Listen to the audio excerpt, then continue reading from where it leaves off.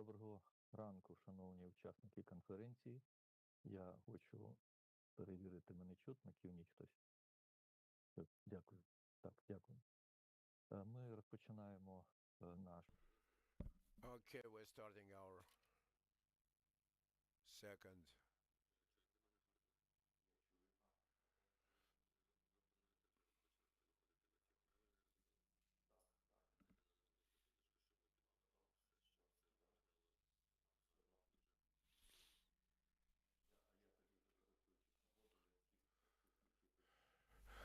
Okay, everyone please turn on your online videos before we begin, for the beginning. Okay, great.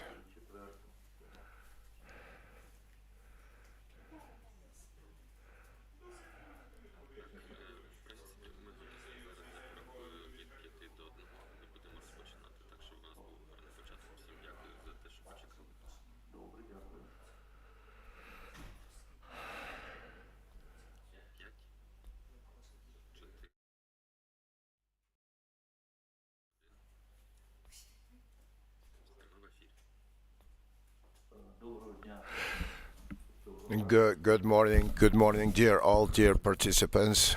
This conference, we're starting our second day, and today, according to the agenda, we have the first, second, third, fourth, fifth, and sixth sections. About 50 presentations. I will just remind you, just in brief, that we have some people present here who weren't in the very beginning. And for them, I would like to remind you of the housekeeping. What do we have? Air raid alarms. We go off, but we still continue working in Zoom. Then energy, like power and the internet, will be switched off, but our studio will be, I mean, all the other regions, in case the alarm goes off. Everyone is up to their local procedures, and according to our procedure, it's 10 minutes maximum. As per presentation, we got like 50 of them, and hopefully we're gonna fit into the schedule.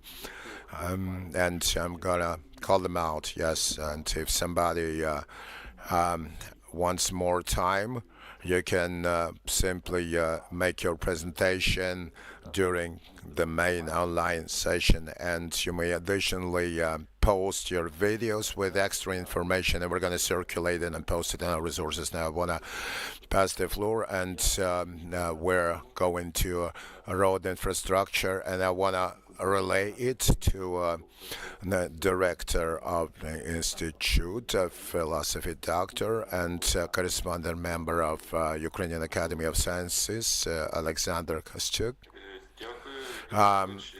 Thank you, Victor. Thank you, dear colleagues.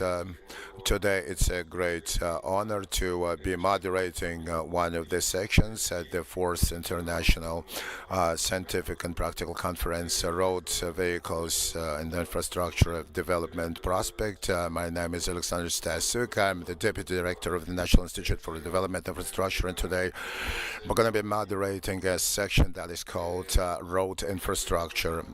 First of all, I would like to say a few words because yesterday I wasn't able to get connected, but I listened to discussion and the YouTube recording, and I heard some very interesting phrases as to road infrastructure and its condition and so forth.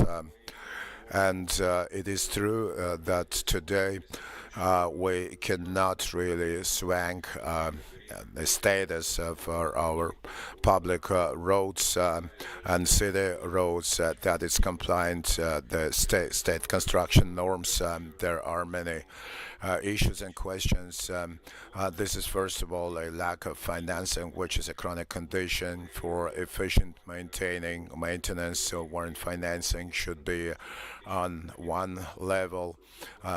on a level, but it's only like 20% full, 30%, because when we had the highest volumes of financing of the roads sector now, compared to that time, it's far from being enough, but at the same time, lots of vehicle roads were improved when the State Road Foundation was operating, and today we have some improvements, some better characteristics of those in-compliant roads, not compliant with the national standards. And now I would like to reiterate some other problems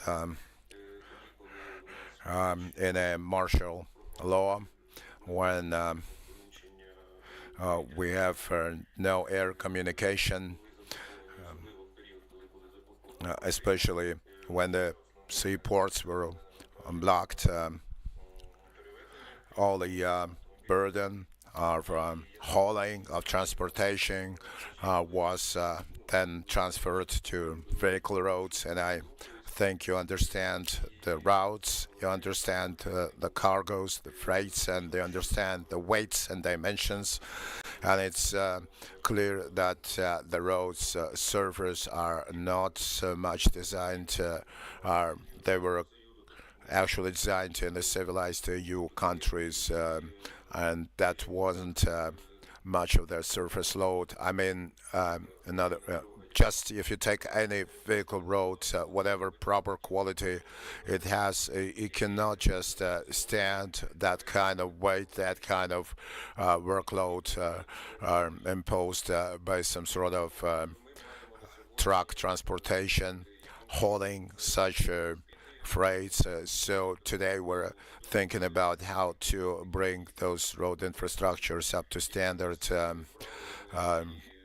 And some carriers are neglecting rules and legislations. We have created a pretty big network red motion complexes, and these complexes proved their efficiency, and they proved their feasibility, usage feasibility. So, dear colleagues, now let's be working together. Let's be working like the automobile and various road operators.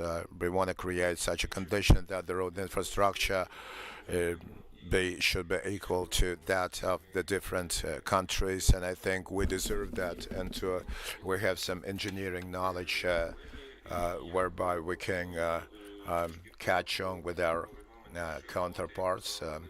And as was said yesterday in the plenary session, we are very pressed for time, so I would like to ask all our speakers to fit into your 8 to 10 minutes as per presentation scheduled. If you go beyond, if you go over it, I will warn you first on the chat, and then I will have to interrupt you in favor of the other colleagues, allowing us to really fit into the day's schedule.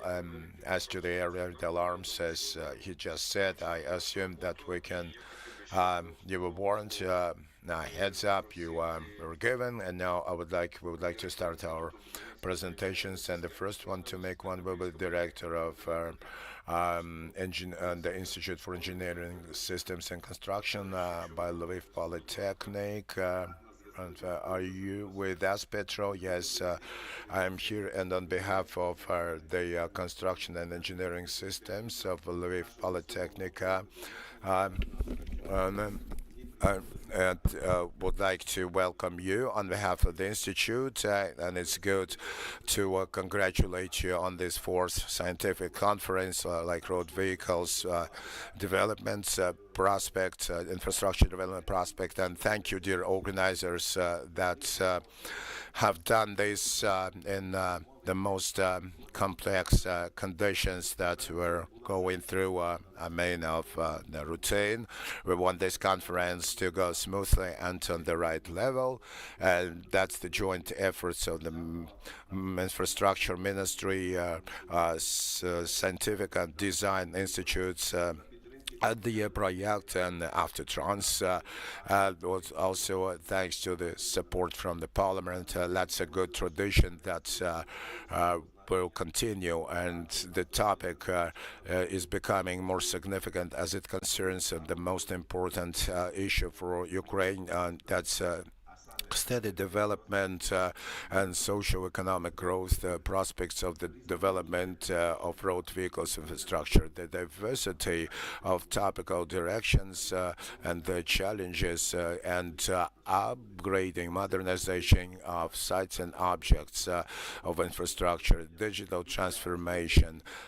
This confirms the need, indispensability of these conferences. I'm also very convinced that those presentations, messages, new discussions and concepts of the speakers and participants will facilitate expert analytical and informative support to the states in outlining the pressing issues, problems, prospects, and strategy of the development of infrastructure and road vehicles and related areas, which would facilitate international integration.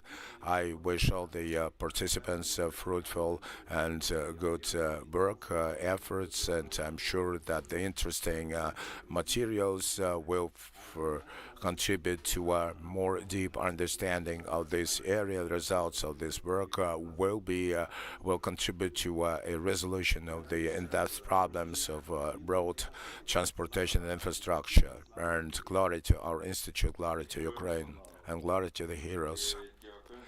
Thank you, Petra. And now, as far as I understood, you're going to have just a bigger presentation as compared to the welcoming words, and we're waiting for you later on the air. We're starting this section with a very important matter that's very important today, absolutely important, because as I've already said, we have a need to deliver some freight cargoes that are very large weight, very big weight, and we know that not all the roads, not all the bridges are in due condition, which actually complicates our some nuances of our efforts, surveying-wise and inspection-wise, but they're doing it successfully still. And now I would like to invite somebody who's doing bridges and pipes, and he passportizes that, and his team has surveyed every third bridge. This is Igor Babyak in this year from National Institute of Infrastructure Development, and he will present the norms, the rate setting for designing of bridges. Can you hear me? Yes, we're not seeing your presentation. Okay, I'm launching my presentation. You can't see it yet. No, not just yet.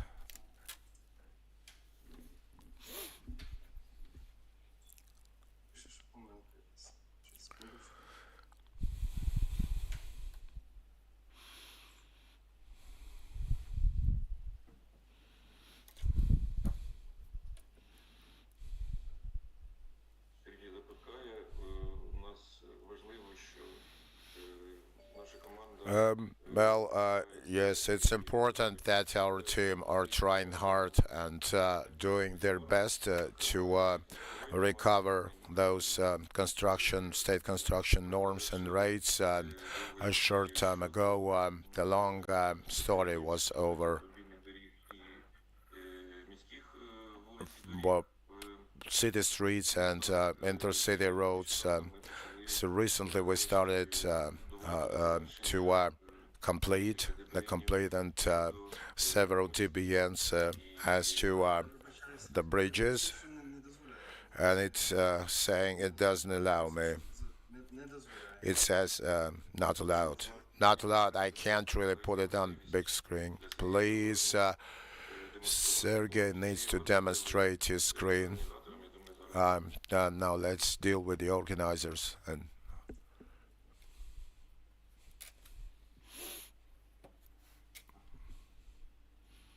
На жаль, щось Щось в мене не так. Пише screen shared. Unfortunately, it writes screen sharing has failed. Я вибачаюсь, можна я пару хвилин? Can I take a couple more minutes just to launch from a different computer? Okay. Oh, all right then. Then I suggest next presentation. Yeah. Okay. Next presentation. So please, Igor. We will start then without you, and then we will get back to Sergey. Igor, can you hear me? We will start with you, and then we're gonna get back to Sergey.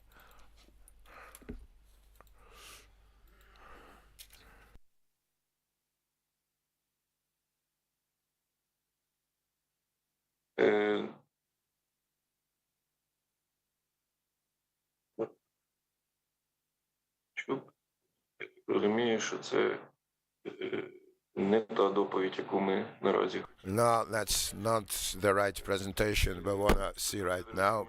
Petro, you could stay on the air and on the air. Can we start without you? Shall we? Or what are we doing?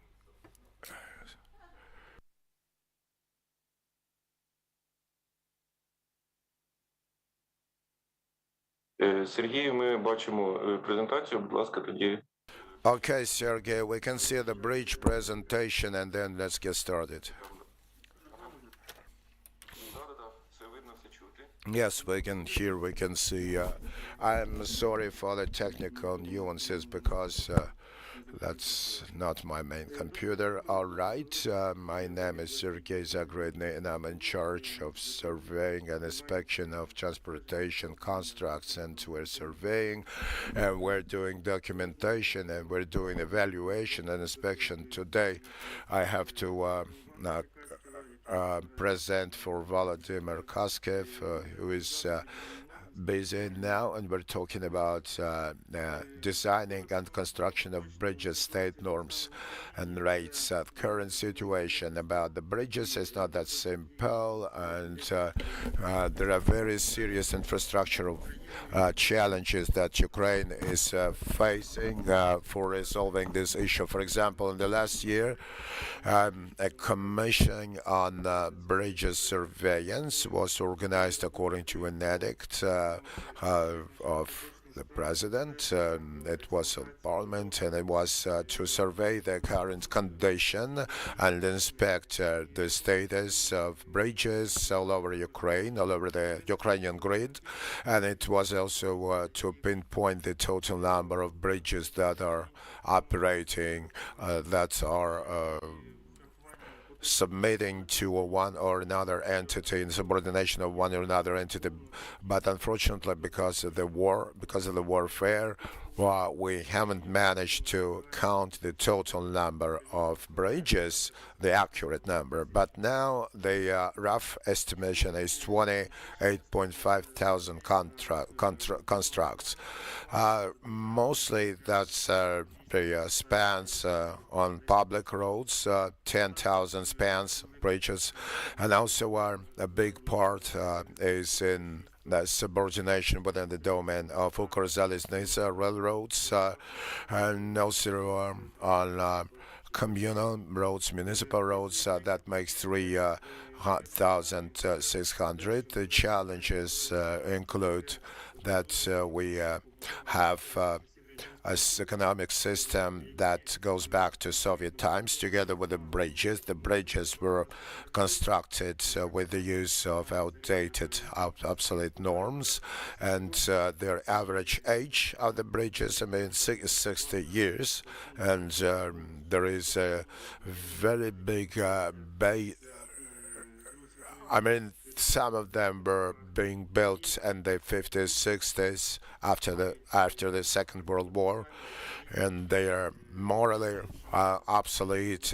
They still are running under the old requirements, dimensions, the weights, and the dimensions of vehicles and the cargoes. So rate setting is a very important business for the state, for the nation, let alone we saw it in this current warfare, in this war, that there is a need to hold very large size freights over 80 tons per vehicle, and the grid has to provide for those weights, for those freights, for the defensibility of our country, and the laws and regulations, the overall legal system, legal framework first has laws, then bylaws, the so-called GBNs, DBNs, and then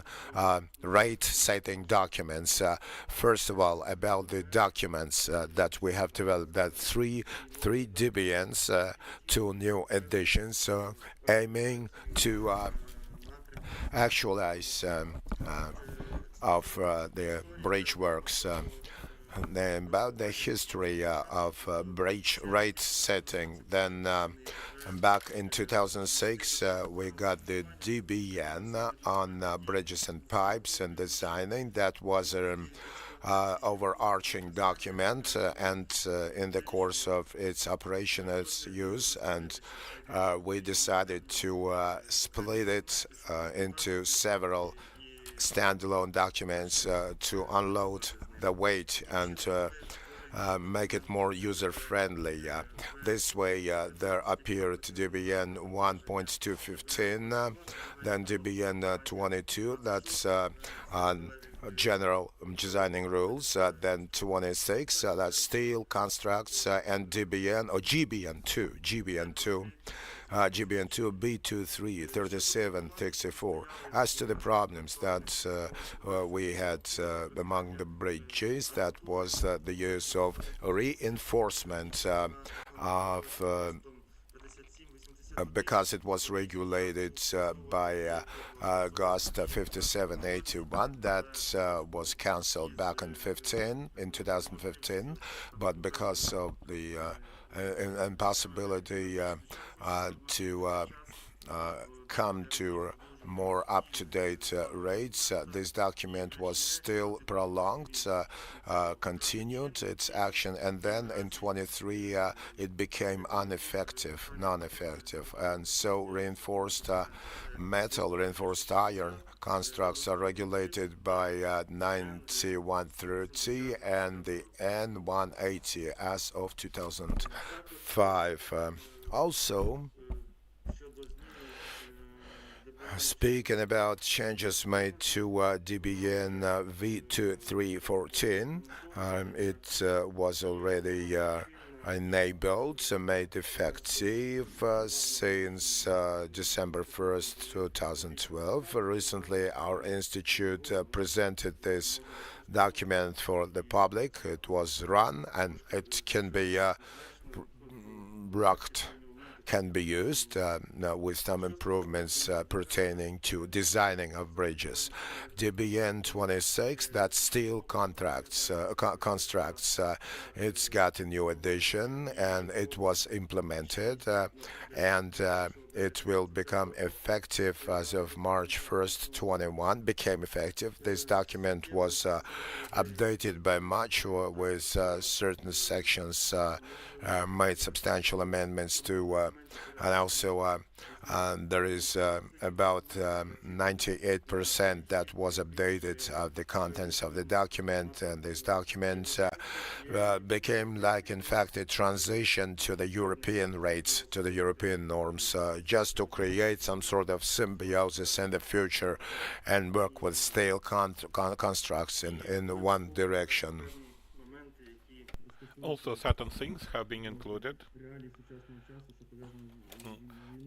which is related to the war, and some simplifications for decision making. Also, this document is based on certain Euro codes. Some principles have been used, which are used in Europe, which was not really true. It was closer to the requirement of the former Soviet Union, and yet we moved towards Europe.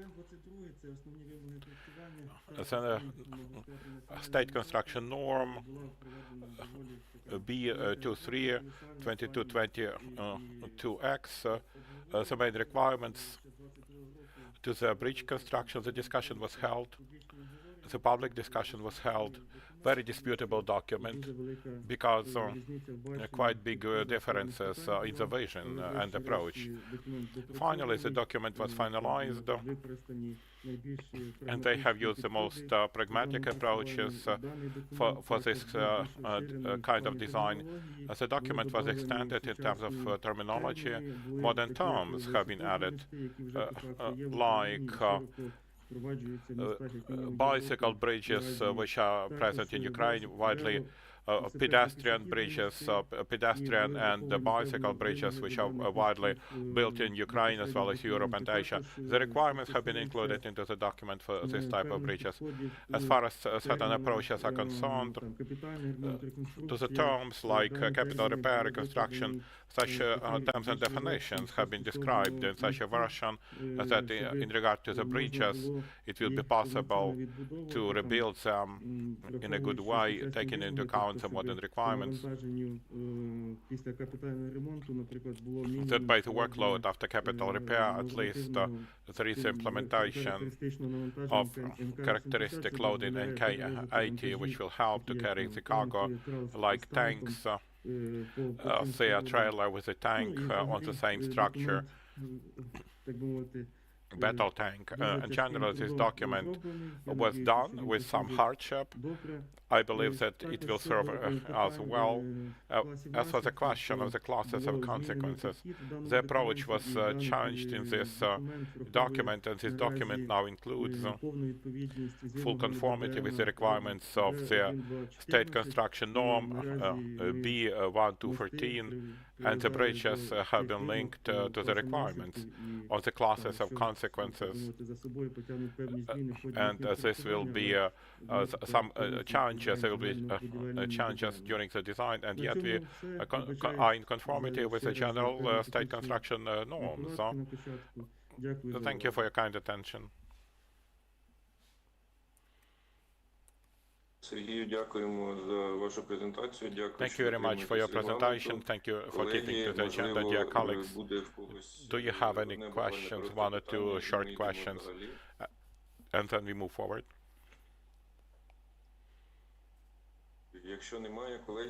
Unless you have questions, I propose that we move forward and we follow our agenda. Thank you very much for your presentation. Now I propose that we move to the next matter. Regretfully, the next matter about the rate setting of the survey of bridges and pipelines was expected to be reported by their colleague who is on business trip, and they have electricity blackout. This is a reality of today, very difficult conditions for the work, and yet we keep working. We are unbreakable, and now I propose that we move forward to the next presentation that will be made by the group from National University Lviv Polytechnic, Director of the Institute of Construction Engineering System of the National University, Head of the Department of Motorways and Bridges of the University, Doctor of Technical Science, Doc Sobol, Associate Professor Yuriy Sidun, the report on the research of innovative materials in road construction of the Department of Motorways and Bridges of the National University Lviv Polytechnic. Dear colleagues, we can see you on the air. The Department of Motorways and Bridges is one of the oldest in the Lviv Polytechnic University. We celebrated 135th anniversary of our department.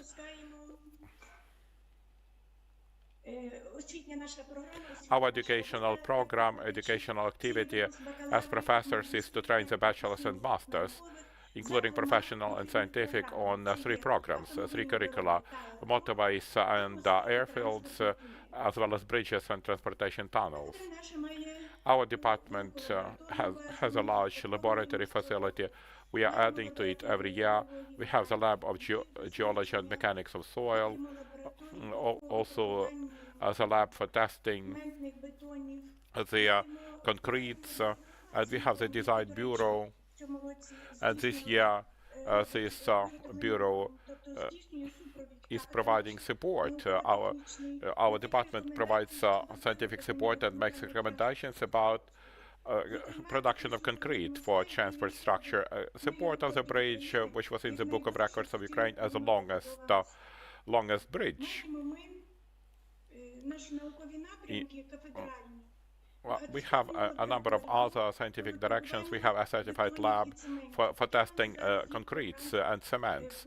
We have received from the grant for testing Portland cement in line with state construction norms. We're testing bitumen and bitumen emulsions. It will be discussed by my colleague. This is our lab. I will briefly discuss it. The priority directions of our scientific work of our department, which could be of interest. It is known that the market of global transport infrastructure is growing. By predictions of scientists, the requirement for the facilities of transport purpose will increase 1.5 times before 2032. Construction of such facilities would require a larger number of commodity. In Ukraine, the situation is much more difficult because of the consequences of the Russian aggression. Destroyed bridges, motorways, airports. A lot of bridges and motorways require recovery and building the new ones. And the so-called policy for green recovery of Ukraine requires alternative commodity, in particular for hydraulic viscose substances, which also consume a lot of energy. Scientific activity of the Department of Motorways and Bridges is focused on development and a survey of the properties of new energy and resource-efficient materials for the transport construction. The directions of the scientific research of our department include the following: develop a replacement of part of the cement with active mineral additives in order to make our production cheaper. All kinds of natural and industrial waste as alternative commodity.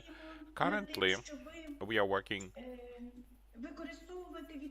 to use the waste of destruction for the layers of the road coating, the lower and upper ones, and the fillers for the repeated layer. We have the technology of vibration concretes that we have developed. A few words of what we did before and what can we demonstrate to the audience.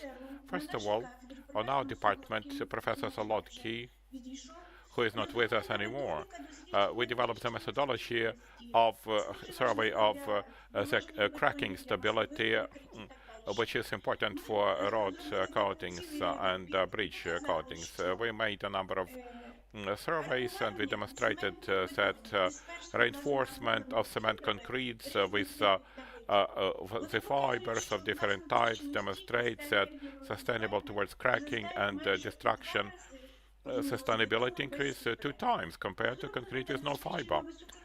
Also, we surveyed high-strength concrete with improvement of micro and mesostructure and improved longevity. We propose a concept of internal care using the porous polydisperse materials. Also, one of the directions for the activity of the department is to develop the compositions of the compressed concretes with the use of hydraulic viscose materials and the content of the industrial waste. Nowadays, we are participants of the large international grant, which is called Safe and Fast Recovery of Ukraine, with the financing of the Department of Foreign Affairs of the Community and Development of the UK. The plant is being built for the sorting of the waste of the destroyed Ukrainian buildings, which they are numerous, and this will be separated. This plant is shown here, and they will receive small and large fillers, reactivated cement with repeated use of it. During the construction, we have such a direction, and we do the work to study the impact of the recycling of such materials, both for the upper layer of the road coating as well as the basis of the road coating, including compressed concretes. We have the developments of soils, reinforcement of soils in particular. We have used the waste of the paper production, pulp and paper plant of Obuchiev for reinforcement of soils. We have used the modern during methods California coefficients of carrying capacities, a CBR test. With that, we have replaced a part of the cement which is used for reinforcement of soils with such a waste which was activated and had certain hydraulic properties. Therefore, this is the part which is about non-organic viscose substances, hydraulic viscose substances. This is part of the work of our department, and the second large direction, which is developed by the associate professor or doctorand Yuri Sidun, and he will discuss that in more detail.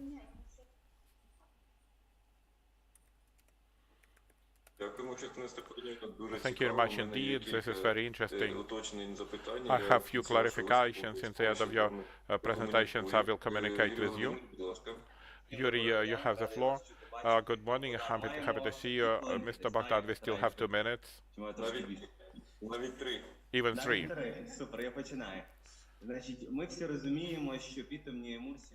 understand that bitumen emulsion for road construction is important and relevant materials used in all road structures. There is not a single layer where we would not use the bitumen emulsion. Today we shall discuss the fine layer coatings subject to wear and tear, surfacing, slurry surfacing in English language. This is important material because our road farm requires maintenance. We need to maintain our roads with the help of current maintenance. If we refer to the state standards, it's possible that we slurry coatings can build up to 2,000 square meters. Compared to asphalt and concrete, this is up to 1,000 square meters. This is a good way of preventive preservation of our motorways within their operational status, with no serious defects. Yet we have a problem because bitumens, in particular for the slurry blends, most optimal are from the heavy oil, heavy Venezuela crude oil, which is supplied by tankers to Sweden, processed, and the problems began with that bitumen and worldwide when the United States have imposed embargo of supplies of such bitumen from Venezuela, and the company Minas has some access to certain heavy crude oils, and yet the number of such bitumens has declined, and in Ukraine it's not realistic to find such bitumen.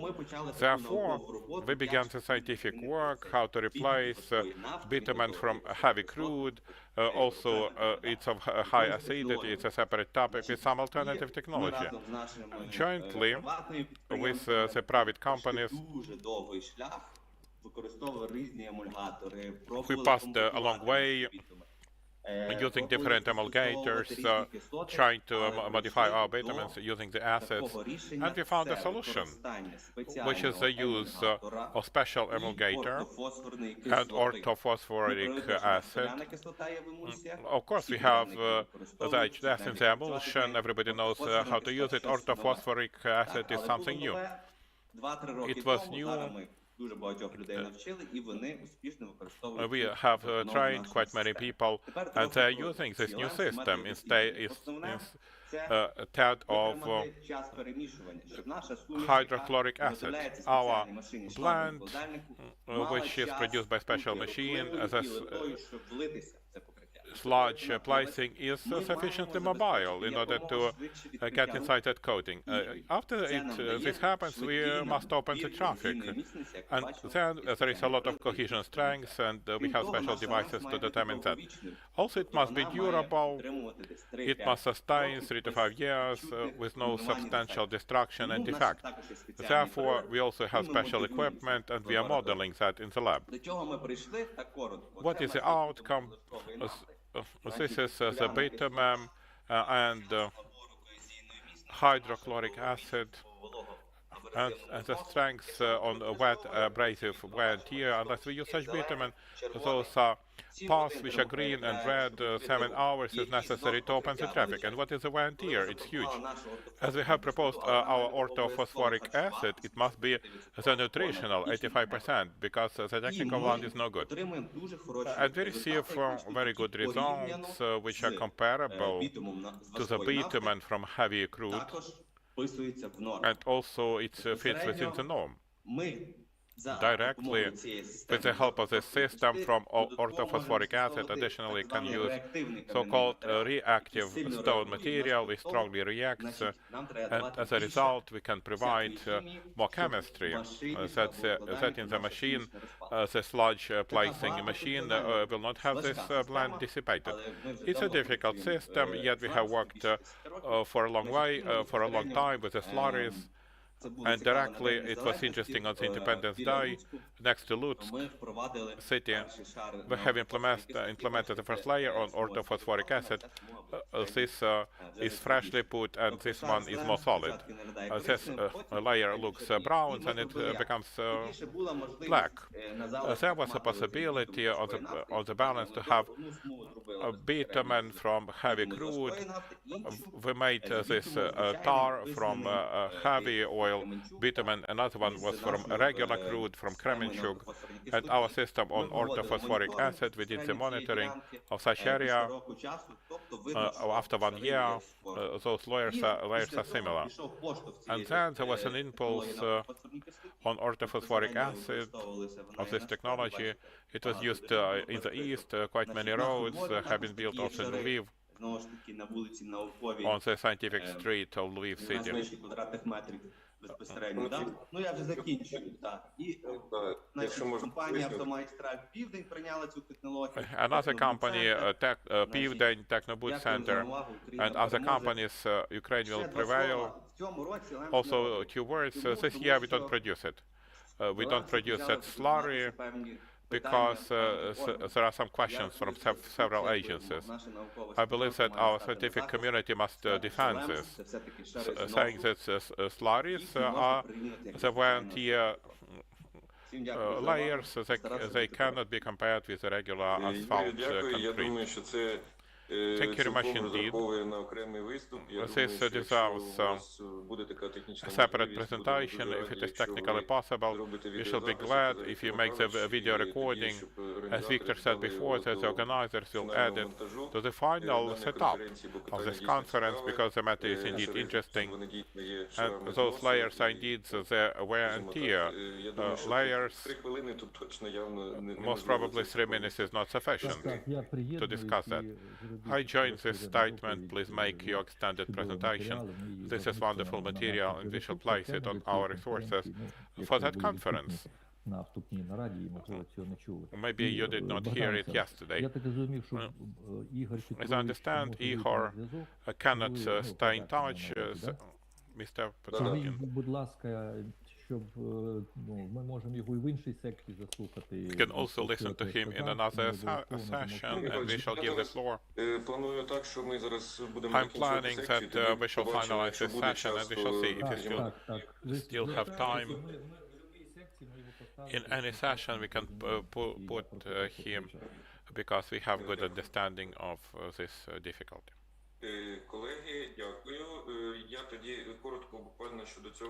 I would like to briefly discuss this presentation. There won't be any Q&A, because we run with a delay.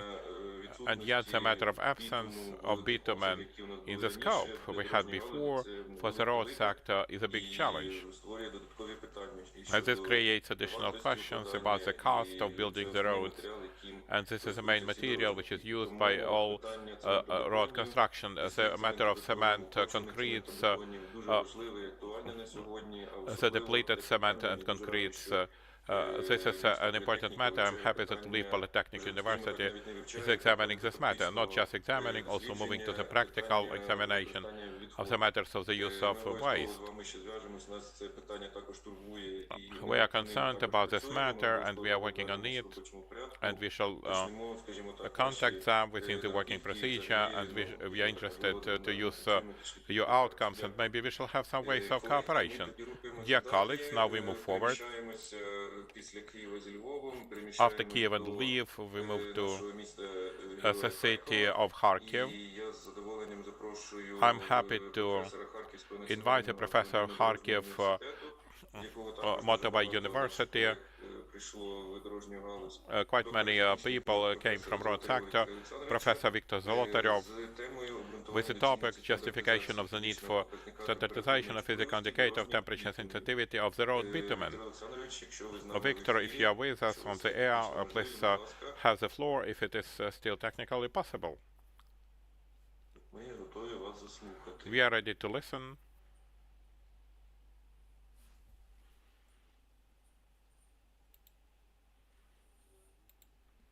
Колеги, я тоді попрошу наших організаторів зв'язатись з Віктором Олександровичем, я так розумію, I request to contact our speaker. Maybe there are problems with communication. We shall listen to him later. I suggest that we move forward. Also, the representative from Kharkiv National University of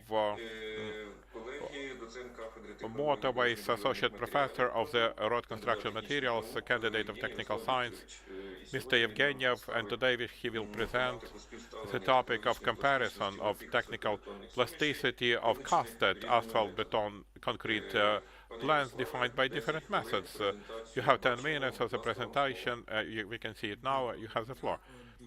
Good morning. Thank you very much indeed for this opportunity.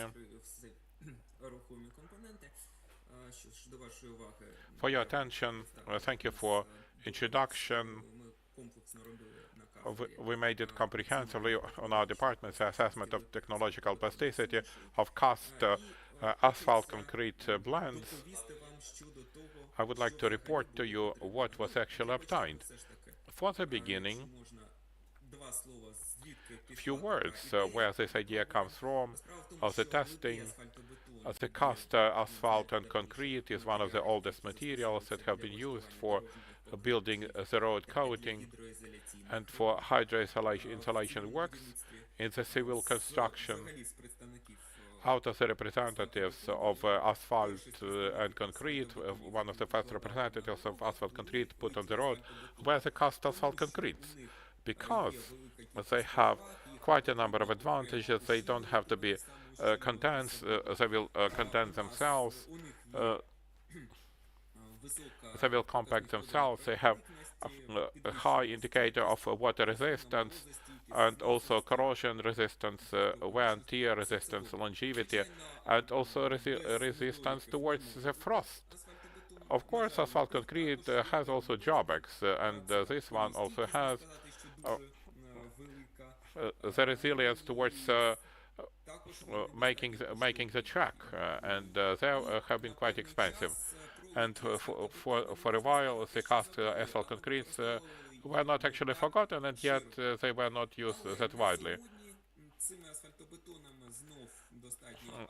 Currently, such asphalt concretes are of interest worldwide. And those asphalt concretes must be examined. One has to develop and modify the standards enabling such concretes to be used. Also, we need to look into the main technological indicators of the quality of asphalt concrete blends, which is plasticity, which is mobility, during production, during placing, and also during operation. In order to assess the quality of cast blends of asphalt concretes, we need to assess, first of all, the technological plasticity. It will characterize the mobility of cast blends when putting onto the coating, as well as operational plasticity, which is the plasticity as the strength of road coating from the cast asphalt concrete from deformation that is applied to the road from the car transport, automotive transport.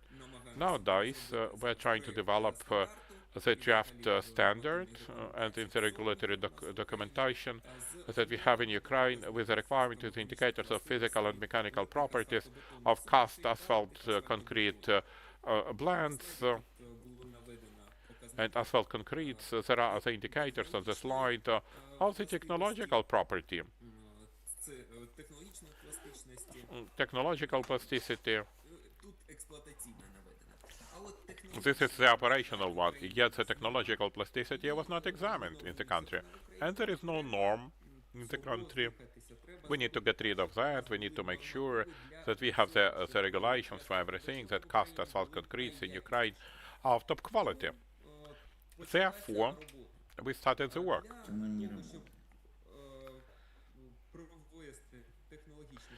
Actually, to make sure there is technical plasticity of asphalt concretes, there are several methods.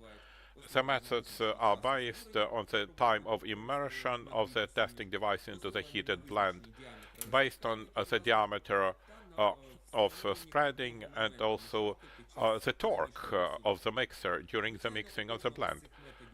Each of these methods has the advantages and drawbacks. The advantages in the first two, the main ones is the simplicity of the design of the device and simplicity of the method of the testing. However, the last one, this is my experimental, and we also checked the most up-to-date methods, which can be automated and computerized. In line with that, there will be a greater accuracy and also a great matching between those indicators. Shall we start with the first ones? Shall we start with those which are based on the time of immersion of the testing device? The first variant, we took the Lier method, which is very simple from the perspective of the equipment. We need some metal tank for the blend and also the directional device and the testing device and the probe. That's the easiest thing to do. Then, in view of the indicators which are recognized in different standards, we did the testing by the Lier method of the dependence of the indicator of the spreading of the blend depending on temperature. This method is quite simple. Regretfully, the matching of the result is not high. Of course, testing can be done and everything can be done, and yet such methods have the drawbacks. Also, usually for such a method, we require a lot of material to work with. Therefore, from this cohort, we tried another method which is standardized in the European standards. In particular, we found in the Czech standard of the Czech Republic, I cannot say this is actually the device from Czech Republic. Here we define the plasticity of cast blend defined on the depth of immersion of the special rod. It has no hammer, unlike Lier method, and it has much less volume of the blend for the work. A bit further, I will quote what are the advantages and the drawbacks. The only thing I would like to say, in the European standards that we have looked at, there are nomograms by which we can determine the areas of satisfied applicability, satisfactory applicability following this method. It depends, as you may see, from the depth of immersion over some time. The nomogram is interesting and scientific. However, this method has also drawbacks. Another method is determination of the fluidity of the blend. In Ukraine, there is a well-known method when they lift the cone and they wait. When it goes fluid, like the cement dough. However, there are certain drawbacks of this method. The deficiency is that it may stick to the wall and lift along with the cone. And with that, we shall have a disturbed testing. Therefore, in the department, we did our best that we do the method that would not require the lifting of the cone to certain height with certain speed. Therefore, simply we have lifted the cone and made it possible to open the cover so that the blend goes out over a certain time and to see how it goes fluid, how it spreads around. By the same method, we determined the height of the cone, which went fluid, in line with the temperature, depending on the temperature, to the temperature of the testing. The following data was arrived at. And the only reservation that within this method it's difficult to track down the temperature. It's overheat and underheat could be very easy, and control should be very careful.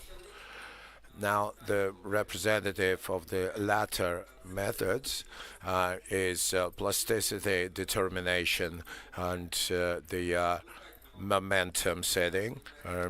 That's pretty torque method, the torque-based, and it is very well spread among other different standards. Now, if my personal impression says that this method was the best one, especially for me when I did such tests. This method could also be developed and be performed as purely mechanical with a possibility of dynamometric leverage, also up for computerization and optimization, which cannot be its advantage.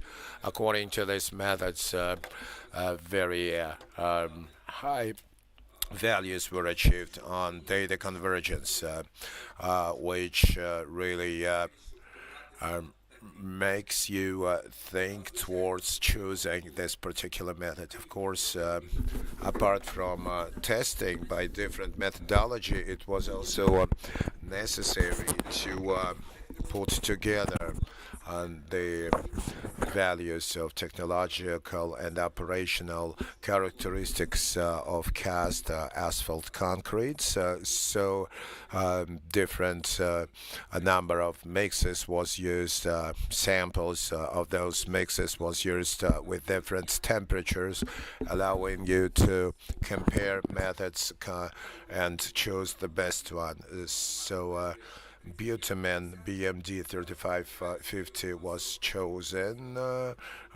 with 41-25 centigrades with different concentrations of bitumen 10, 9, 10, 12%. According to all the four methods that I've just cited, tests were conducted for all the temperatures and for all the concentrations of the bitumen mix. Here you can see our tests, which results were achieved by feasibility of all the methods, of every method. But let's now look in more detail at the layer value, which was derived for different concentrations.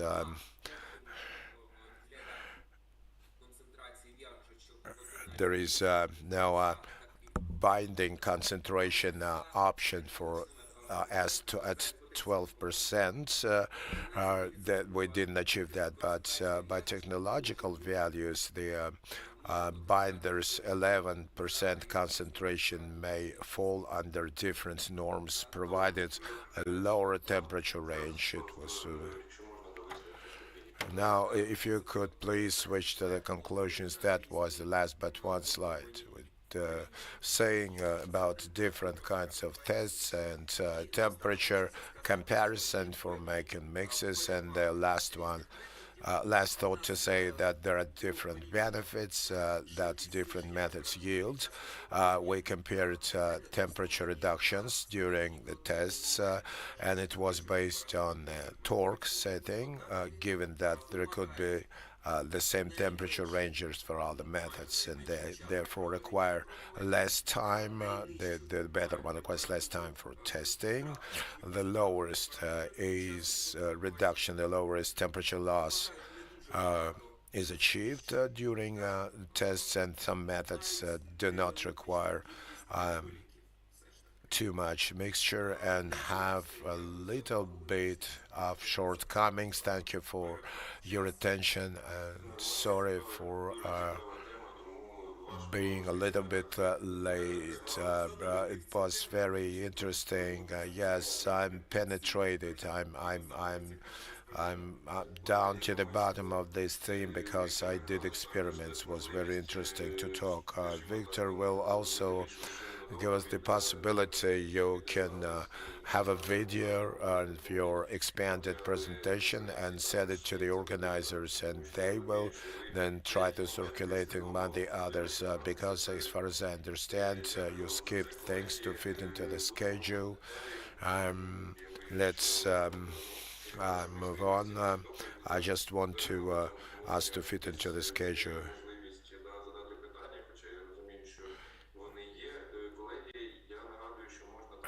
I think that we can also use this chat to communicate with our lecturers, speakers, so you can type it in on the chat. Most of our speakers are still on the air, and they will see those questions.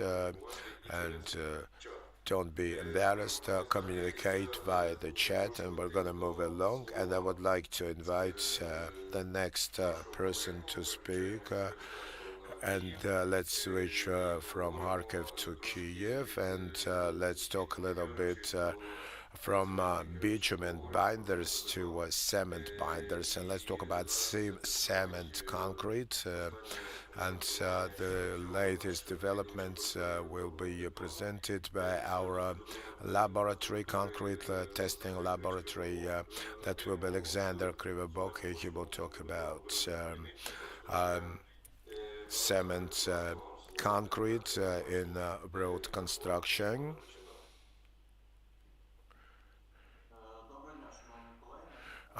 Good afternoon, dear colleagues. I'm glad to take part in this conference. Today I'm going to talk about the use of rolled cement concrete in road construction. I'm the head of a concrete laboratory, and I'm also chairing the board of young scientists. First of all, rolled cement concrete, that's the rigid or semi-rigid mixture with a filler and water, with chemical and mineral additions for pavement with the use of rollers. The cement concrete is a monolithic material, but derived by hydration of binder. The mixture is with low contents of binder. After laying it into a rigid pavement with the use of rollers, it is achieved by a special designation, heavy concrete, which is a heavy-duty material that's flexure resistant and frost resistant and water resistant. Our laboratory, our institute, has two DSTUs. The first one includes technical requirements that establishes requirements for classification, legend, constituents, cement control, controlling methods, health and safety. And also there is resolution on guidelines on setting, and that's preparatory works, transportation, loading and laying, then surface and seams control, and acceptance rules. The constituents of cement concrete are the same, but rolled compared to non-rolled. That's a binder, that's a filler, that's petty, fine-grained filler, and water and binder. And the most important characteristics: suboptimal humidity, the thickening temperature, and the saving of technological properties in time. This slide shows the characteristics. Are rolled. There is a coarse grain. This texture is coarse grain, 40 millimeters. VL2, laying convenience, and strength 25. Frost resilience F100. Water resistance W4. That's a new classification that is also being developed and by our institute with the new DSTU rolled cement concrete requirements. They're established according to the design and norms, and it should be indicated in design engineering. On the rolled cement concretes, the rolling quality should be dependent on average density, frost resistance, water resistance as a pavement layer. This slide indicates tables with standards that's for road surface, base, and also frost resilience and water resilience, water resistance. First of all, that's roller compacted. RCC, high density, use of rollers, then what is it? Then no sedimentation, no sagging, and quick launch of the road, quick opening of the road. That the RCC will be an advantage for really repairing roads. And shortcomings, lack of practical expertise, high probability of surface deformation.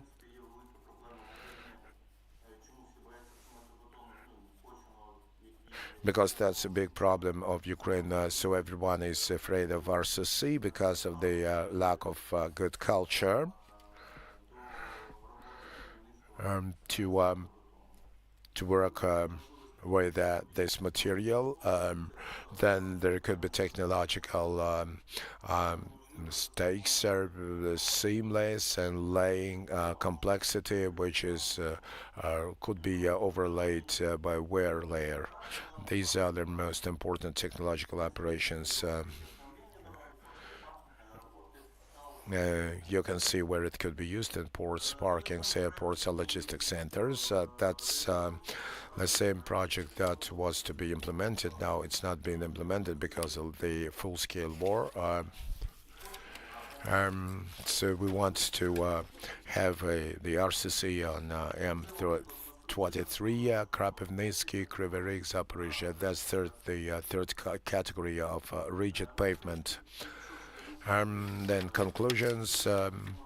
RCC can stand major loads, which provides for high quality and longevity of roads of low significance and low category. First of all, I think it should be launched on low-level roads and then make conclusions on nature surveys, maybe improve something, and then switch to higher categories. This technology does not want special machinery, requires a faster traffic launch. There could be the overcoming of acute deficiency of those materials, of the other materials in Ukraine. I'm sure that these natural surveys we're going to have research and field research will allow us to improve the standards. I'm done. Thank you for your attention. Thank you very much for your presentation. Thank you very much for fitting into the schedule. Do you have any questions, dear colleagues? That's a point. That's theme. It's very, very important, very much to the point. This is our daily routine issues when we're going to recover our country.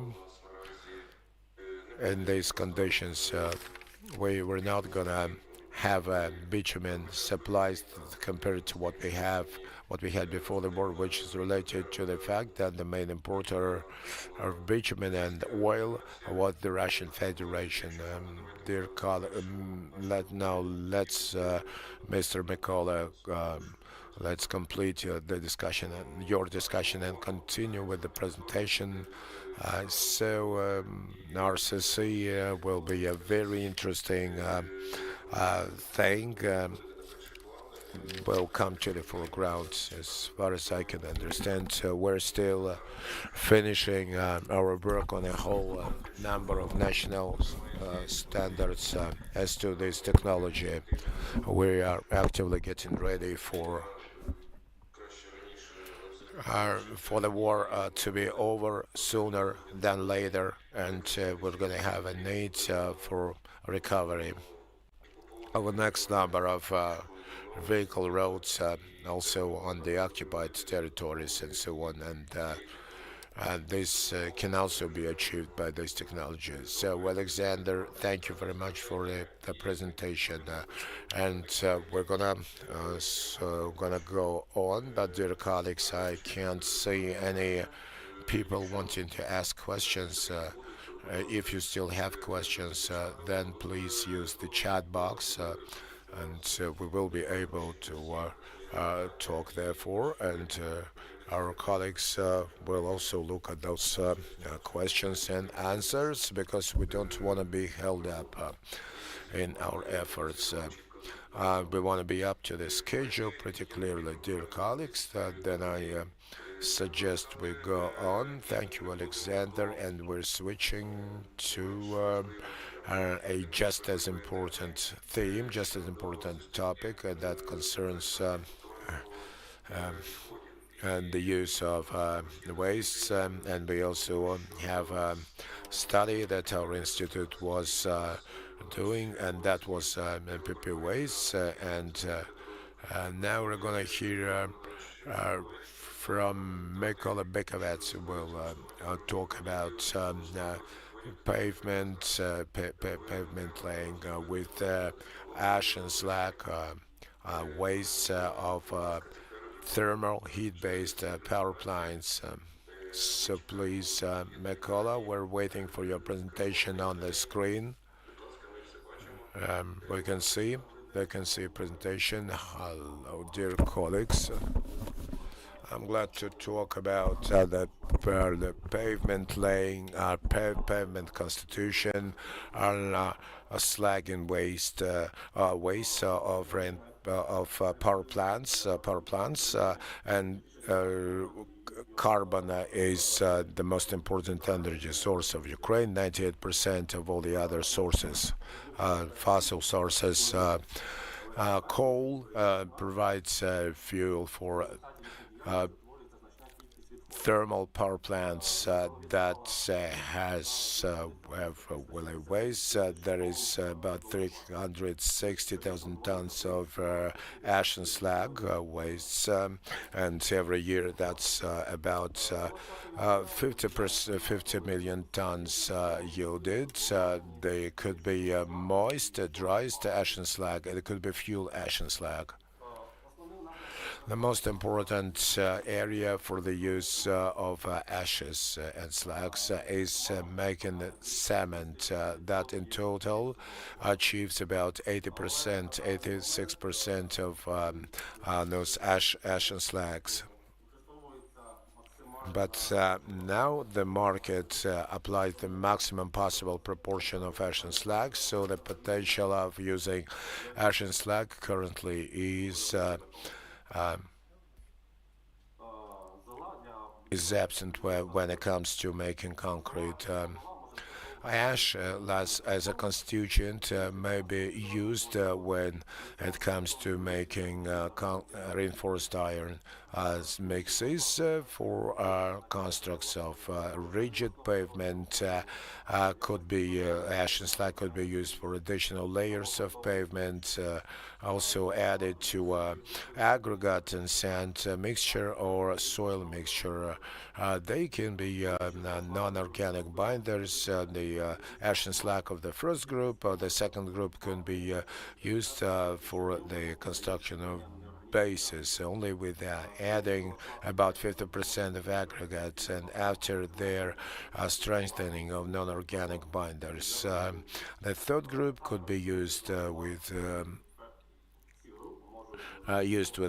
cement for strengthening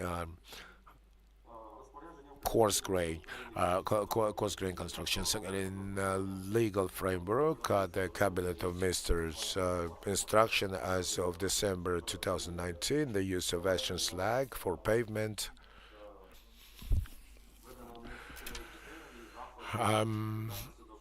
They arrived with a non-pricing criterion on environmental protection measures, which allows the use of secondary raw materials in the oblasts that are cited on the slide. And ash slag could be characterized with coarse grain up to 40 millimeters, mid-grain 20 millimeters, and fine grains with a particle size of not more than 5 millimeters. And there is also three groups of mixes of slag and ash. One with ashes less than 25%, the second one 25 to 50%.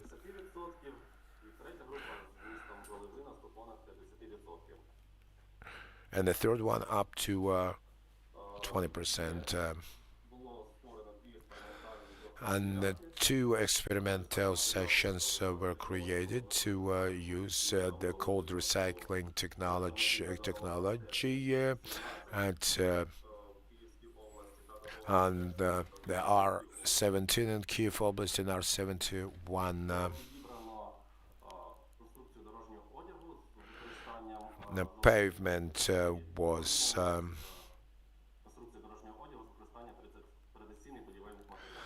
with the ash removal, and also pavement was used alternative, so normal pavement and ash removed pavement, 18% less cost compared to the traditional because the layers could be made thinner.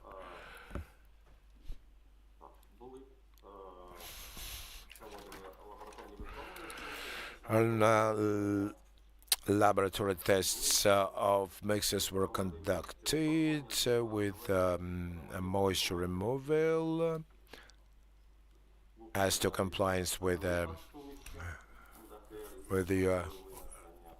normative documents. This slide shows laboratory tests of samples. And this one shows the results of laboratory tests. Here comes the technology of work performance, distribution of aggregate, distribution of ash removal, then recycler, then autograder, and thinning of the layer. Here comes an instrumental surveying, dimension taking, and this one is setting.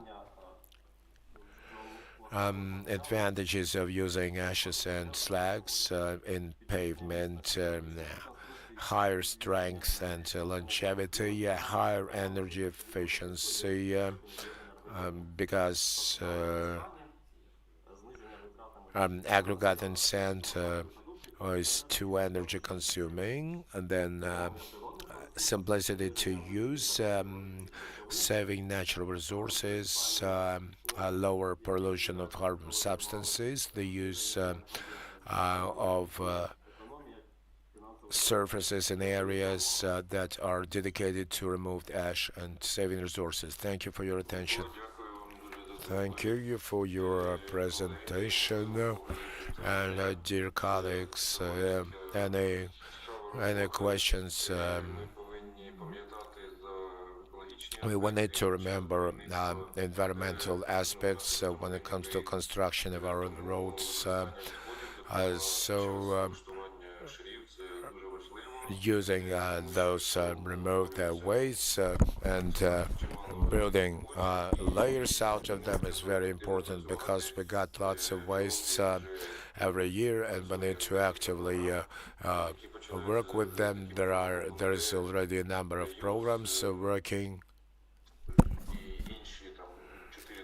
and there are like 5 areas that are used for these wastes, and it's a very important story, especially in connection with the what was demonstrated by the presentation from Lviv Polytechnic, that's the use of construction mixture wastes, those wastes that are created as a result of ruining and damaging some constructs.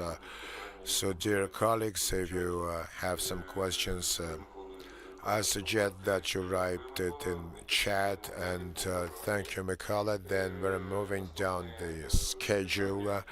The next question is very interesting, very much important. That's related to our road troubles. So there was destruction, but it was destroyed. We received a pretty substantial problem. Our most important reagents, let's say, not only in Ukraine but throughout the world, the prices. That's the main reagent. So the absence of a national manufacturer, the impossibility of use of Ukrainian salt just put this road area in a very unpleasant situation. We worked actively to provide for a good condition, passable roads. And then as to those requirements, and as to the requirements for materials, the presentation will be made by our Institute of Road Infrastructure. Natalia Kharitonova will talk about anti-icing materials and problems of their use. We can see the presentation.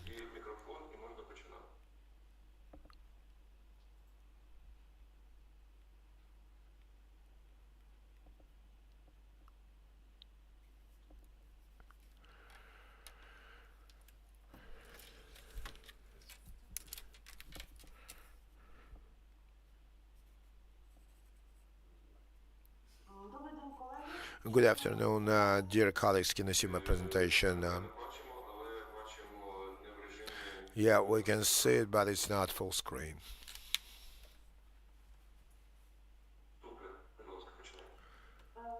You may get started. Good afternoon, dear colleagues.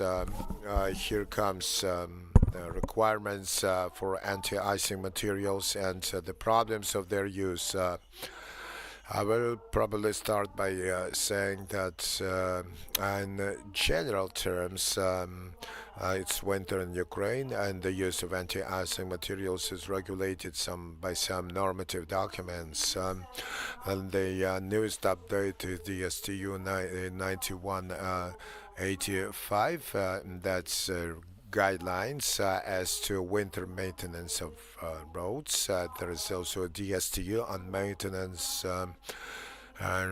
on anti-icing materials. That was 7853 when it comes to the passing of those packages since December last year. We are guided by the European norms and regulations, which is the SDU 16811 second part, first part 2022. That's for the salt, and the second part, that's potassium chloride and magnesium chloride. The next one, the third part, concerns other materials that could be used for winter maintenance. The STU and 16811-3 2022. That's materials that could be used on absorptive surfaces of roads. These documents are simultaneously effective, and they give us an opportunity to look for those alternative materials that can be used to replace the salt. Talking about the DSTU 9185, that's for winter maintenance, and it includes three types. That's cleaning roads of snow, snow cleaning, then removing anti-drift protection, snow drift protection, and then elimination of slipperiness. What is winter slippery? And kinds of winter slipperies that could be just ice, that could be grained slippery, that could be snow and ice syndrome.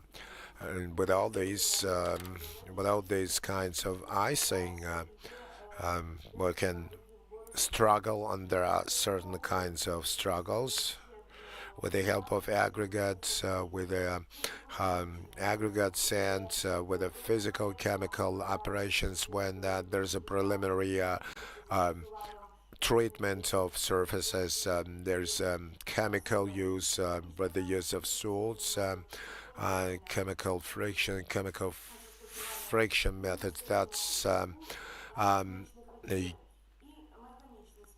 sand and chemical substances used altogether. There's a mechanical way when this ice is just shipped off the roads or removed from the roads, like snow. As I've already said, efficient physical, chemical,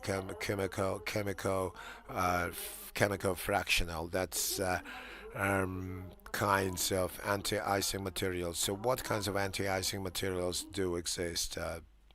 And there's a frictional MPF, that's sand with different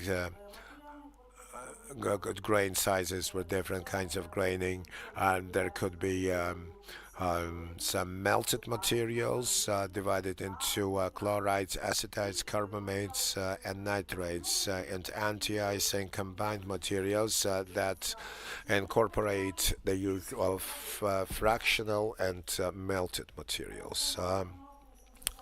Standard 9085 for melted anti-icing materials, for all those chlorides and carbamates.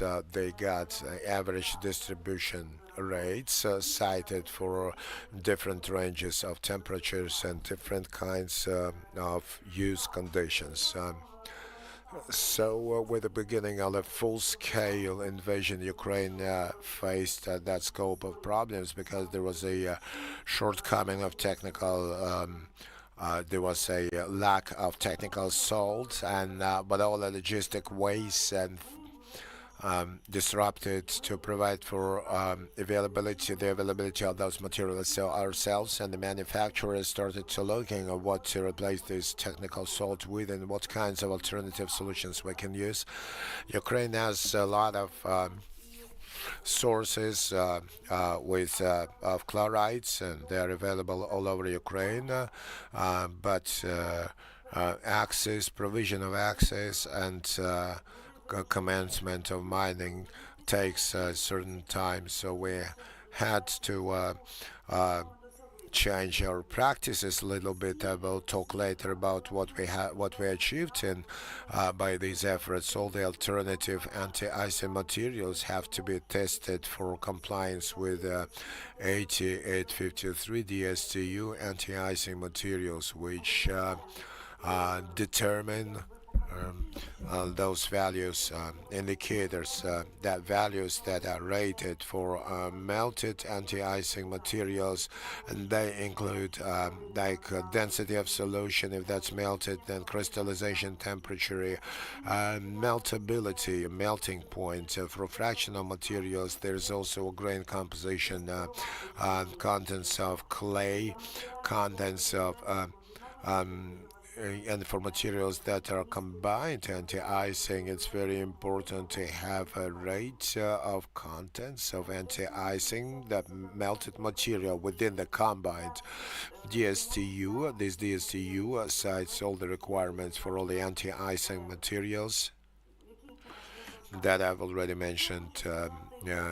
Now, what I want to mention as to the national standards, ENs, they are similar to ours, but for DSTU EN that's presented for sodium chloride, we can see that the chemical composition is important for them, and they distinguish them into several kinds and requirements that could be used for sodium chloride. We can also see that there are requirements written down for fluids. The standard could be boldly used, and now the institute are translating that material, and we're completing that job, and I think in a couple months you will be able to look at it in Ukrainian in full. Concerning the second part of magnesium chloride, magnesium and potassium chloride, there are also requirements that have been written for analysis, chemical analysis, for chemical composition for the solids, and also for solutions that could be used as well. Now, the third part of the standard 16811 with other anti-icing materials, we can see that there are methods for meltability, corrosive properties test, and also for pH, for sulfates, and density. So in other words, these kinds of tests could also test other anti-icing materials. Another standard, which is 15366, that's the one concerning absorption materials. Here they cite testing methods for absorption, the penetrability is important for those materials, and also sliding pivot should be measured, or sliding resistance. This slide looks into a potential improvement of the legal framework. On the basis of the changing requirements, we accept European requirements. It is necessary to use put it all together in our conditions. From the point of view of practicality, just to make changes to DSTU 9185 on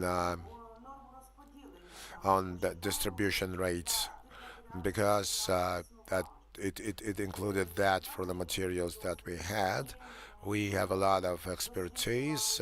We researched Dragobich mining, the salt production, mining and production, Poltava, also we looked at some deposits as in Chernigiv Oblast. There is also salt imported from German, Morocco, and other countries. So I think those European norms will provide for regulation on the use of other anti-icing materials. Just in turn, I want to mention that we are ready to work, and you are free to contact us when you have that possibility. We're going to make some laboratory research, and we're going to count the rates. And thank you very much. Thank you for your attention. Thank you, Natalia. And these make very, very up-to-date matters, and very unfortunately they have become so because our enemy wants to create some further problems to our economy. So apart from those matters that we considered before, we also have problems with this particular area. Thank you, Natalia. Now, dear colleagues, let's keep up to the schedule. And you may ask your questions on that chat. She will look at the chat and will provide us with answer. We suggest that we move on, and that we stick to the schedule.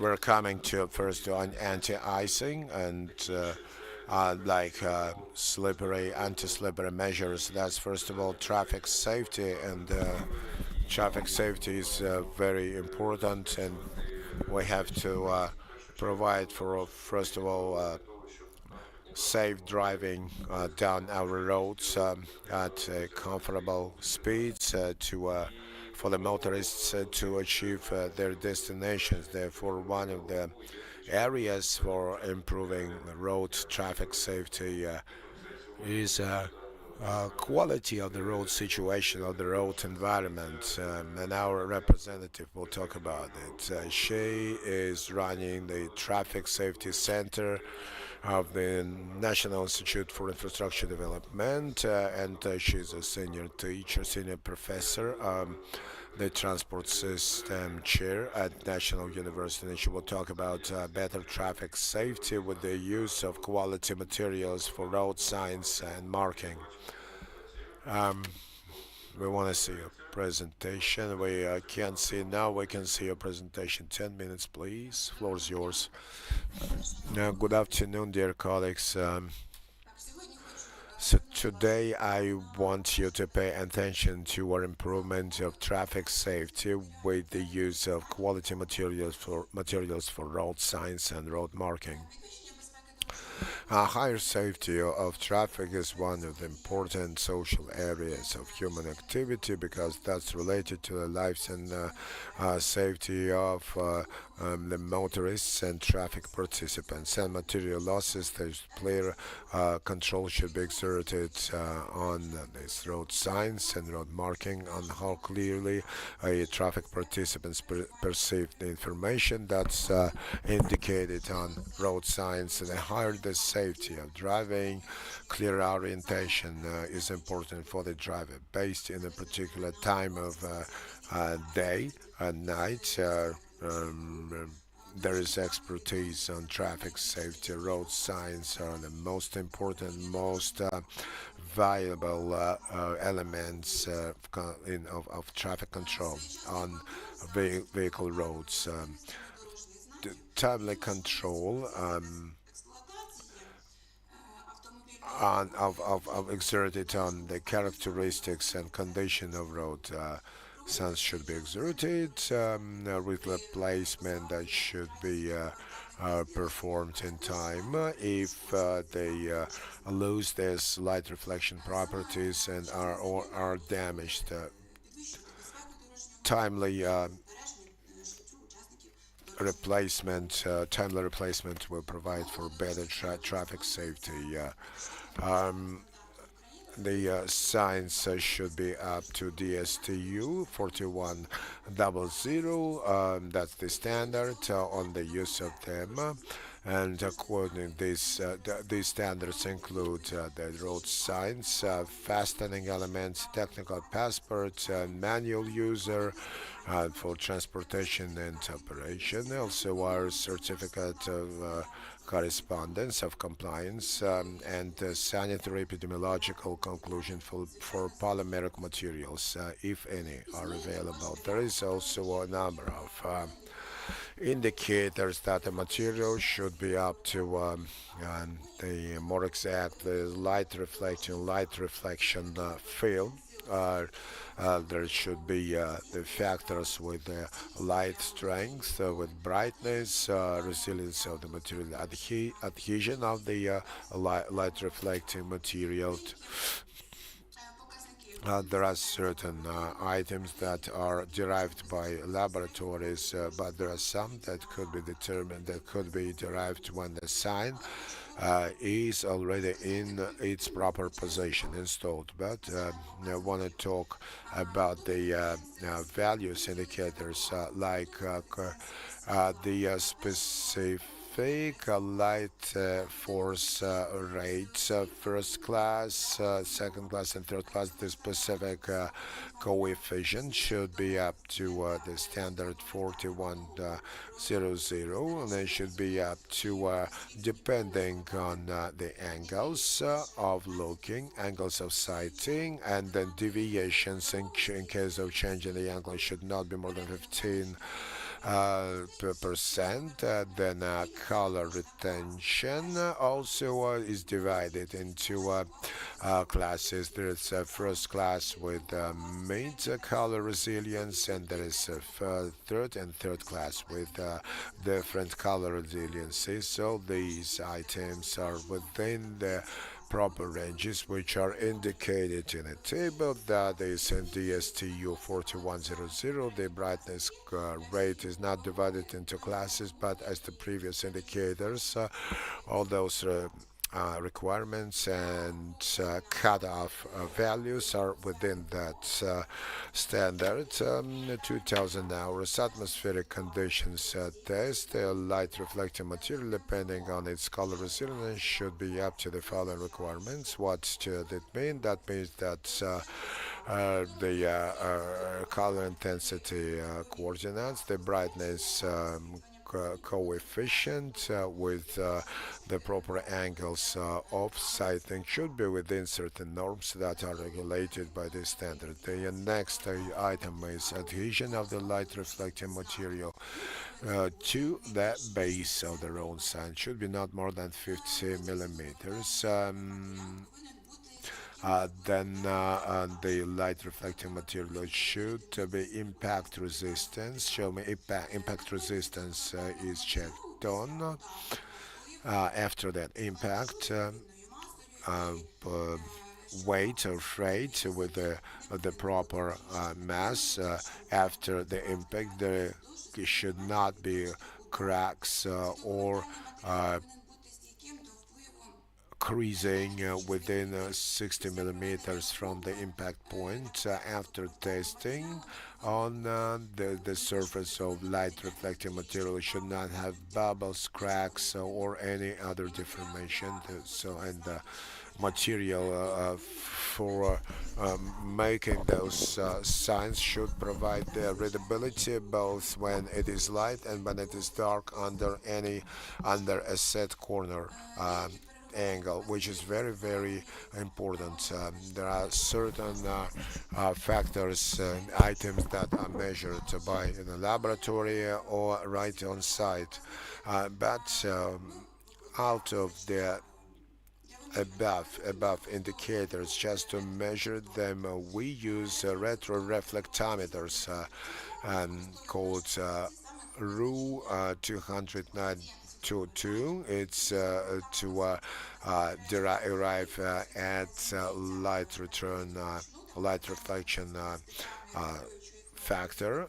There is a regulating button 45 minus 2 plus 45 that you can change the sighting angle by pushing on the screen. And also want to emphasize that in field conditions they check on the following characteristics like photometric and colorimetric. So the photometric includes the specific rate of light force, and there are also coordinates of color and brightness.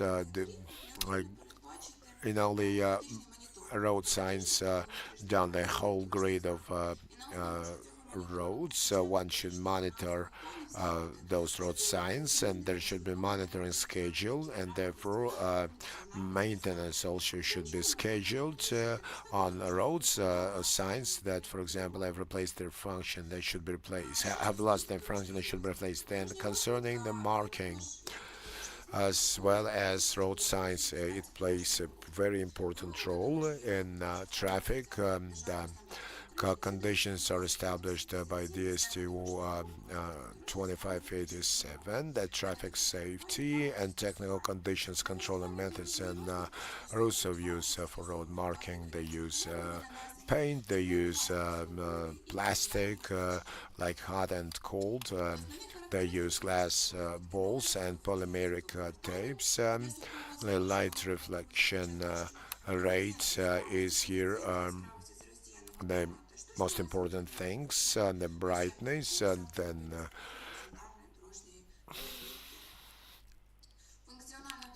the functional longevity of road marking is corrected by the traffic intensity. This table shows therefore what kind of intensive traffic roads should have what material to serve as long as possible, photometric and readability characteristics, and that's how they measure those factors by those devices. And here in the slide you can see our guys, our participants that are doing that kind of those kinds of measurements with assigning like factors of brightness to arrive at brightness factor. The spectrophotometer is used.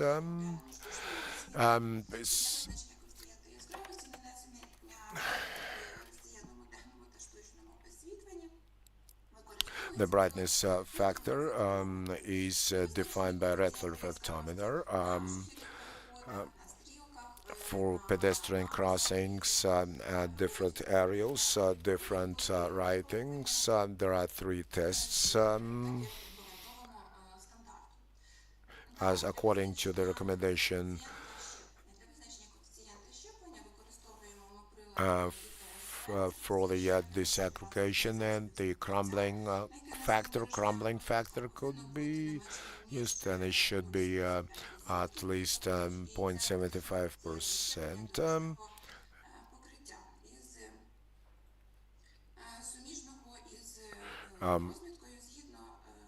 With a marking according to DSTU 35 AG7 allows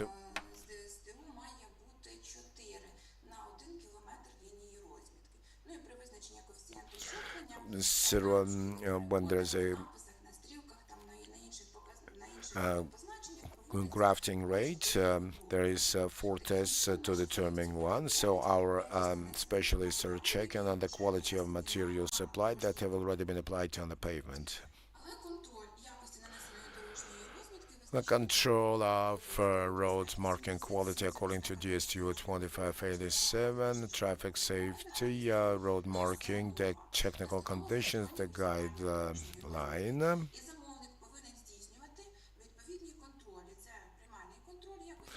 There should be the proper control. Should be specialists are utilized in this control, but should be monitoring. There should be monitoring equipment. And the customer could do those works by themselves if they have this equipment, but they can also use the right experts that can do it in a quality way. In case of failing to provide the minimum rates for light reflection factor and brightness for the marking, you can see 1.12, 1.15 should be recovered during 14 days, another one during 30 days. But it's a mandatory thing. They should be renewed. They should be recovered because that's traffic safety as well as road signs. But they all have to be have proper quality, both the marking and the signs. There should be quality materials. There should be temperature range and moisture range for the surface. Then there will be this material scaled up. So no matter what was used for that marking, unless the temperature range is compliant to the road marking, will not serve long, and it will remove the layers, delayer in a couple of weeks. So there should be quality materials and application technology. Thank you. Any questions? Liudmyla, thank you for your presentation. Yes, we have a few questions in our chat. Now it's getting active, dear colleagues. Thank you for your questions. I assume that let's consider just one issue, one question, and then we'll go up to the schedule. Ms. Liudmyla and Vladislav Zhuravell is asking that on certain sections of highways, they paint that is sunlit on the sunny side burns out much quicker compared to the shade places. Who needs to control that surface? I mean, that's road signs on public roads. Thank you for your question. Actually, all the when it comes to all the vehicle roads, all of them have their masters, their owners. So the owner themselves have to monitor their road stretches, sections, road signs, and all the traffic points. And if they have some sort of malfunctions or the road signs are losing their functionality and their properties, be it a road sign or road marking, the owners of the road have to make a decision on potential replacement of this kind of road sign because it will have some information, but it won't be readable. Therefore, the owner of the road have to be watchful as to its stretches and sections of the road. Thank you. Well, also, I would like to remind you that according to the law of Ukraine on vehicle roads, safety of vehicle roads should be checked on along with inspection, so-called audit of vehicle road safety. Our specialists are certified engineers and auditors on safety checks, and they can be helpful around this issue, or they can certify those experts of the proper services, so they can help do this kind of check. In particular, those matters could be could be catered, could be attended to. So we're gonna control this. If that's a public road, then mostly that will be the road service. The ex-after door will do it in the right oblast. If that's a local or rayon road, then the locals are responsible. The local balance holder should control it, along with the National Police of Ukraine. That's the activity which takes place for like monitoring of the roads as a whole, and in particular over those matters.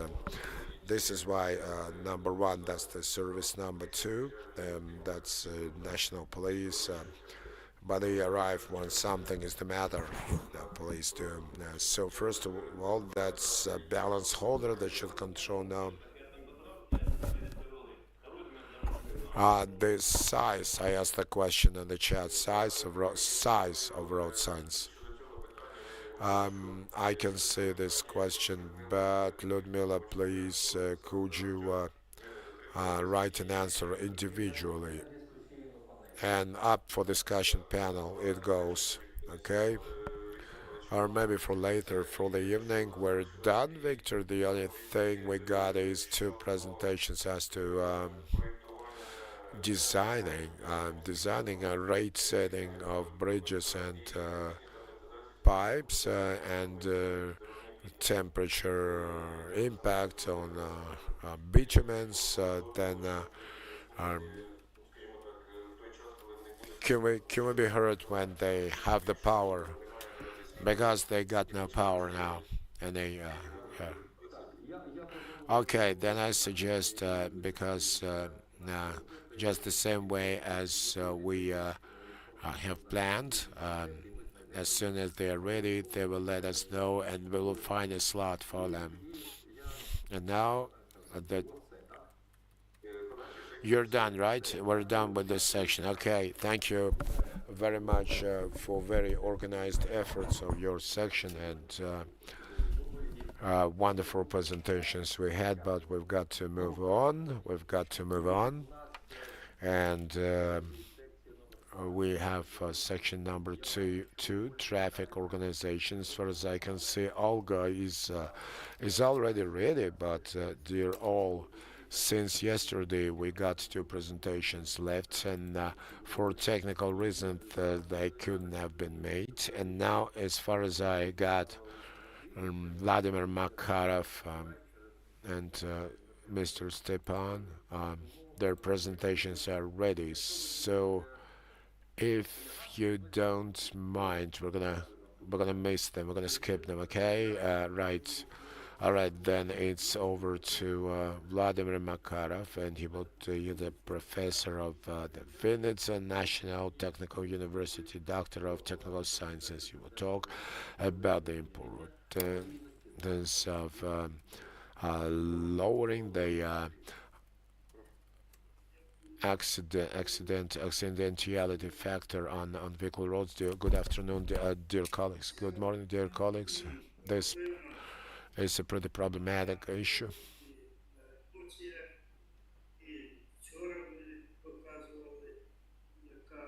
Yesterday they already demonstrated the scope of the problem on the vehicle roads, and that it should be systemically treated, reduced. There's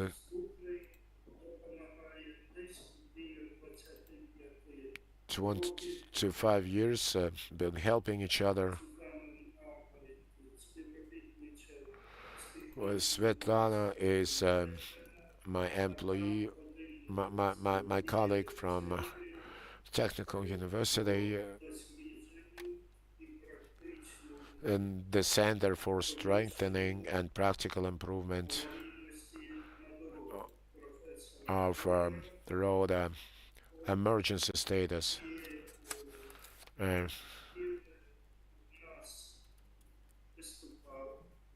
So we had I've spoken Kiev and in Vinnytsia, and I'm very pleased with this, that today we have this conference, we have this issue at stake.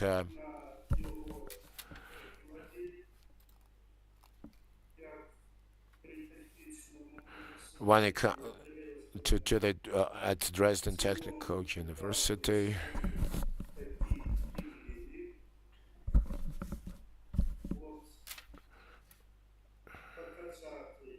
just to show that this problem in our situation needs to be addressed.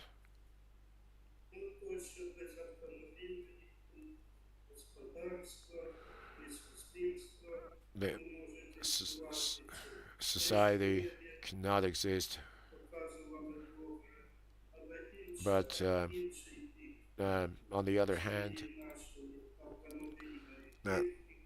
that's our vehicles. There is a very big accident rate, very high emergency status.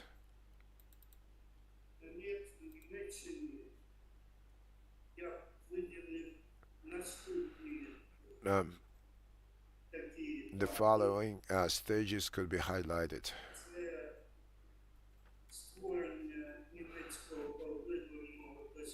That's the German in-depth study of road accidents by specialists.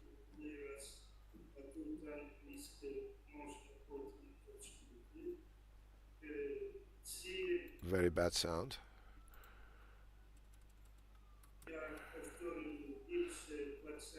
Over 25 years that research, that study wasn't conducted. It was conducted 25 years ago with that systemic study, which includes many constituents that we've just heard about, that we've just seen. Ты еще ходишь или ты? Patrol police and everything. And it's important that this is a system. Gradually, they have moved to this study and rationalization. Also, they visit that and every traffic accident. That limited liability company is visiting, is arriving under the technical Dresdner University.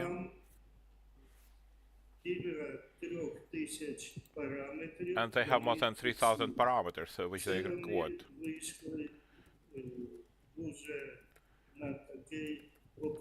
Currently, they have the optimal version.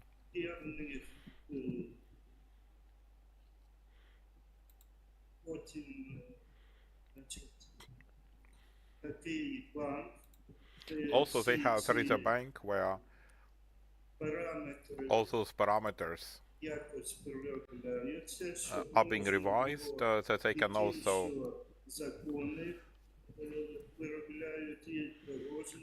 those who make the laws and also the road people and construction people and the automotive transport people can also use it. This is very well computerized, and they are ready to provide support.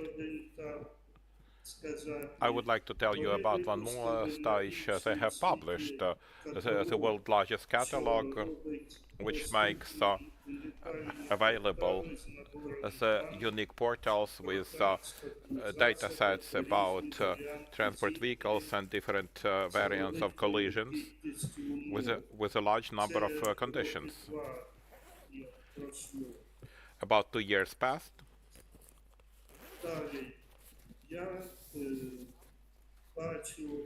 Also, as I can see from my own part, that all of this time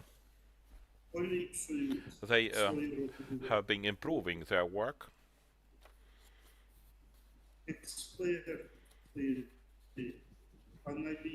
The experts and analysts of the traffic accident situations are reviewing the situation, and also they provide training. They provide training with other representatives of the other countries, and also we had a conference with their presentation. And also there is one more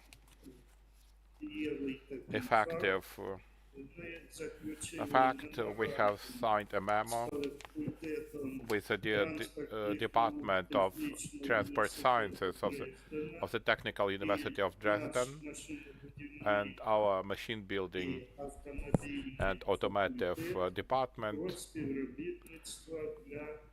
now cooperate to reduce the number of accidents on the motorways.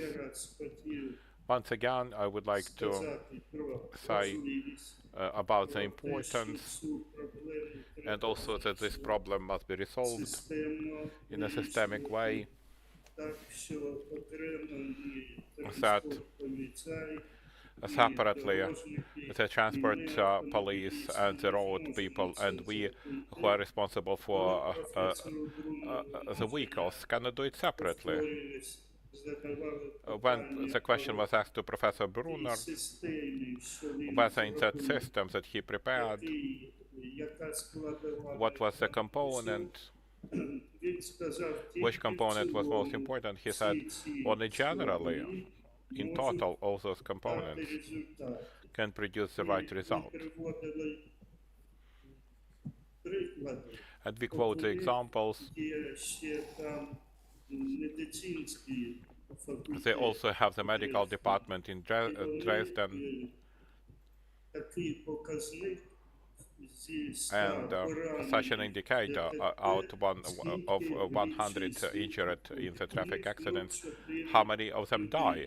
3.4 persons, and we have much more. And this is terrible. What I can see, today I have observed, for example, that in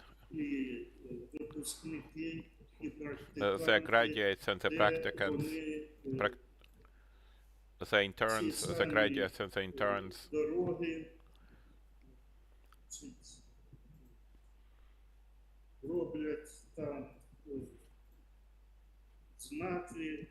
they make the road signs and the traffic lights.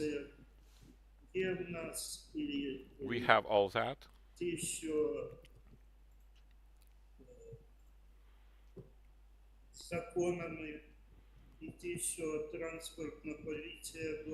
And those who make laws and the transport traffic police is working well. And yet, at the level of how one can combine, how one can unite this, I gave it a thought. What is good from Mr. Brunner? Actually, automotive and the strong companies, there are strong companies.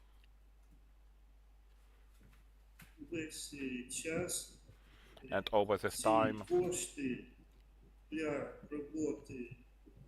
the funds for the work of the limited liability company,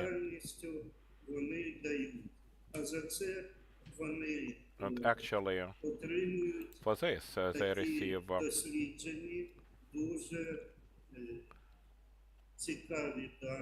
they give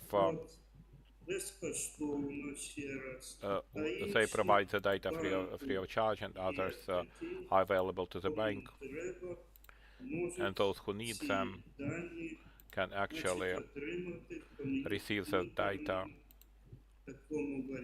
in the computer variant.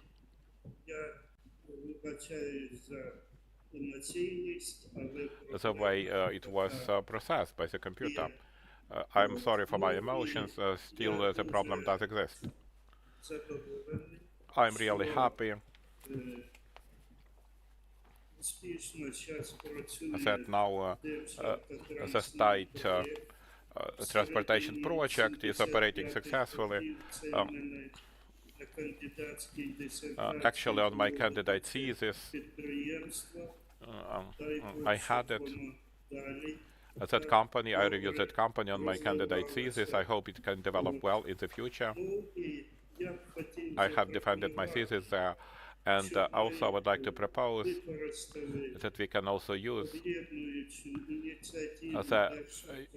the uniting initiative of the Research Institute for Transport in the field of gravity of automotive technology from the concept of the systemic resolution of the problem of reduction of accidents on the motorways of the country.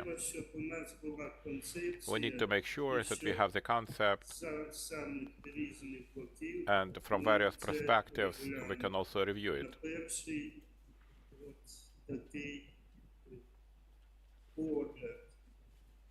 At the first glance. And also, the German colleagues will give advice. We can agree with them that can also provide the experts online, provide the consultations for the experts online. At the first glance, if the first project was useful for the development and for solving this problem, for the development of the concept jointly,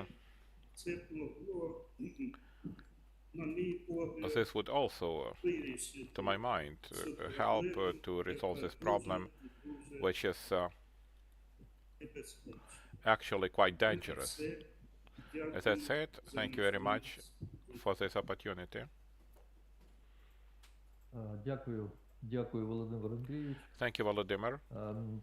І пропозиція щодо Also, the proposal about the concept is important, and we shall obviously discuss it. Зараз я хочу надати And now I would like to give the floor to Степан Ніконович, начальник управління організації безпеки. Sergey Stepan Nikonovich, head of the Safety Department and Investigation on Accidents of the State Service of Ukraine for Transport Safety, Development of Sustainable Transport Infrastructure in Ukrainian cities, from automotive transport to micromobility. That's interesting. We accepted this report yesterday. Good morning, dear colleagues. If you can hear me well.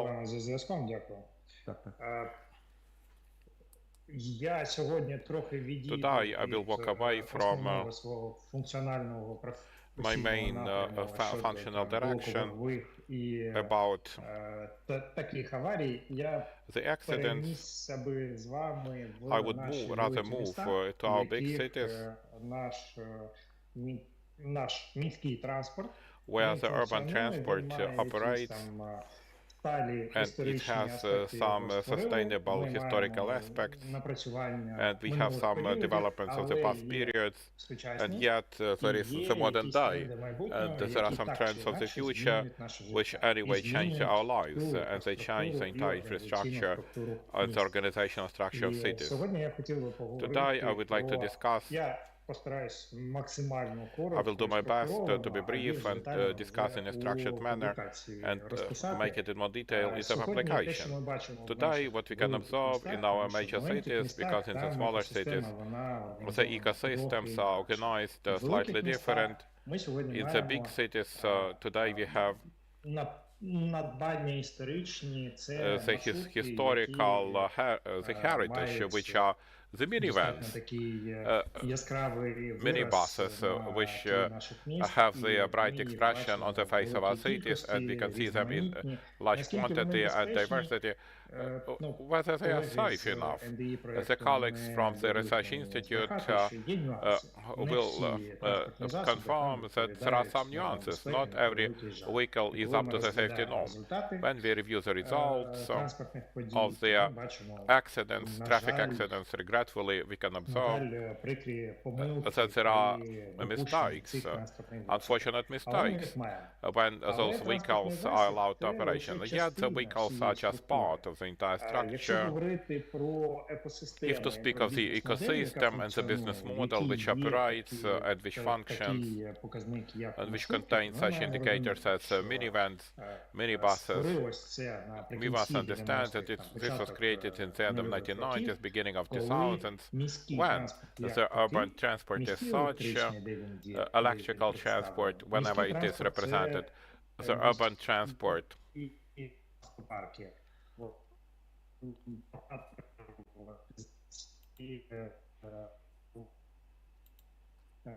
Бізнес-моделі, бізнес-структуру, і на заміну великих Actually, більш безпечніших автобусів, але застарілих на той час. Replacement of the buses. To replace buses, obsolete buses, were smaller, economically feasible models that we can observe today.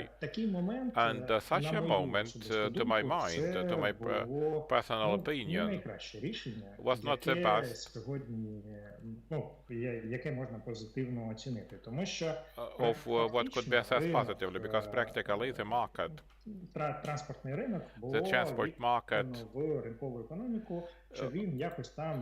found itself in the market condition, in the market economy, in the hope that the market conditions will regulate it.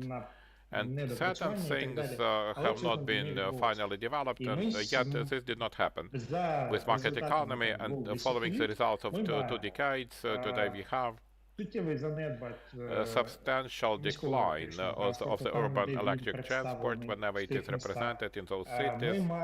And we also have practically full absence of large buses in the fleets of the transport companies. And we have competition, continuous racing in social networks and chats of cities. We can see the results of such racing, like how they compete against each other, and they only compete because there is no system. Building the itineraries is asystemic, not systemic. Most of the itineraries duplicate each other. They have different terminal stops, and they duplicate in the process. And this creates a danger for passengers, also creates danger for participants, and this creates threats to everyone.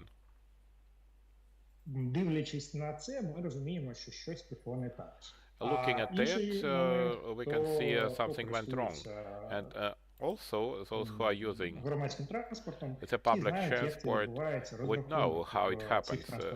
The payment for such vehicles, where the driver, in addition to watching the road, must give chance to people, also control whether people have actually paid, answer some questions. And this also creates, makes it contribution to higher danger on the road.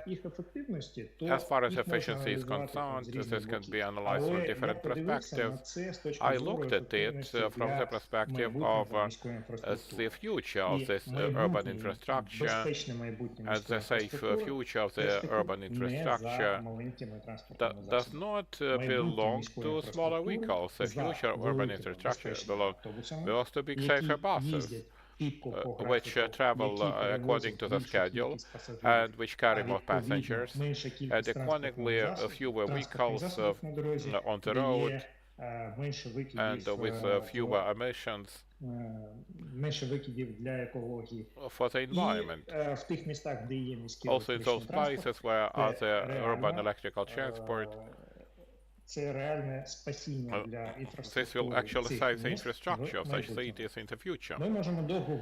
We can speak a lot that in Europe, in the developed countries, the urban electrical transport is subsidized.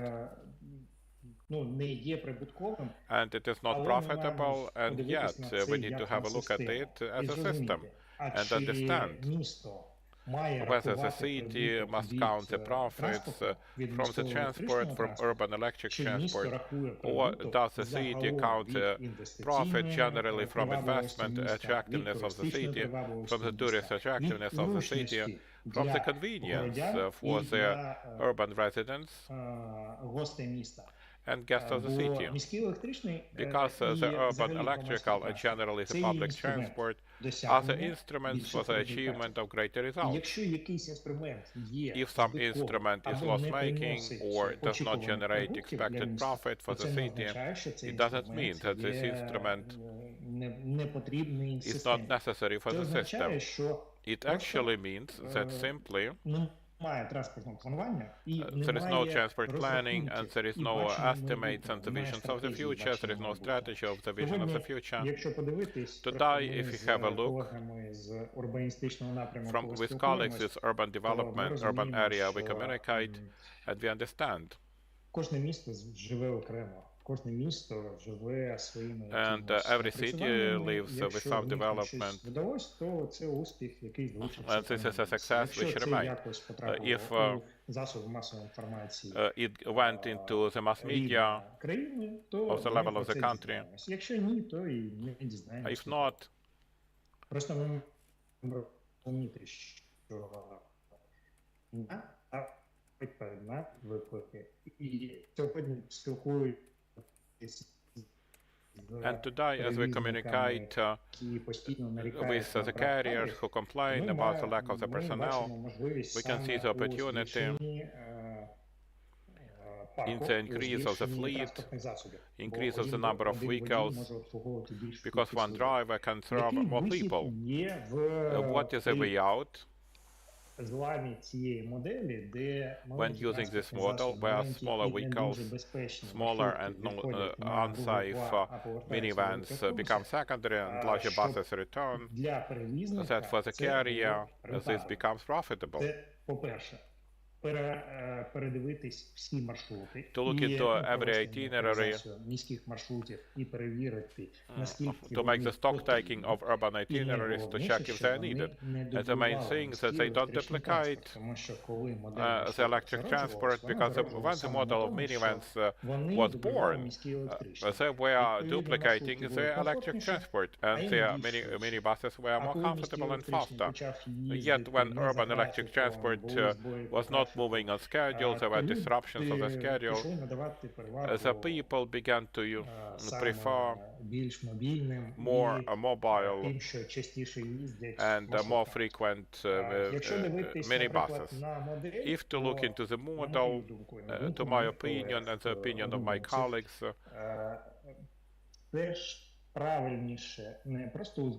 it's better not simply to coordinate for their city administrations to approve the itineraries, rather to create the conditions in which they hire, like it happens in the developed countries, when there are direct contracts for the transportation. What does it mean? It means that the carrier who on the competitive basis has won and received a particular itinerary will provide the itinerary and the schedule, also quality and safety of the vehicles, and also he ensures that the vehicle on a particular hour will be on that particular stop, and ensures observance of all rules and conditions. For the failure to observe, he will endanger himself to sustain fines. And this is most important when there is direct contract by which the carrier has clear understanding that that the driver does not have to count whether he has charged 10 or 15 hryvnia and somebody is a free rider. There is a system of electronic tickets. The city receives money. The validators are reading who is riding, and the carrier with the contract with the city receives per kilometer that he drove under this contract. In this case, we remove the danger for health, we substantially reduce that, and we improve the comfort for the end user.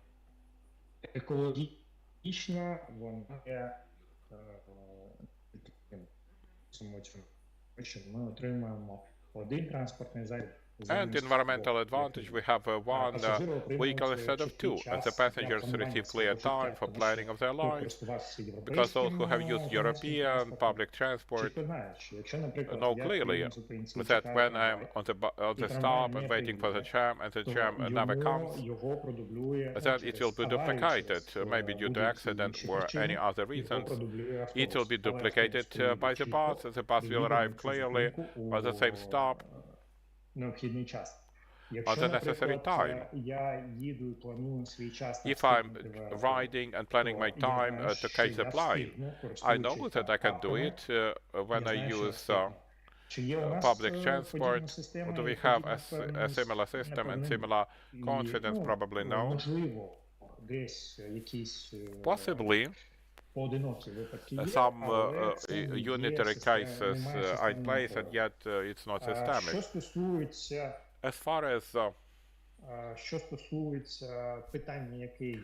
the matter is concerned, I have discussed before, as cities develop, and they all live separately, and today we have the following vision.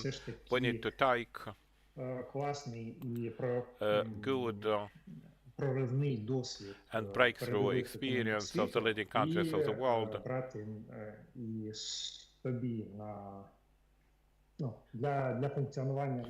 also for the functioning of our infrastructure, which is unification into the association or the union of the representatives of administration in Ukrainian cities responsible for transportation, to have a more fruitful and exchange of experience. Positive model in one city, it does not mean it will be positive for most of the other cities. Yet there is a great probability that some developments, some failed experience and so on, will become actually the necessary element when building the strategy in a particular city, and improvement of that cooperation horizontally between the cities must be done on the central level by unification of everyone into the single structure. As far as development of urban infrastructure is concerned, lately we've been paying lots of attention to the environmental problems. So environmental problems are multi-level. Under the flag of environmental protection, we have quite a lot of environmental types of transport, the transport of last mile, micromobility. It's a necessary aspect of development of the big cities. Anyway, we are going to that. That's development of tourist infrastructure and positive development. And also there are nuances with safety and security when we are facing the problem which emerges that the cyclists are hitting someone or they fail to observe the rules or get injured, and we must see if there are any rules or scooter riders, or if there is any liability for the failure to observe such rules, that the system may function. We had a lot of discussions. Personally, I hear it a lot and observed when they decide who has to be involved with the control over this type of transport, micro-transport. First, one has to set the rules. Whether it's possible to fight against it or to prohibit, probably yes. And yet, will it produce any effect except for resistance? Also not.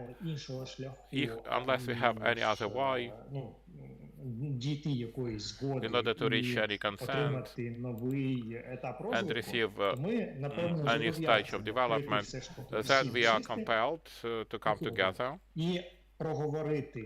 and discuss both the conditions of functioning of the micromobility and the rules to be observed, and most importantly the liability for the violation of rules, because the cities which have the tourist component,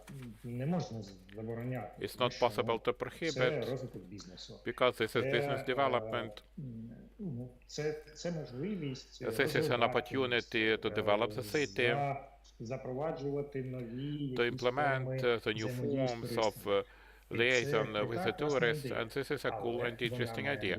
And yet, it must be safe for all other participants of the traffic and all urban residents. Therefore, as far as the trends are concerned in this direction, here we have a lot of things to work on, those who are concerned of this part of the urban development. Summarizing the above, I can say, with the colleagues, we also thought як On the саме. summary, І ми дійшли думки, and we що found the хаос, way який ми that the отримуємо chaos that we на obtain дорогах, on the це все ж motorways таки is actually the результат result перебоїв of the стратегії. disruptions Тобто in ми the робимо так strategy. при We плануванні. do something wrong І, в at the принципі, planning транспортне stage. планування, And generally, the як transport planning as a напрямок, direction для розвитку наших for міст, development для of our майбутнього cities розвитку, and the future має бути development все ж таки на одній з must be передових on позицій. one of the Тому що leading ми positions, сьогодні, because у нас, currently реформа в тому чи іншому we have the місці, reform in a куди particular мені не довелось приїхати, place вона виключається where в I тому, що travel. ми малюємо Yes, розмітку. Ми that we перемальовуємо. Ми не change змінюємо ж інфраструктуру. the road marks. We don't change infrastructure. Very rarely take place. І от We коли just change собі the зафіксував, road markings. які саме ДСТУ регламентують якість розмітки. When we discuss which state standards control розмітка змінюється, яка сьогодні. Вона quality змінюється приблизно, якщо не перше, of the то потім marking. більше. Yet it is washed away with the first or second rain, and after that we received very wonderful markings. І коли сперечаються, And наприклад, when they argue, the bicycle rider, the cyclist, and the car driver are disputing. Maybe they dispute because the rain has washed away what was drawn for one, and the second one did not see when it was drawn here. Thank you for your attention. I apologize. I'm sorry for abusing the time. Thank you very much for the wonderful presentation. It's just to remind you that Stepan is the head of safety and traffic control. Accidents investigation. He's in charge of accident investigation. He has expert knowledge. And yes, you are invited, Stepan, to the discussion panel because your presentation has caused a whole number of issues and so on, and we don't have the time for that. You please just join the discussion panel later. I will do it gladly, but I need to know the accurate time. We understand that you're snowed under and responsible person, and we're gonna give you some heads up. All right, dear colleagues. Olga, I can see you already, but your colleagues from the previous section can join in. If you object to that, I will skip them, so we're not switching to the next section up until the time we're going to have presentations from the previous sections. We got to listen to Mr. Igor Badiak. You ready? Okay, and I can see Igor and Viktor Zolotarov, professor of the Kharkov National Automobile Road Institute, is also available. Okay, then Igor, this is rate setting for the pipes and bridges when it comes to their surveillance. Can you hear me? Yes, I wish you all fruitful work. I will get to my presentation. I would like to present to you the bridges and pipes situation in Ukraine since we've been doing this matter for many years, and we have achieved some regulatory standards, some regulatory documents, and that was cooperation with the institutions, and I will the statistics institution. I will talk about what we're planning. So here is the situation. So currently we have several documents. The first document is the DBN. They already mentioned that it has the rates that are executable, that should be compliant with. Sometimes there are non-mandatory documents, but when it comes to the DBN, the norms, so-called, that's a mandatory document. So actually, there is a position that is still discussable, that the provisions and norms and rates should that the norms will be the regulations like the other provisions not so we revised B23 we have the effective standard of DSTO 9181, which became effective since January 23. That's a new document, as you can see. And there's another new document that we never had before, and that's on bridges and pipes for evaluating and projection of their technical condition, and that's a document that based on analysis and that the persons involved are actually a physical person doing the work and the balance holder. And also now work is going in on guidances as to the condition of the pipes. And now what this standard of surveying of bridges and pipes was started with. There are clear provisions on surveillance of bridges and surveillance of pipes. What can be done when it comes to testing bridges, when it comes to testing pipes, analysis of documentation, data retrieved are pertaining to surveys, pertaining to tests, then safety requirements, and also among other things, there is some new form of a certificate or act that will be issued after the surveillance with surveillance outcomes. There is a recommended report form for bridges and pipes.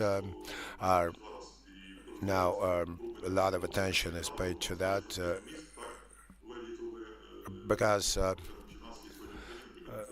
for example, we have some road pipes, the so-called road pipes that construct is a pipe with 25 meters length.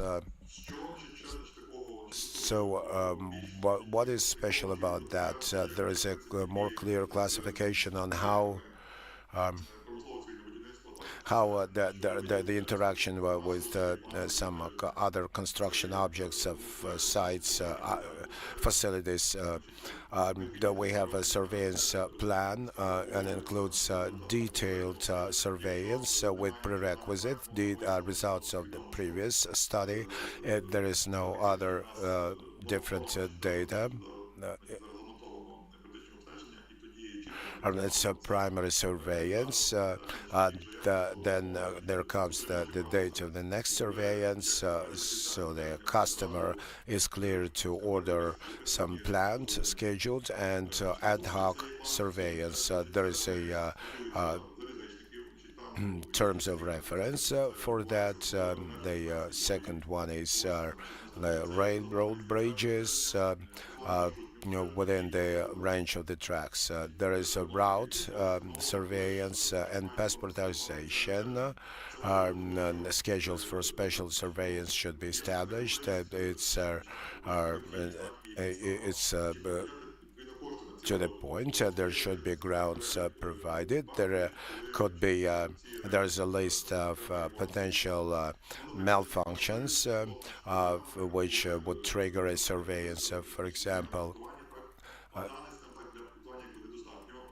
data for designing data sufficiency. So there is insufficiency of designing data, so it calls for surveillance. There are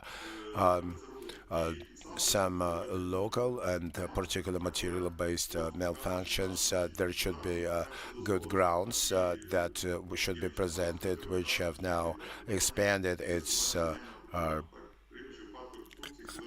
power, and we construct those facilities. We also plan for upgrading the design, construction. There is in the there should be a list of detailed surveillance and also extracurricular special surveillance. Among those peculiar things is the changing of the periodicity of scheduled surveillances of road and railroad bridges. There are bridges that are 1 to 20 years old.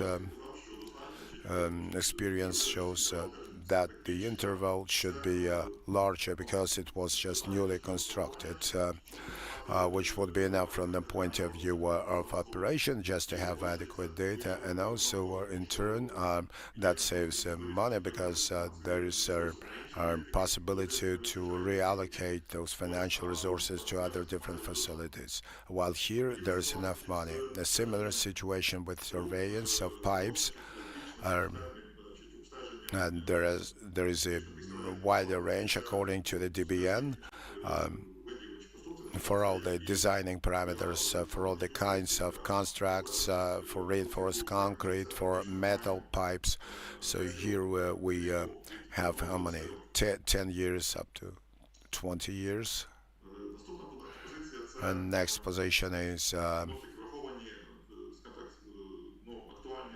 the most relevant and important things related to the one, the performer of this works. That in Ukraine, that's includes the function of person responsible. There could be an expert for surveillance, different types of companies, different types of executors.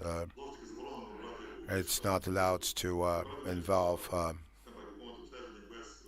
to survey without this personality being present at the facility, which wasn't reiterated before, and so everything pertains to our standard. And also there's a list of experts and their positions that are entitled to sign. There are new requirements for load parameters, like depending on the test parameters, depending on their load, and in what cases this works will be done by static and dynamic loads. Documents have been actualized for subtypes of those tests. There are standards, therefore, and all those things have been reflected. What else was changed? Testing the pipes. We started to use metal constructs, and there were norms that were stipulated, but we're going to change this norm. Corrugated constructs with diameter more than 3 meters. Those corrugated pipe recommended itself well, quite a reliable construct. But unfortunately, our surfaces undergo some extra designed, unscheduled workloads, and we want more than 8-meter diameter for those pipes. That will be more reliable. That's resources, but it does not reduce the reliability and informativeness of the data for those constructs. Another standard that was revised, as I've already mentioned, that the guidance on assessing and projecting of the technological condition of bridges. Now we still have decided, a decision was made to for further projection, further maintenance, and that's related that's related to the condition of the piers, foundations, and spans. Because if one element is damaged, then the whole condition of the construct is lost. So there were these changes made that according to the formulations, and experts should take into account the specific weights or weight factors that are assigned therefore, depending on whether it is an overpass or what other kind of span.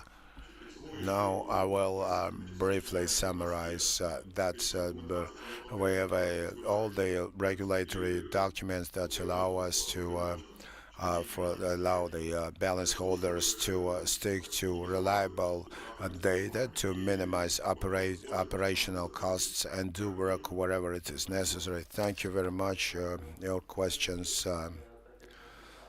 I think that we're being a little bit delayed, so I think we're going to put those questions off for later.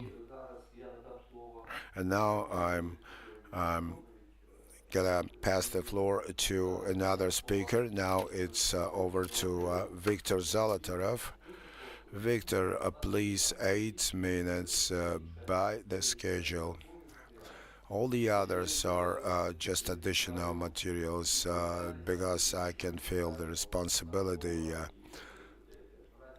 We need also Olga Vitalyevna, she should be ready. Viktor, you ready?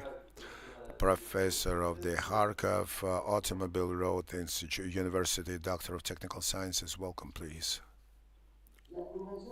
Can you hear me? We already do. We already can. I'm just a rookie on that this information, but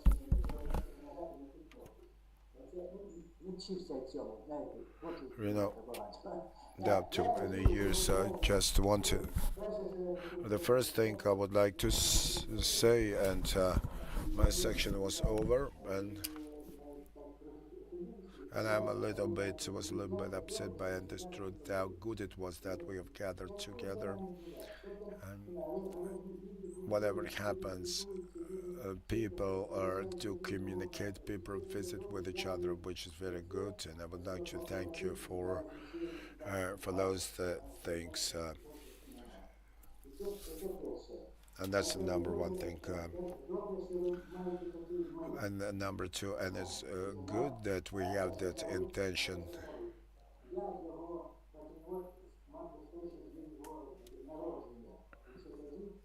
And there was a number of articles.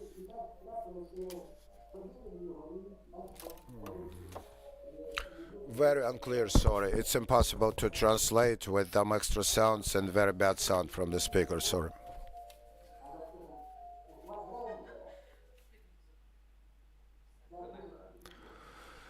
There was music playing, okay. So maybe somebody will say, but I had a conversation with a woman with the author themselves, but she said, why can we speak about development and all those things? Everything is going very bad, because I understand that not everyone understands the importance of that kind of communication. And also, I decided that if now I can, so mostly there are automobile people, but if I talk about those indices and factors, and so now I put the last full stop over the material that I was just writing.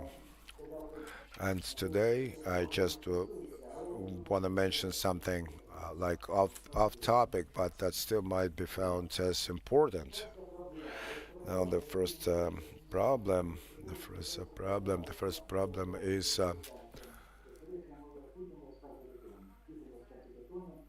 That's with the concrete. 64 years I worked in Kharkiv. Don't go anywhere. I stay in Ukraine. We're still working. That's a scientific process, R&D process, which is just as active in our institution. So Professor Stage, not very unfortunately, but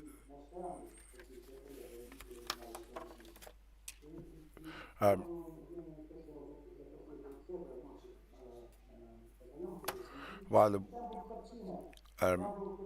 there was a story, there was one like 11-year-old boy. So when this trouble really came, this misfortune,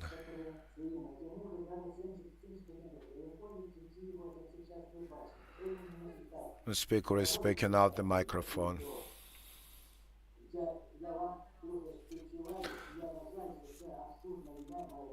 This war is absurd and it should be over, God willing, so that we switch to some creative work. Okay, bitumen is for us hurt. Bitumen is a problem. Production lines only are available in where in Kremenchuk. That's a very pressing issue, very complicated issue, and when the war is over, we will have to spend some time for recovery. Maybe a refinery will be installed that may take oil and process it and refine it to the proper quality.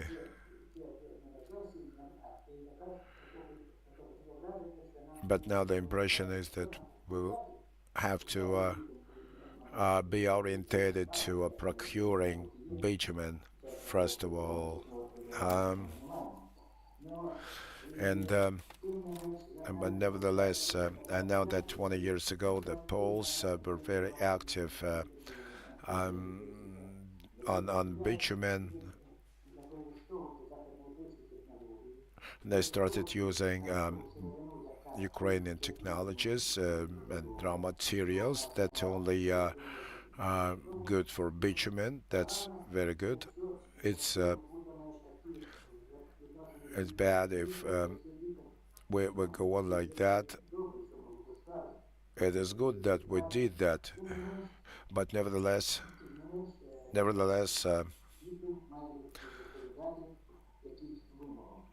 bitumen should meet certain standards in every country. In the EU, there are European standards that have been long available, but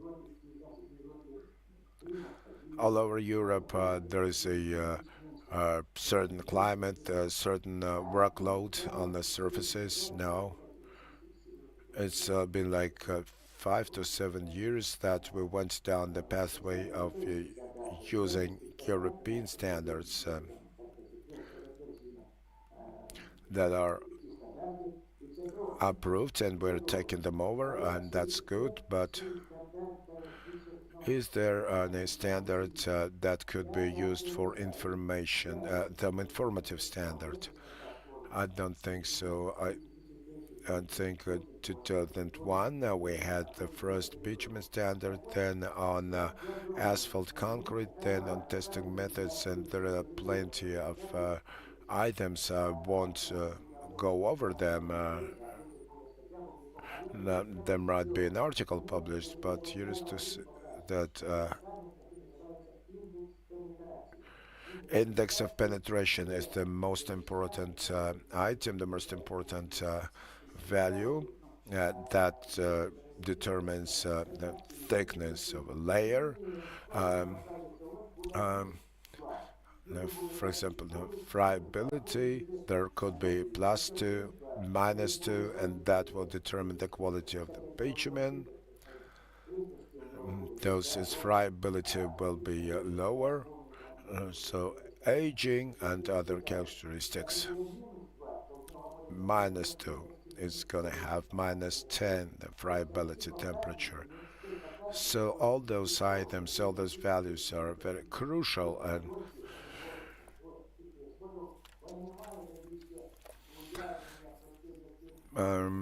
there is no idea what we're going to have in 30 years. There will be bitumen signs developing more and more.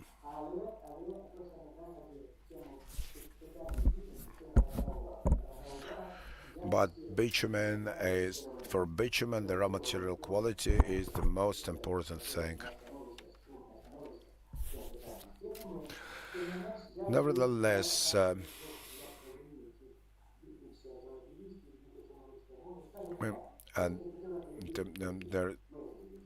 there are some methods, there are temperatures, temperature where it is friable, where it crumbles, where it's crushed. And that there might be cracks. In other cases, when this temperature is minus T1, there will be softening, and some other characteristics will come in place. So at that time, and since I've been doing this like 60 years, maybe 64 years, then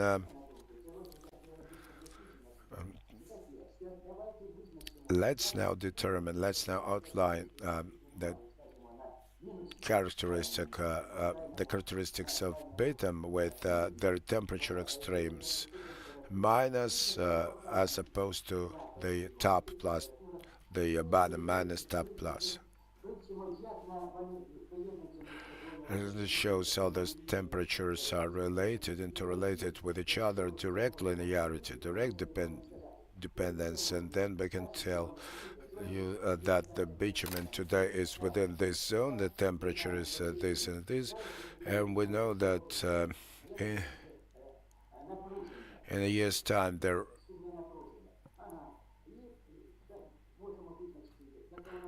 and we can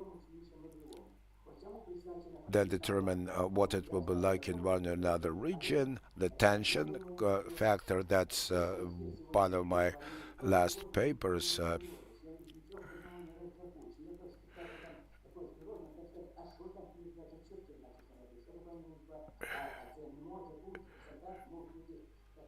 Which information should be very useful for quantitative evaluation.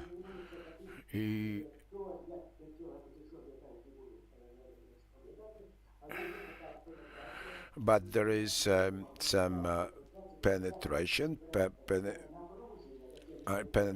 and tension. That means the penetration. So we will. Well, for example, the tension of 30 are megapascals. Well, at 60 degrees or 40 degrees, we need to know that kind of tension. There could be 10 to 15,000 megapascals. We can incorporate digital. We can put it in digital. Most.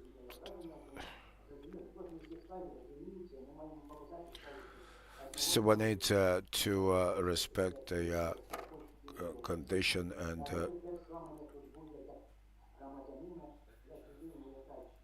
as that's my concern as that of a citizen that has worked for 50 years, and this is my motherland.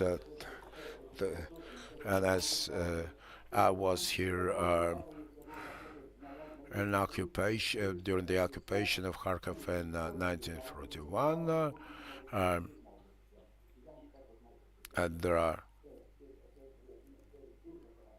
we're being bombarded every day, and that's very bad, but we just have to work. We were compelled to work. I like working, and I like it. So I think that so this standard should be including like temperature versus friability, and we can calculate what will be in 5 years, and what region, what bitumen be assigned, be appointed, what temperature with friability index. What my concern on bitumen I've mentioned already, and you know the situation, you know, where you locally work. So we need to recover when the recovery of bitumen production with a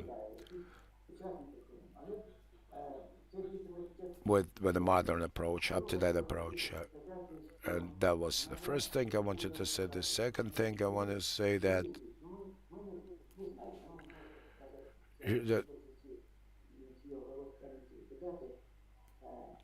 I don't want to blame anyone, but what do we know about the constructs, about deformation of every kilometer of the road?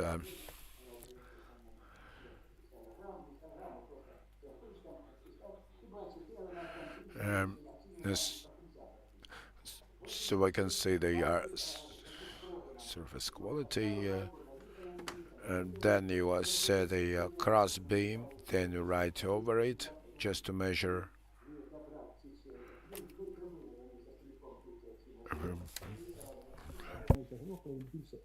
That the vehicle did not move. They have the testing ranges. First, we need some stands, at least, if not a testing range. In Kiev, we had a small stand with the structures. What kind of structures must be there? That's the first thing.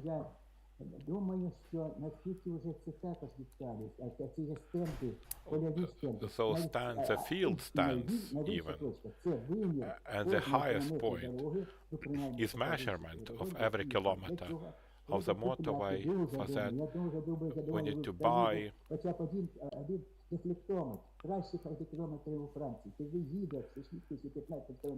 the speed of 15 kilometers and measurement of deformations. And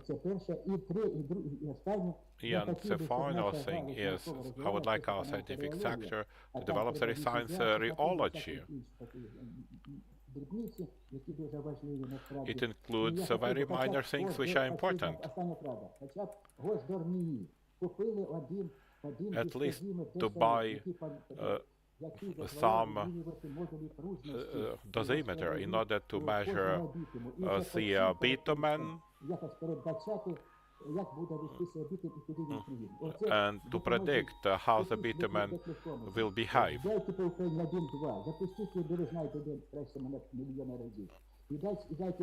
And give it to science, at least some equipment which will be necessary and which will make it competitive, to understand what is deeper. In May, on European Congress on bitumen, 8 times I was present. These days there was no money.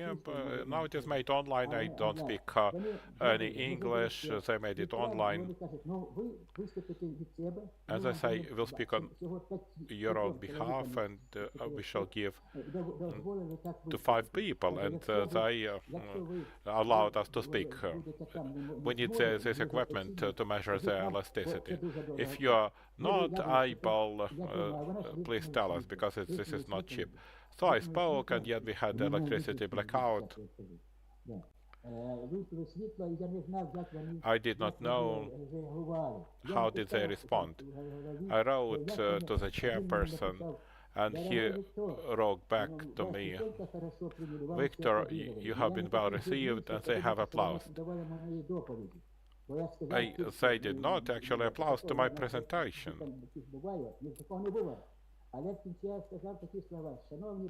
I said the following in French: "Ladies and gentlemen, thank you very much for your attitude.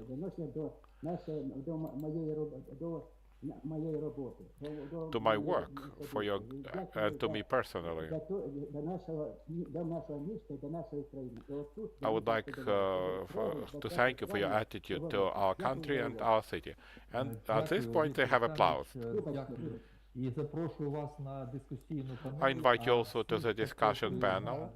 I invite everybody else to the lunch break, and we shall reconvene at 1400. If you have heard me well, this was good. Thank you for the invitation. Everything is just fine. До зустрічі. Until the next time, dear participants of the conference, we shall reconvene at 1400 at the same place, І працюємо далі. and we shall keep working, Почнемо з другої сесії. and we shall start with second session. Bon appetit.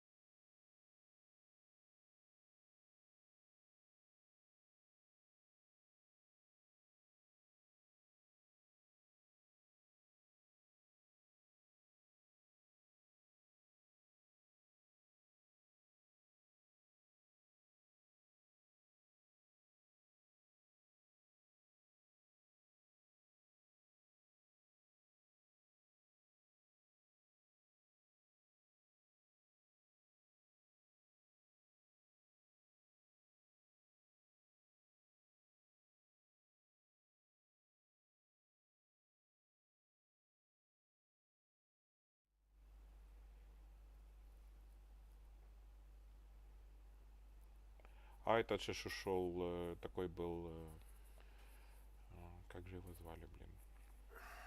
Такой преподаватель был в Институте международных отношений. И пошел он типа воевать. Как же? Максим Гон. Саша, не Максим, Саша Гон. Это его сын Саша Гон, такой еврейчик. Ну, он классный, тоже хороший такой парень. Вот. И пошел типа воевать, и говорит, это.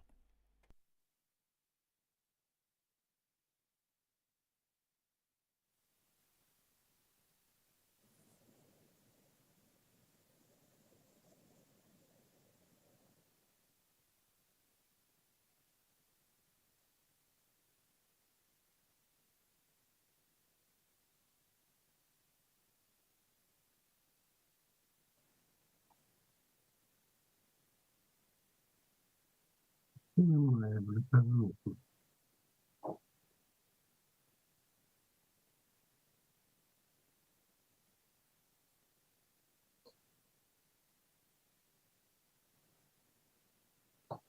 Шановні колеги, починаємо нашу роботу. Є звук? Мене чутно? If you can hear me, if there is sound. Yes, there is. Thank you very much indeed. Now we shall continue our work. We have fulfilled the plan 100%. And now we move to the second session, the organization of traffic, of road traffic. I would like to remind you that yesterday, when we have reviewed on the plenary session the problems of our road and motorway activities, we have observed a gloomy picture that Ukraine, compared to EU countries, is on the first place in terms of having 83 deaths per 1 million of the population. And the prediction for 2024, this data is 84. We are raising this negative rating. And this summit that we have reached consists of the bricks and stones and quite many other things. The imperfection of the laws, failure to approve the regulations of the EU, or incomplete implementation or failure to implement, and quite many other things. Therefore, we shall demonstrate what we need to do that this negative practice has a trend towards reduction. I will propose the first presentation, the intensity of traffic and its impact on the probability of the traffic accident. Olena Belenchuk from the Center of Safety of Road Traffic of the Associate Professor, and Mr. Kazachuk, the Associate Professor of the National Transport University, a candidate of Technical Sciences. Olga, please have the floor. Доброго дня, шановні колеги. Скажіть, будь ласка, Good afternoon, dear colleagues. Видно. Поки не видно. Так. А зараз? Чекаємо, поки ні. Це вже видно. Прошу, будь ласка. Так. До вашої уваги. For your attention, we propose a presentation about impact on intensity of traffic and probability of traffic accidents. In the modern world, with growing urbanization and the number of vehicles on the roads leads to an increase of the road traffic, this phenomenon is unambiguous. Along with positive aspects like improvement of mobility, there are growing risks of the Traffic accidents. Traffic accident is one of the main reasons of injuries and deaths worldwide. The analysis of the reasons helps to find effective ways of resolution. The intensity of traffic is a characteristic of the road traffic, which defines the number of vehicles passing through a certain point of the road over a certain period of time. The analysis is important to assess the throughput capacity, to plan the transport infrastructure, and to provide for the safety of road traffic. Intensity of the traffic is inseparably related to other characteristics of the traffic, like density of the traffic, the number of руху, власне, це швидкість транспортних засобів у потоці. the number of vehicles per measurement unit of the road, and the density of the transportation flow. The density of 0.28 kilometers per square kilometer is quite low, yet it will have a trend to expand. In Germany, this indicator is 1.71 kilometer per square kilometer. Speed of the traffic has a reverse proportion to the intensity. Increase of the speed reduces intensity next to traffic jams. The intensity of traffic flow increases in peak hours, reducing the speed. The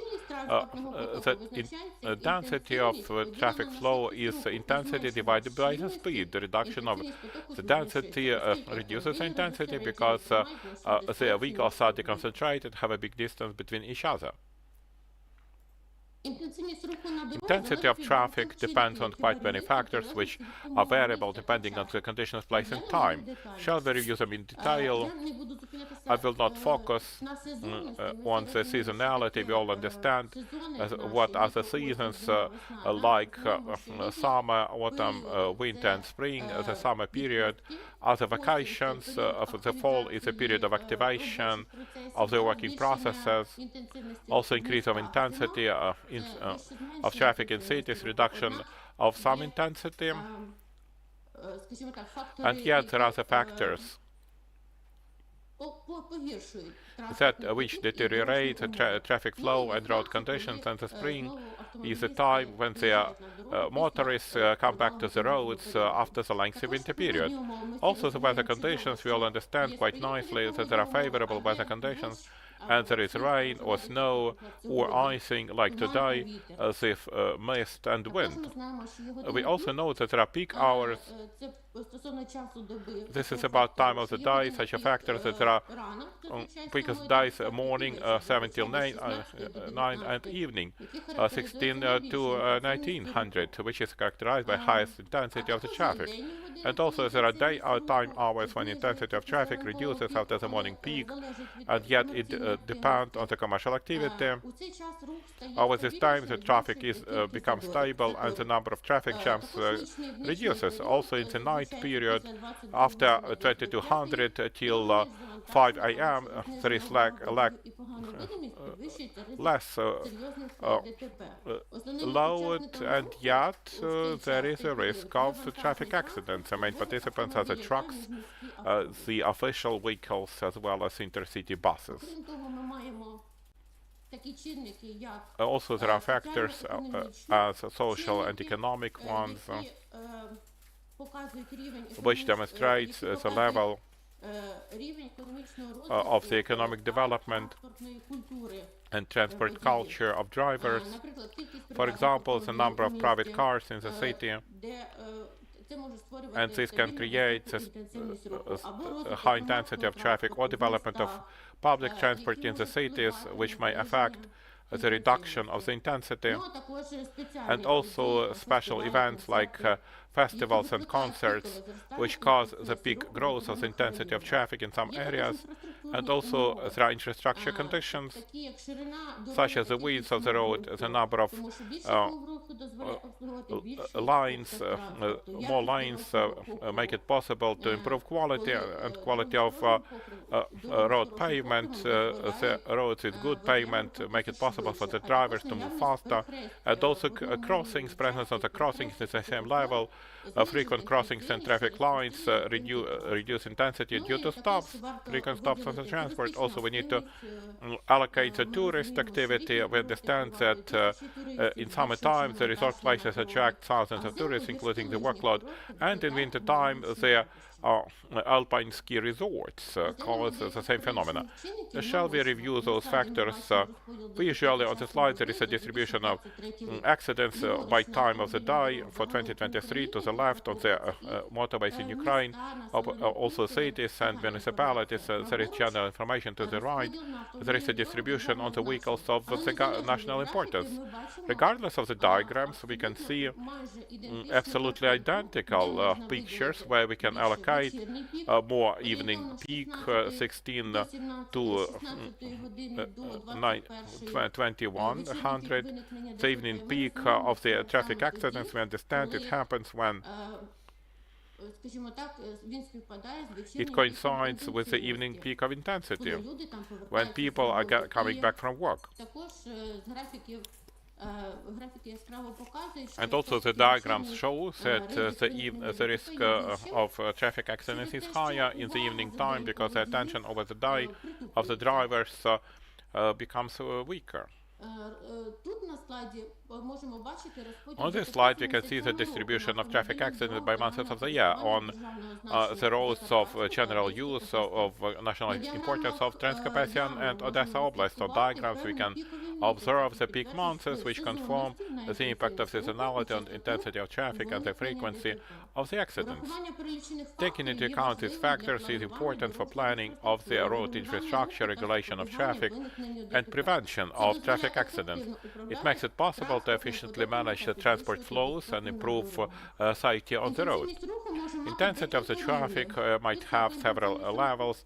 A high intensity of the traffic, which is frequently observed in big cities and during the peak hours, it causes traffic jams, increase of time in traffic, larger stress for the drivers, and is related to smaller traffic accidents, also medium intensity, which is optimal traffic flow, characterized with even traffic with minimal delays. The safest type of intensity because the drivers have enough time for flexibility. A low intensity, a low workload observed on rural roads or the nighttime may lead to an excess of speed, loss of concentration of attention by the drivers, and the accidents due to the failure to observe the traffic rules.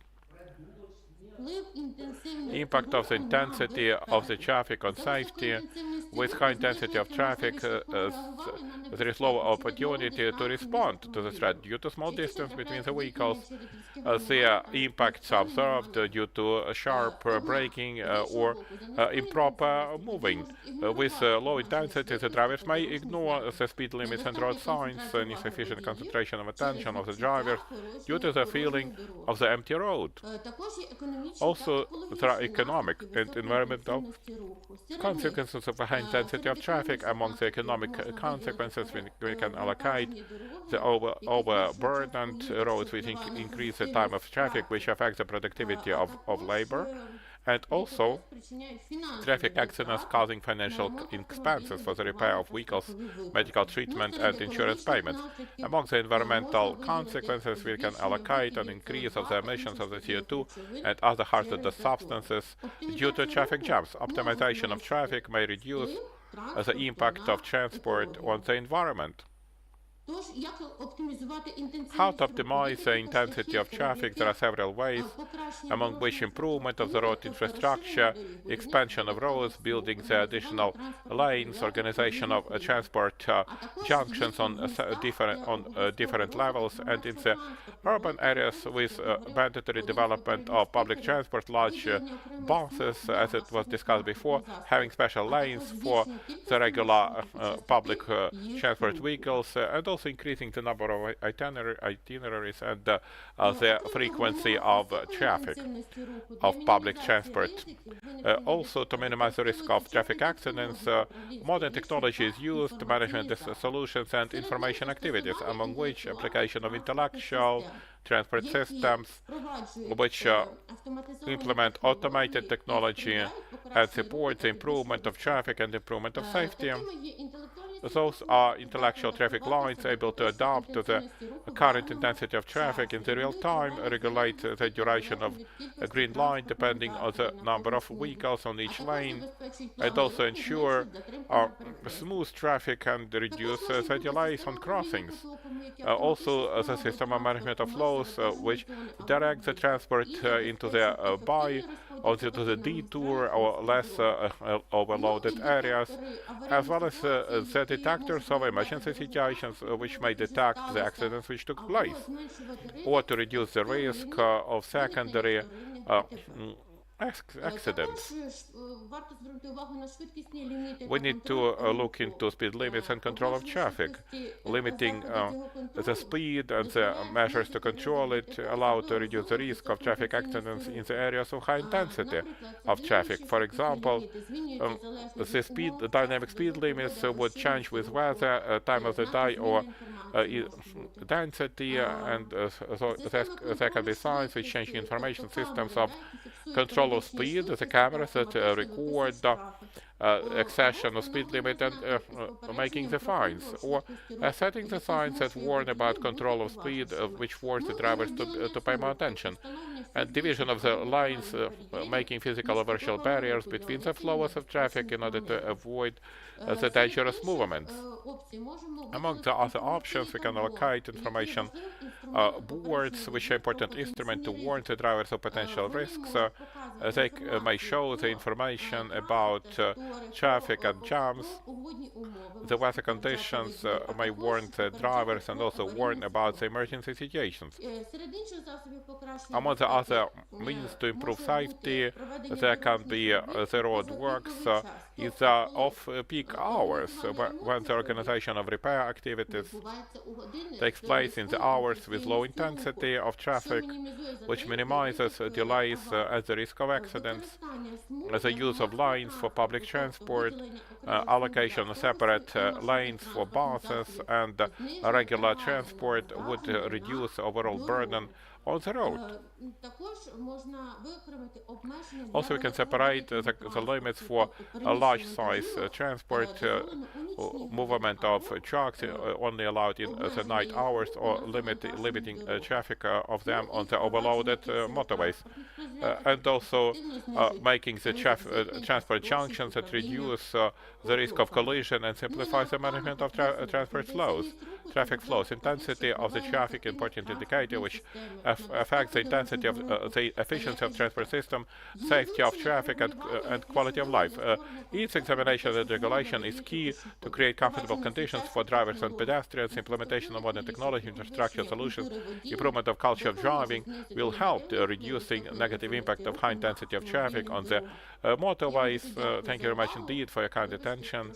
I apologize for taking more of the time. Thank you very much indeed. This is a wonderful presentation. I would like to make also the observation. Our road sector and the infrastructure,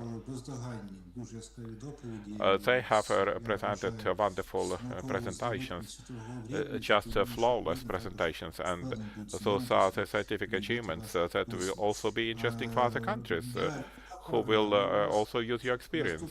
The next presentation, with your permission, dear participants, dear speakers, I would like to focus your attention. We don't really fit within the agenda because the previous presentations took more of the time. Therefore, I request you kindly, if you can fit within 8 minutes. After the 8 minutes on the screen, I will demonstrate the sign. After the 10th, maybe another sign to remind you that you need to keep to the agenda. So, the next presentation with the name Modeling of Traffic Flows as a way to improve the safety of the road network. Mr. Sokhatskyi, professor of the Department of the Transport Technology and International Logistics of the University of Customs and Finance, the leading scientist of the Institute of Transport System and Technology of the National Academy of Science, the academician of the Transport Academy, Professor and Doctor of Science. We can see the slide already. Can you hear me well? Yes, we can hear you well. My presentation is modeling of transport flows as a way to improve safety of traffic on the road network. Safety of traffic nowadays is one of the most difficult problems, both in Ukraine and practically worldwide. On this particular diagram, I would like to present the statistics of the injured people and those who have died, and the number of traffic accidents for the last 10 years. Actually, from 2014. Since 14 to 24 and 24 for 10 months. If you look carefully into it, then practically you will see that we can see some sort of reduction in the number of casualties. And there's almost no number of those that were injured in accidents. There is just a little bit of a gap or a sagging in 22 in the beginning, but I think that was when some territories were partly occupied early in 22, and we didn't get those statistics, so there are some overstatements, and in 23 we already saw some rise. And I just want to mention that some typical there is some typical dependency ratio that is still perseveres in the other countries, like in Poland. The X number of injured, X number of killed in accidents over the last years, while they still have a decline in the number of road accidents. And number of accident victims is going down by about 40% over the last decade, from 35,000 down to 20,000. Although, if we take the number of casualties, in other words, those killed, then out of 3,357 to 1893, number of accidents is going down little by little. Took Poland because that's one of the nearest countries, neighboring country, just for comparison. So in our case, the situation is much worse with traffic safety than in Poland. But if we take the statistics by European country, then the picture is not very consolating, because in Germany, as of 22, there is 289 accidents. In France, 52,000. In Spain, 97,000. So in the little countries, you can see that statistically there is much less statistics, because they've got a smaller population, and therefore they've got an X number less traffic accidents. If you compare it to the last 10 years over the decade, then Ukraine had 48,000 plus accidents, road accidents, out of which 34,000 people have died, and 310 victims overall, those people who have been injured. That's a huge number. What are the reasons? The analysis will demonstrate that the reasons are as follows: excess of the safety speed limit, violation of the rules of the movement, breaking the rules of crossing of moving through the crossings and the pedestrian crossing. As if to take the speeding, actually the speeding is 40%, and 20% is of the reasons are violations of the rules of movement. Everything else falls on the violation of passing the pedestrian crossing and the crossroads. Due to that, as we believe, it is necessary for the government to pay more attention to the problems of traffic and its safety. When building the motorways, doing the reconstruction, it was necessary to make the modeling of transport processes that might take place. There are two approaches, experimental and mathematical modeling. Doing the experimental modeling is not necessary because this is connected to injuries of people, death of passengers, and so on. And yet, with the use of mathematical modeling, it makes it possible to do the modeling on the particular areas of the road network and to define the necessary parameters of traffic on such roads. If to take Dnipro city, analyzing the condition of the road network of 1980s and in the current time, practically it didn't change. There are no new transport junctions in the sufficient number, I mean the urban network.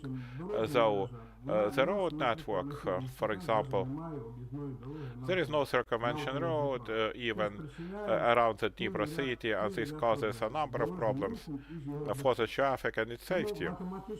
Therefore, mathematical modeling would help the designers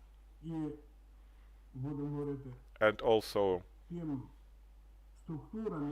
those structures that influence the road safety to use the mathematical modeling. There is a number of mathematical models for the modeling of transport flows. One of the most common models of transport flows, which are based on the macroscopic model, hydrogenomic or macroscopic model. Macroscopic models make it possible to characterize, to define the characteristics of the transport flow, including the intensity of the transport flows. I would like to say that the intensity of the transport flows is the value is actually the product of speed and density of the flow, or the density of traffic. In this work, one of the approaches has been used, which is based on the equations of stocks for the compressive liquid. A number of mathematical models, Lighthill's with them, Tanaka with them, Payne, Raskol, and the model which I have developed is closest to this model of Raskol, which is based also on the equations of the compressible liquid, on the hyperbolical types of equations. The system of equations can be written like this for the compressible liquid,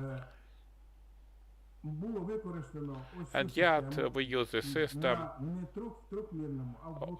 for the 2D rather than 3D recording, 2D recording for on the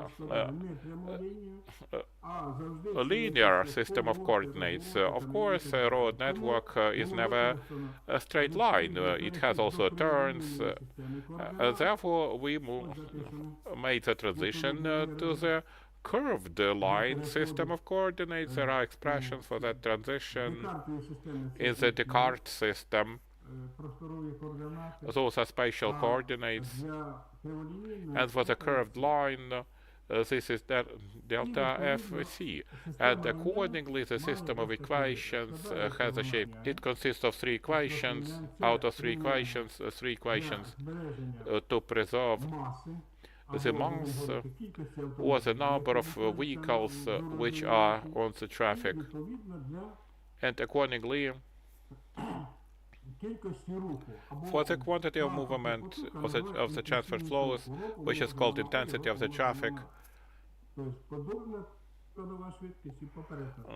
So longitudinal and latitudinal components of speed. In this way, the model makes it possible to calculate one-lane and multi-lane traffic.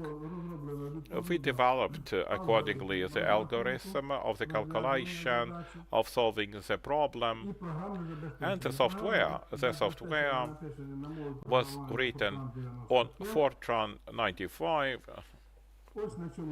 software development language. Here we show the fragment of calculation in the area. When moving to the curved line system of coordinates, we formulate the following area of calculation. In order to calculate the collective components, we have used the Leonardo scheme of the second order.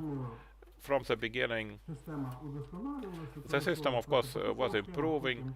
The flow scheme was used, anti-flow, then Leonardo scheme of the second order of precision. In order to solve the analog of the system of differential equations, the control volume method was used. As it shows the calculation of flows, fluxes on the right facet, on the left facet of every chamber of transport flow. In other words, our transport flux is split into chambers. Chambers have the proper, or stretches have the proper speed limit and density of transport flux, and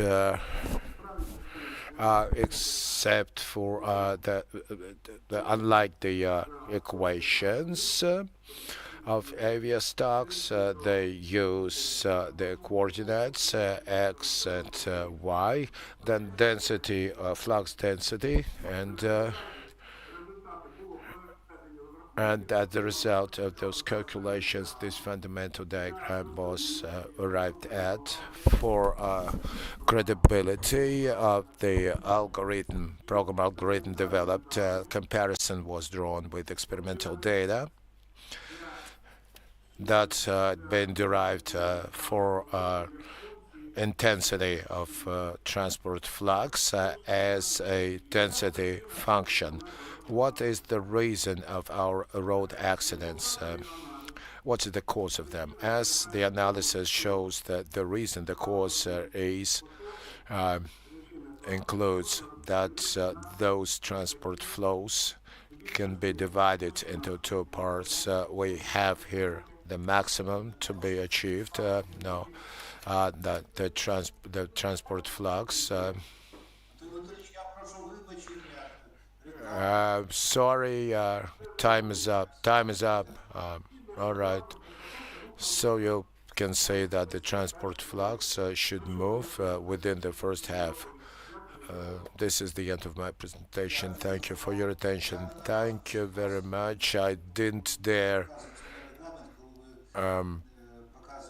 show you the time when you were into the formulations and you were sort of balancing out what's interesting for math lovers. It's very interesting, and I suspect it will be implemented in practice. The next one is called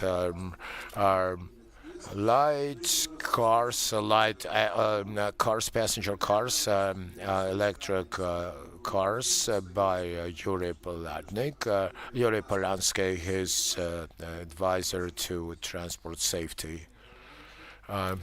Dear Chair, dear participants of this conference, the development of transportation, and your microphone is too far away.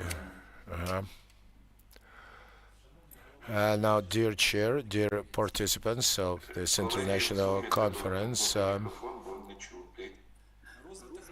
on the development of transport and scientific technology process, have proposed electric bikes, electric bicycles, electric scooters, segways, and motorcycles, the number of which is growing on a yearly basis. At the same time as the popularity of those products grows, society is facing the problem of the lack of legal regulation because of which the users break safety rules, which results in accidents.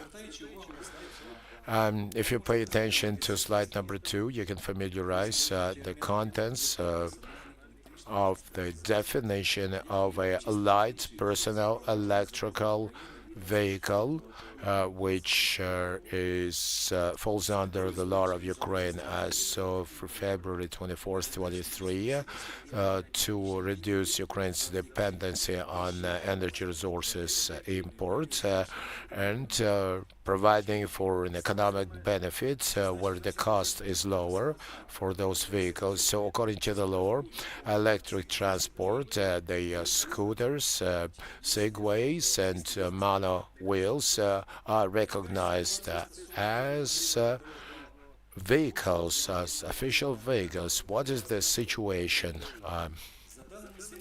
in here? According to the Open Data Board surveying the last 5 years, the Ukrainian courts had over 130 hearings on cases of accidents created by light electric vehicles. 34% fall under 2023, which is 36 administrative and 10 criminal cases opened. That was only officially registered. So what are the problems with the traffic with the use of electric vehicles in some other countries? If we take the examples of France and the US, we will see that even in the developed countries, as light personal electric vehicles become popular, the number of accidents with people killed and injured is also growing.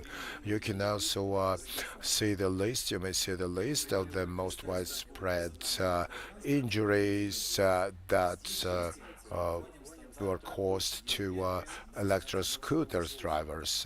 The standards EN 17128, that's examples regulation of permits for driving electric scooters on the national level in Poland, Germany and the UK. You can see that on slide 5. Apart from that, to further regulate the safety rules, the EU countries are having a discussion now as to the need of using of applying requirements on turn indicators on electric scooters according to those rules of electric scooters moving down pedestrian lanes in the same direction as the pedestrians go with the pedestrian speed. What are the main requirements for electric bicycles? On slide 6, you can familiarize the experience of traffic regulation for light electric vehicles. According to Pedalic's classification, that's electric bicycles up to 250 watts of engine capacity. The design of this bicycle is peculiar that the motor, the electric engine, can only be impelled by the pedals movement, the pedal assist movement. When the vehicle achieves 25 kilometers per hour, then the power of the motor is automatically cut off. This slide shows the traffic participation of light electric vehicle by the classification of very powerful. This is over 250 watts. There are also, which pertains to the above countries, what are the limitations? Age limits, driver's license, compulsory insurance, and protective garments. And also that's determined by the technical characteristics of electric bicycles. The jointly and altogether, the requirements also include that the driver uses indication of turns, turn lights. Now let's meet with the most important aspects when it comes to the certification of personnel light electric vehicles, with the example of Poland. Inspection, certification, control and compliance with traffic rules, safety rules.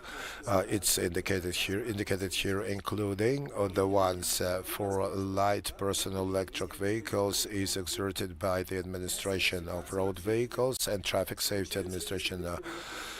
Certification is to be performed by test laboratories and certification authorities with properly accredited and entitled to be compliant with international standards 17025. Technical requirements are mentioned in European standards, in particular 1701 2018.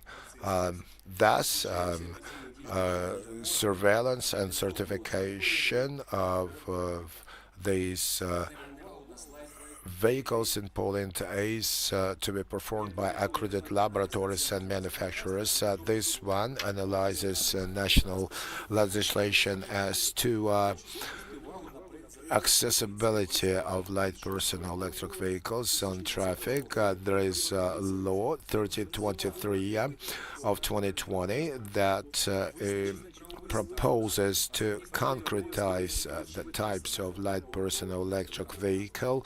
These statuses of users should be also mentioned. This is a draft law, and it will be considered only in. It was submitted in September this year, and not yet looked at.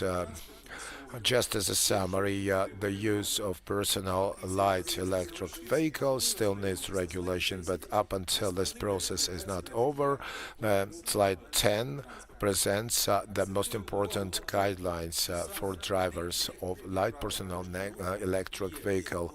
Negligence of traffic rules is the cause of road accidents. Otherwise, it will preserve the lives and health of all the traffic participants. As conclusions, I can say that providing for traffic safety with the use of light personal electric vehicles requires a comprehensive approach that has to include legislative, infrastructural, educational, and controlling aspects. Electric bicycles, electric scooters, high gyro scooters, and motorcycles are recognized as vehicles, and the drivers as users as drivers of those vehicles. Now there is no obligation to get a license plate for these kinds of transportation by law. So it's not necessary. It's not necessary that you've got to have a driver's license and personal liability policy, which is insurance policy. That will be regulated later. Before I wrap up, I would like to mention that the Institute of Державні Trans, as the prominent institution in the area of road vehicles, has experienced qualified personnel and, if necessary, can be part of scientific follow-up and coming forth with initiatives as to the use of personal electric vehicles.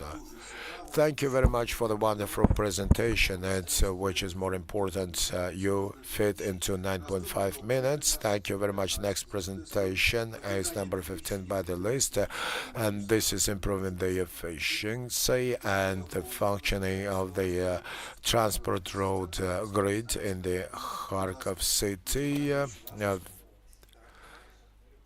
We are listening to you. Can you see this? Good afternoon. My name is Oleh Kholodov, and I am a professor of the Kharkov Automobile Road University, and I'm talking about transport systems. It's a great honor to me to talk to you about at this conference and present the chair of organization and traffic safety, the activities of which are aiming to provide for safe and comfortable conditions on the transport grid, both in the city and outside of it.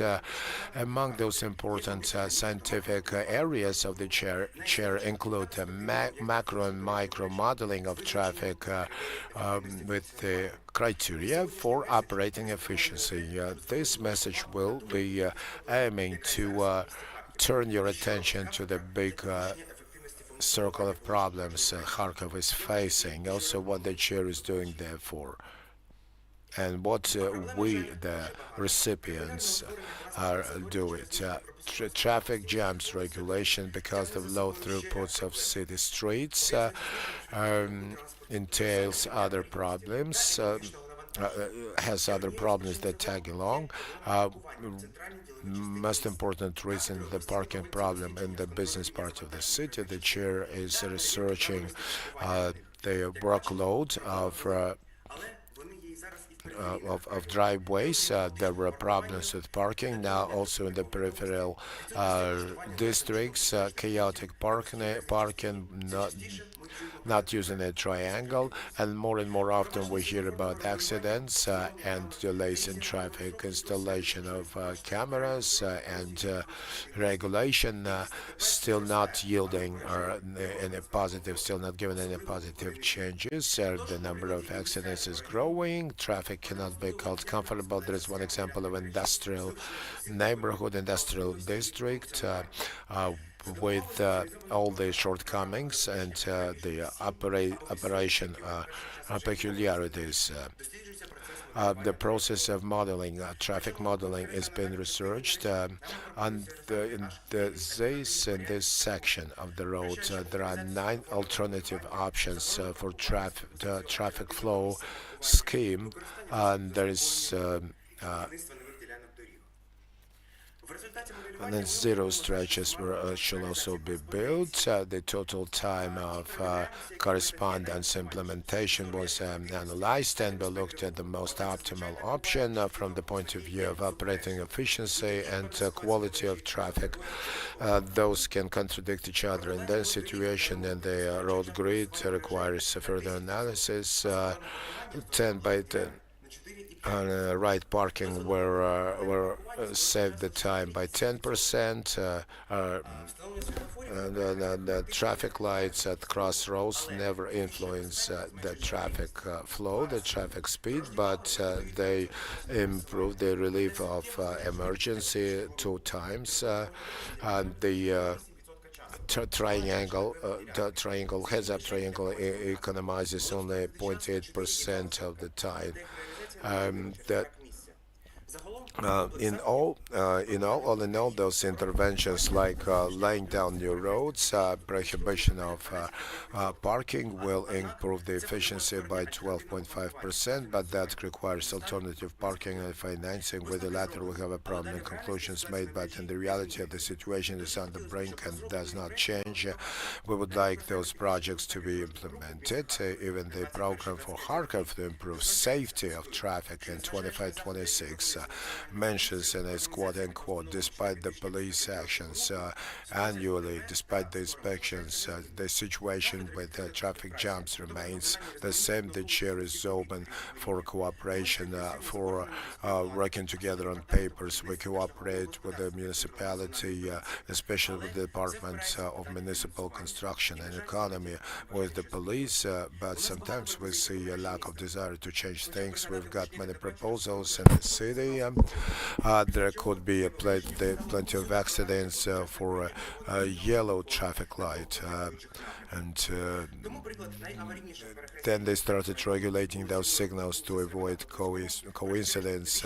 In some areas, in some industrial districts, they installed traffic lights, but there was not much reduction in accidents level.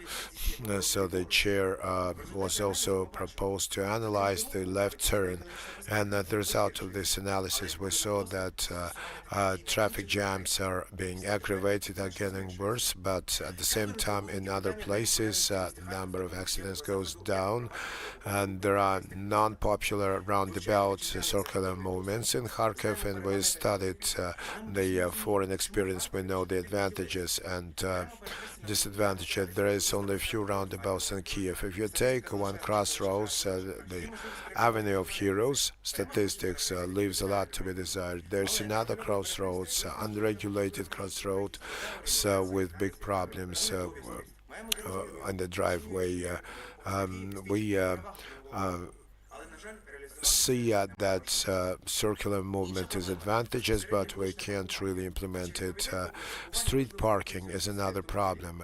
That should be up to the street's capacity. Let's analyze for how many meters in the section you can place and park the cars, and how many cars per spot, and we also model the movement. As a result, we got the average driving time through a section. That depends on the useful lane of the driveway. There are so many resolutions, potentially too little time to show it all. One-way traffic efficiency, for example, recommended to be used in complex with circular movement. While doing this, every proposal is being considered by us with a reference to ecological safety. For example, an ideally set up pedestrian crossing may reduce the accidents, but at the same time, a vehicle should pull over and then gather its speed. And gas analyzer should be used for harmful substances. For example, in Kharkov, when there is 1,000 meters section and there are 7 crossings, we propose that people look at other different schemes of pedestrian walking, pedestrian movement. So we decided to take away 2 crossings, and it's just to say that the chair is ready for cooperation. I think that the chair's developments should be part of programs for city safer traffic programs. Thank you very much. 7.5 minutes, and you're the records man. You took first position. That was very important. Please stay for the discussion. Then, by the schedule, we have a presentation about the crossroads, phase-by-phase intersection, phase-by-phase divergence. Maryna Prokhorchuk will speak about it. Yes, that's all true. This is my presentation. And this is the Zhytomyr Polytechnic, and this is Maryna Prokhorchuk. She's going to make a presentation.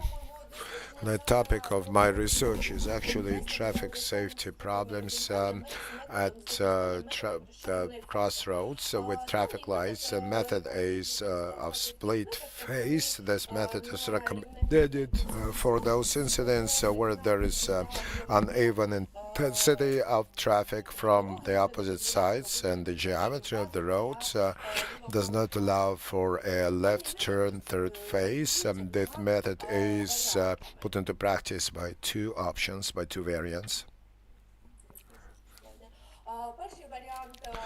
So the first variant is delayed start, so-called delayed start. So traffic movement starts from the green light only for one lane, which allows them to make a turn quicker. For those making a left turn, and then in the phase 1A, that's not a standalone phase, but just 1A, the movement starts from all the directions. And then there is phase number 2, and that's another method of early cut-off. So first they start moving in both directions, and then for one direction there is a stopping signal that comes earlier, so the reverse traffic has the possibility to end this turn. That will be not the difference from the 2-phase cycle. There are still conflict points from the left turn, from direct opposite direction, and then with the pedestrians, yes,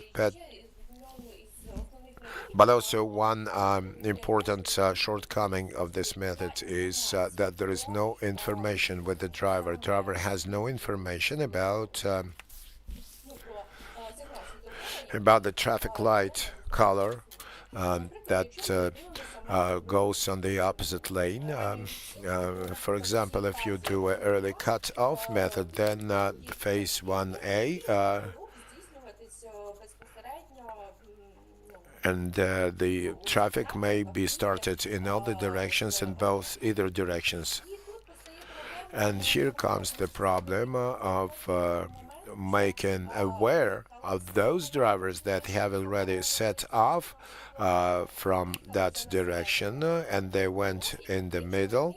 They come to the middle of the road, and there is already a red signal, and they don't know that the opposite lane still has a green light, and they themselves see a green light or red light, and they want to finish their swerving maneuver quickly, and there could be some direct clash, headlong clash. They may cross, the opposite side may cross the crossroads, and this is the danger. And at that particular point, accidents happen. We got an example, but now I'm collecting statistical information on the Zhytomyr crossroads that has this face-by-face intersection, face-by-face divergence organization. We have an example that in that particular place, Berdychevska Street, there were two clashes with injured and 5 with material damages. That's from the Zhytomyr Info. That's an open source, and also in Zhytomyr Info you will find certain commentaries that I analyzed, and that was the example of people complaining about this traffic organization. They don't see any need for that. That the statistic proves that there is certain emergency status of those stretches of those sections of road. If we take another different option like late start, then here it is not so emergency, but not so accident prone, but the people that are informed towards the traffic light signal, the opposite lane, they will reduce their speed, they will slow down and yield to those drivers that are still standing on the red light, and that will cause some traffic delays as compared to the situation of an informed driver that they got a red traffic light, in which case they would do their veering away, their turning maneuver very quickly without waiting for the opposite lane to move towards you. Now the exit, the way out of this situation, like in Kazakhstan, they proposed entering a plus. There will be a plus section. That will mean that you can take a left, yes, from you can take a left without hesitation, freely, without being afraid of the opposite lane, but the red lights for you, and it will be only relevant and safe in case of late start. This method has certain pluses, and it is efficient when it comes to the same traffic down all the lanes, and also it's better for trams compared to a synchronous work, a synchronous connection of the traffic lights.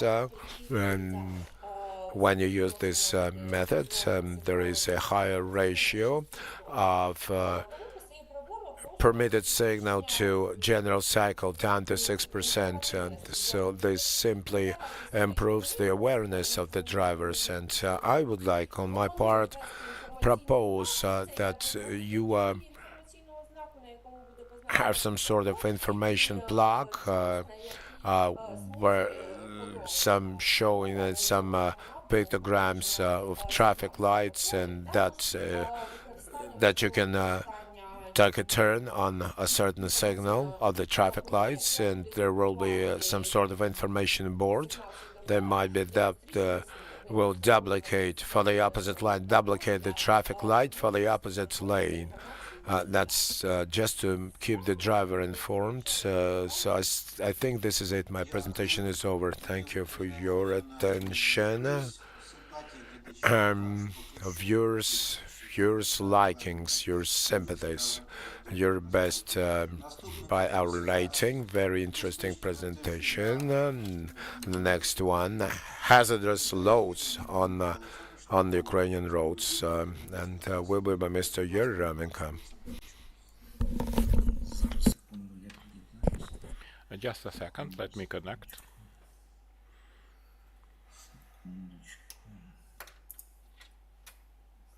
Видно, ні? Алло. Володимир, треба, щоб ви презентацію закрили свою.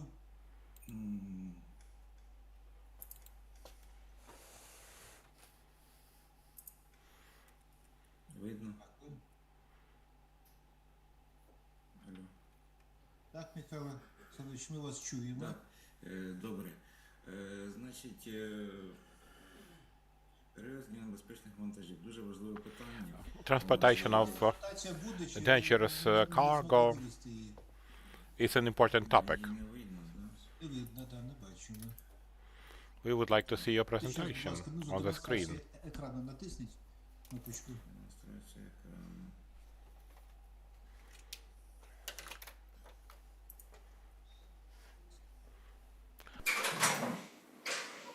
Не виходить демонстрація екрану. Зелена внизу кнопочка. Зелена кнопка із стрілочкою внизу. Зелена кнопка з стрілочкою. Володя, допоможи, будь ласка. Може перенести на доповідь.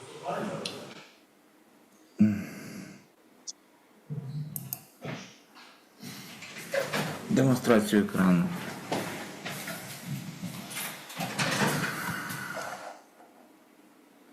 Це воно так.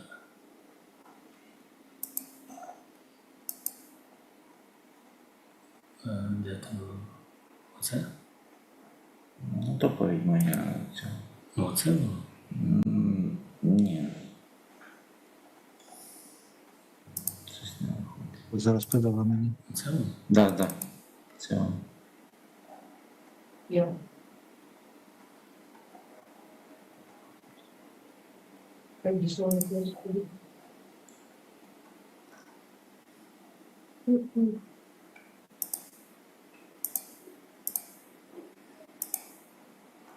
Оце, да? Треба перед конференцією тренінг проводити практичний.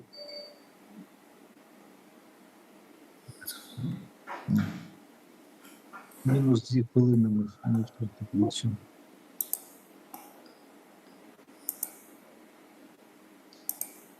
Це, да.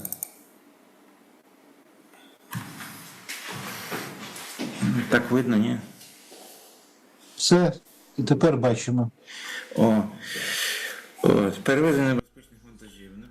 Transportation of dangerous cargo. The dangerous cargo is the cargo which due to its physical, mechanical, or chemical properties may cause a big problem. In case if there is the accident with a vehicle. This matter is regulated with the POG. Half of my presentation is in Russian, another half in Ukrainian, because actually the POG is transportation of dangerous cargo.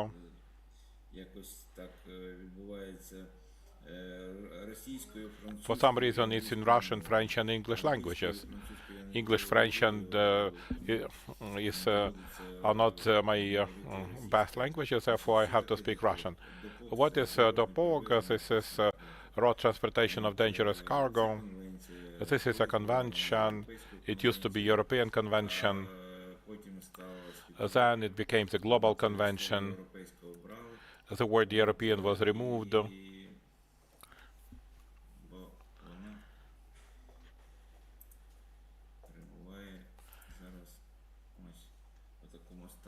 And now this is in such a condition. International carriage of dangerous goods by road. Now it is called the International Agreement Concerning the International Carriage of Dangerous Goods by Road. The signatories 54 countries, 52 are part of it. two did not participate. Even the African countries. Now it looks like this. Even the African countries and South America countries are the signatories of this agreement. In addition to having the ADR, we also have Ukraine's accession to European agreement concerning the international carriage of dangerous goods by road, mandatory insurance, and also dangerous goods. There are terms and conditions, the regulation of special training in the field of dangerous goods. However, this is the way it looks like. This is how this convention looks like. ADR is in English, DOPOG is in Russian. The agreement of the dangerous road transportation, sorry for my English.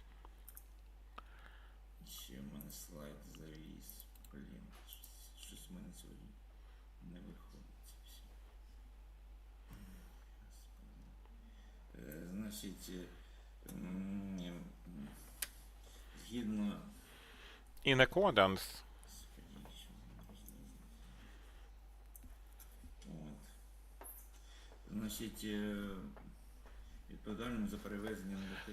those responsible for transportation of dangerous goods in the motorway are 4 people, the drivers, the officials responsible for transportation of dangerous cargo, the authorized persons for transportation of dangerous cargo, and the citizens who make the packaging, labeling, and the other activities in accordance with the requirements with the dangerous goods. In practice, it happens. I would like to briefly discuss it. It looks like formally the responsibility is divided, is shared between the drivers, also the people authorized by the carriers for operation of transport vehicles, and so on and so forth. But actually the responsible people are only the drivers.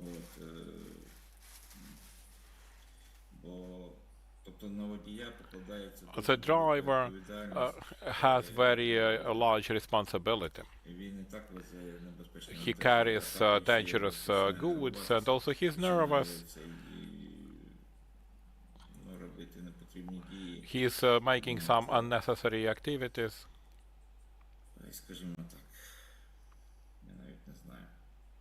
I don't know what to say.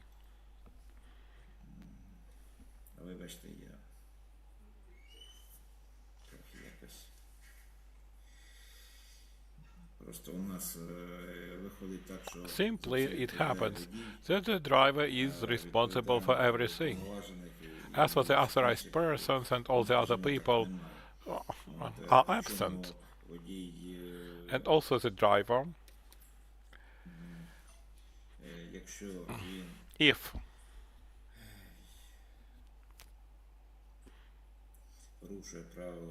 he breaks the rules of transportation of dangerous cargo, he has the fine of 30 untaxed minimal wages.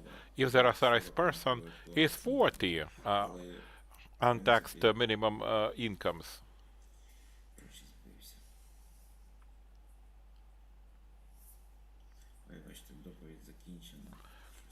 That's it.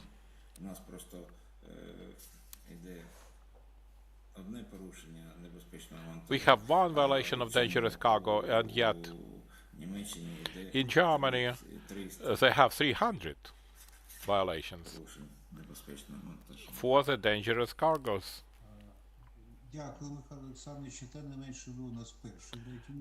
Anyway, you are the first on the rating. Don't worry, please. We shall wait for you on the discussion panel. And then we expect that you will discuss this problem. I'm actually happy. I promised to invite the French lady, and I kept my words. Irina Shum, head of the consulting department of HS France, a candidate of geographical science, member of the Transport Academy. Inna Vitalina takes an active part in the life of the Transport Academy, a central scientific part with the name of the presentation Trends in Development of Transport and Logistics During the War. Please have the floor. Thank you very much indeed for this introduction.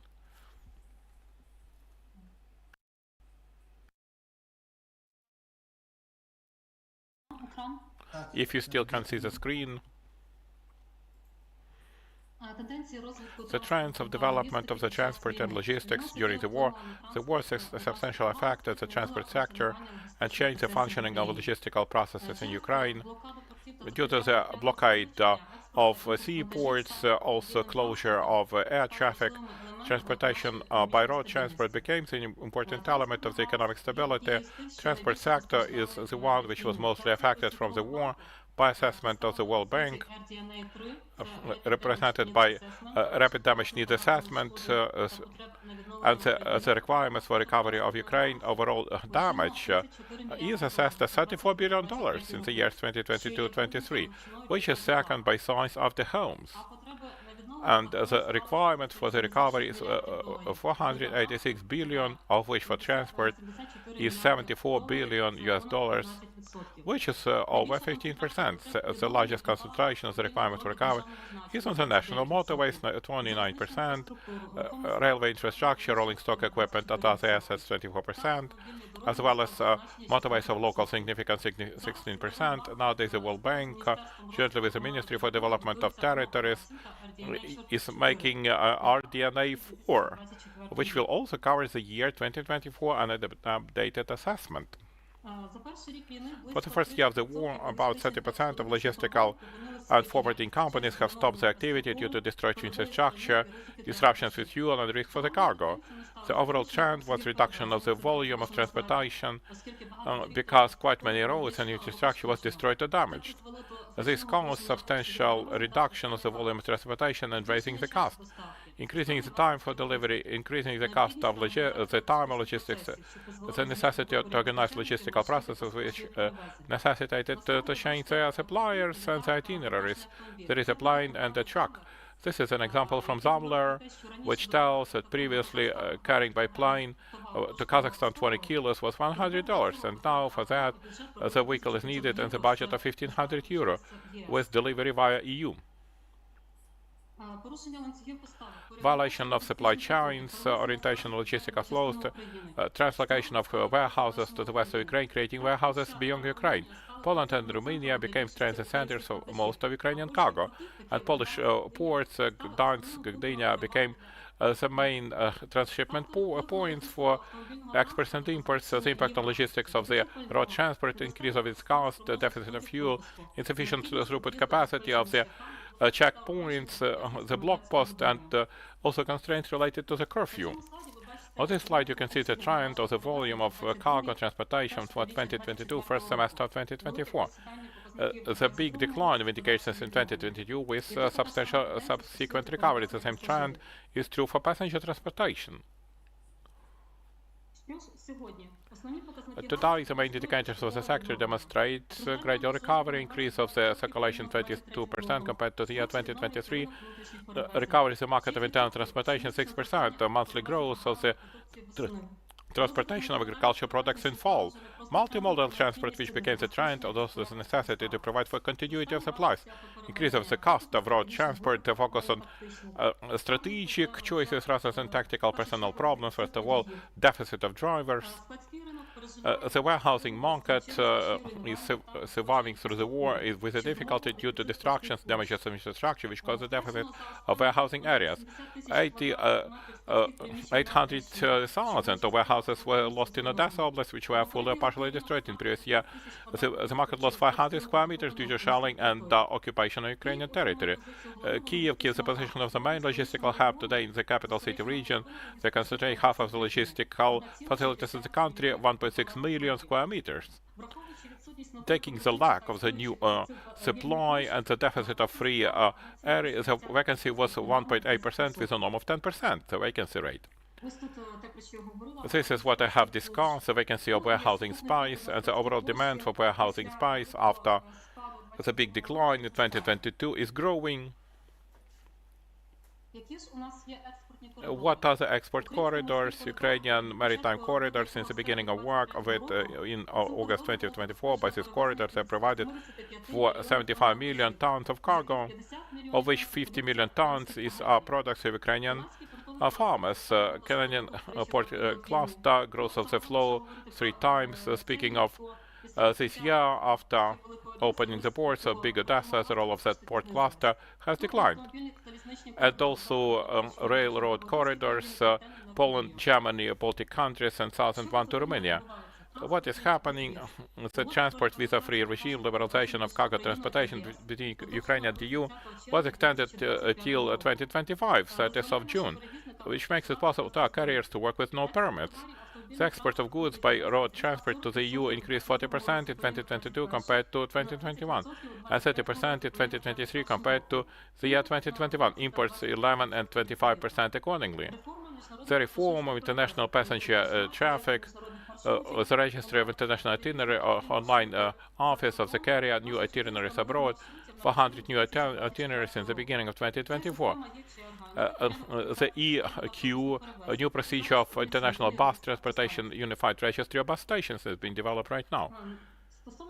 About the lack of drivers, the quantity of transportations by cargo carriers is twice as large compared to 2021. It means that the number of vehicles has increased 2 times of the weight of 7.5 and more tons. The drivers are needed, the number of them is declined, the number of drivers are lacking both for cargo transportation and passenger transportation. And the bus transportation 2023 8 times has increased compared to the year 2023 compared to 2021.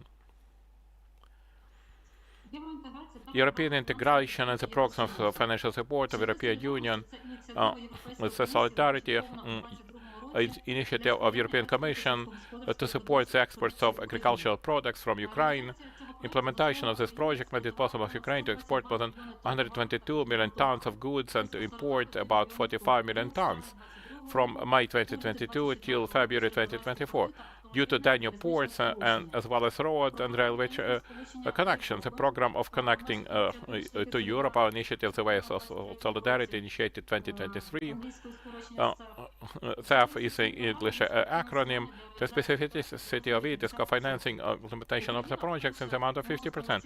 Ukraine, for the first time, can independently file applications to finance infrastructure projects following this program of the EU. In 2023, European Commission reviewed the applications on the ministry to build a borderline infrastructure within this program. CEF program. Ukraine facilitates a program of finance support of the EU of 50 billion euro budget for 2024-27. Within this program, the plan of Ukraine for indicators of the fulfillment of it also includes updated national transport strategy of Ukraine, approval of the strategy of development of borderline infrastructure with country of Union Moldova till 2030. Also on the agenda, there is approval of the draft law 4560 and development of trans-European networks, including new areas to indicative maps in 2023 with trans-European trans-network until development of pre-border infrastructure, efficient logistics and modern pre-border infrastructure are decisive for Ukraine during the war. The priority is an increase of throughput capacity of the checkpoints, border crossing points. When the war began, even in the end of 2022, the carriers faced the disastrous situation on the border. When, for example, in the crossing point Yagodin, thousands of trucks had to wait for 1.5 weeks, and the queue was 2,600 trucks for 58 kilometers. On the railway crossing points, the queues were 40,000 carriages. 20% of cargo had to wait for more than 30 days in the queue. The goods were damaged, the carriers sustained millions of damage. Within CEF program, the program CEF finances modernization of border crossing points are listed here, development of infrastructure before the crossing points, including building the signs for parking of trucks, And also the initiatives on joint control with Slovakia, Hungary, Poland, Romania, Poland, opening of the new crossing points, overcoming the queues, the digitalization of the border crossing with the EU, and this electronic queue is now in place in Yagodin Dorohusk crossing point, and now it operates on all key crossing points for buses and trucks over 7.5 tons. More than 1.5 million border crossing by trucks and buses since the launch of the system. Also, control transportation is growing number of such ports in the EU border. Also, small areas of European track has been built on the border with the EU. The Transport 2025, changing the patterns of the armed hostilities, building new capacity of storage, building the customs terminals along with the EU border, improvement of the situation with power supply. The demographic factor is important. We know of the deficit of personnel, including drivers. As of 2024, the population was 35.5 million people. By the estimate of the Institute of Demography, by the year 2040, the population may reduce to 28.9 till 2050 to 25.2 million people. By the data of UN, on the 24th of September, 6.7 million have immigrated, of which 4.2 to the EU. According to the survey, by the estimate, 62% of migrants are not going to return. 62% of migrants. The situation is disastrous. Deficits in the labor market to ensure the growth of GDP till 2030 by 7% per year. Additionally, we need for 4.5 million people. In the year 2021, the labor market included 11.5 million people, 9 million in 2023. According to the NBU, the number of people from 15 to 70 reduced by 25%. Those are capable of working. Involvement of women to male professions, including the drivers, by initiative of the ministry. We started a pilot project for training of female drivers of trucks and buses. Within 3 weeks of self-questioning of the applications, more than 1,000 women expressed their willingness to become the drivers of trucks and buses. Implementation of pilot projects, Yasemir, Poland, Germany, Sweden, Ukraine, also Eurotrack, development of European railway track, trans-border terminals on both sides of the border. The list of logistical terminals for pallets, containers, trailer transportations. I put my truck on the railway platform. After it crosses the border, it leaves the platform and goes whenever I need. Specialization on transshipment of cargo, also rolling highway transportation when the trucks is carried by the railway. By going to the border, they leave the platform and they move forward. Implementation of new customs legislation in line with requirements of the EU. Also interesting slide demonstrates ferrous metallurgy in Ukraine in the trend, and also the trend in case of loss of Pokrovsk city. Also reduction of traffic through the Channel of Suez, where the entire trade comes from of Europe, Asia. Due to armed hostilities, now the shipping companies travel around the Cape of Good Hope, around Africa, which increase the term of delivery by 10 days on average. Thank you for attention for this well-grounded presentation. This is the most important presentation we have here today, especially in the current conditions. With your permission, please stay with us for the discussion panel, because there will be questions. And I would like to give the floor to Ruslana Melnyk, as I understand. Are you with us? As I understand, there is another name, improvement of the system of transport logistics on the basis of blockchain technology. We can see the presentation.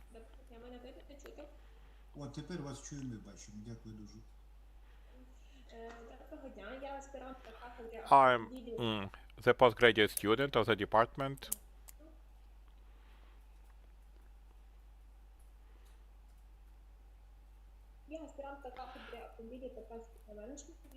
Of the Department of Management of Vidisa University.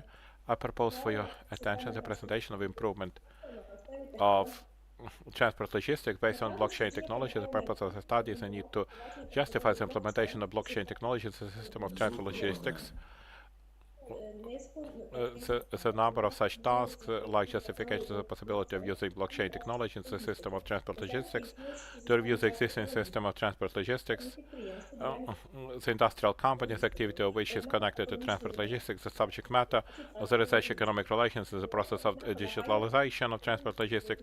The scientific innovation is the following. The approach was proposed to implement blockchain technology in the system of transport logistics, which ensures a unified information field, which includes a model of interaction of factors or reduction of transaction cost. The logistics is a part of the activity of the company, which includes planning, storage of the goods, and also the services associated with it from the place of supply.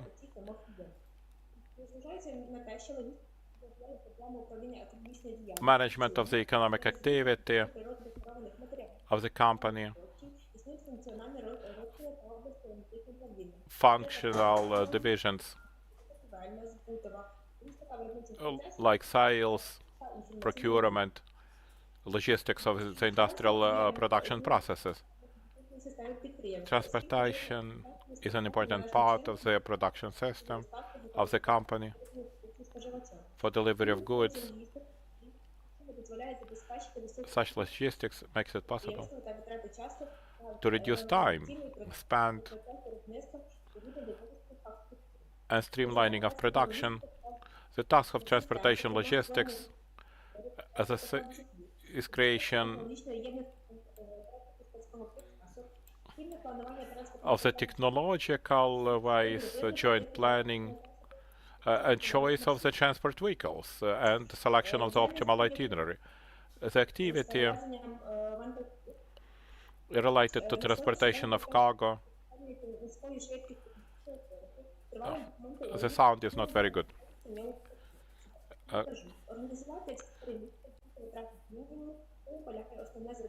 Organization is the main task of the logistics. Nowadays, there is a separated system of logistical chains, so the chain is broken. This increases the cost of logistics. Also, few people have an opportunity to control the entire process. The need to improve, and also importance of the matters being reviewed. The ability to solve this matter. Blockchain is a continuous process which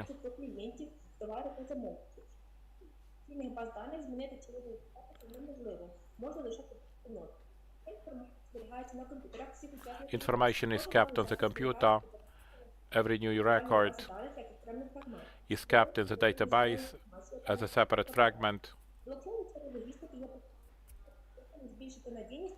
This will make it possible to improve the reliability.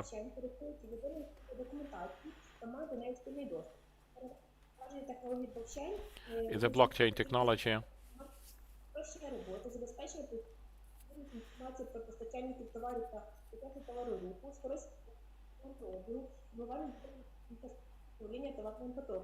managing the flows of goods and information flows from the company, and also safety and security for the valuable information. The purpose of the blockchain technology is unified information framework, assessment of the capability to implement blockchain technology. We need to assess the number of employees, turnover, the working capital, the sector, also the length of the production cycle. Also, we need to assess the cost. The decision can be taken about the implementation of this technology. The developer, it's important availability of the nucleus.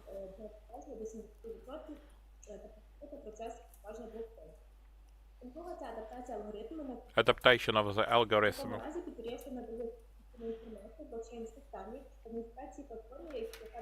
on the platform.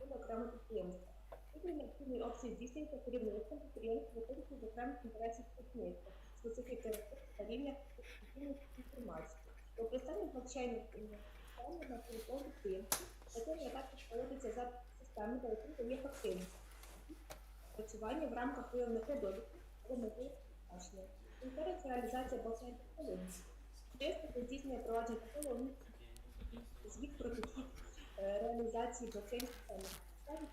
Система формує рекомендації щодо блокчейн-системи та економічної імплементації.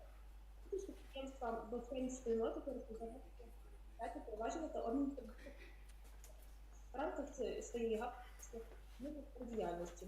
Обмін дозволяє популяризувати лідера та залучити нових клієнтів. Він збирає інформацію, кращі проекти у сфері блокчейну та зробити підприємство з лідерів у сфері технологій. This will make it possible to make the company one of the leaders. Orientation and implementation of blockchain technology on the technology side of the logistics reduces the risk and improves stability because it forms its practical direction. Implementation of blockchain technology in the sector is beneficial to improve the efficiency of the working process, data storage, management of supplies of goods, reduction of mistakes in the document filing. Thank you for your attention. Thank you. We had some technical problem. You had a very bad sound. You had very bad connection. So most participants, I personally heard about 70%, but 30% were completely inaudible. Worse for the others. So if you could make a good video record of your presentation and send it over to the committee, and we're going to post it on YouTube after the conference so that everyone can see it in a higher quality. Yeah, thank you. Okay, next one is number 25.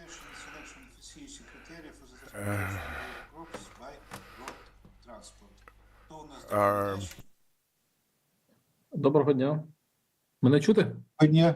Так, Валерій. This is Valerii Buriak. I'm welcoming you all.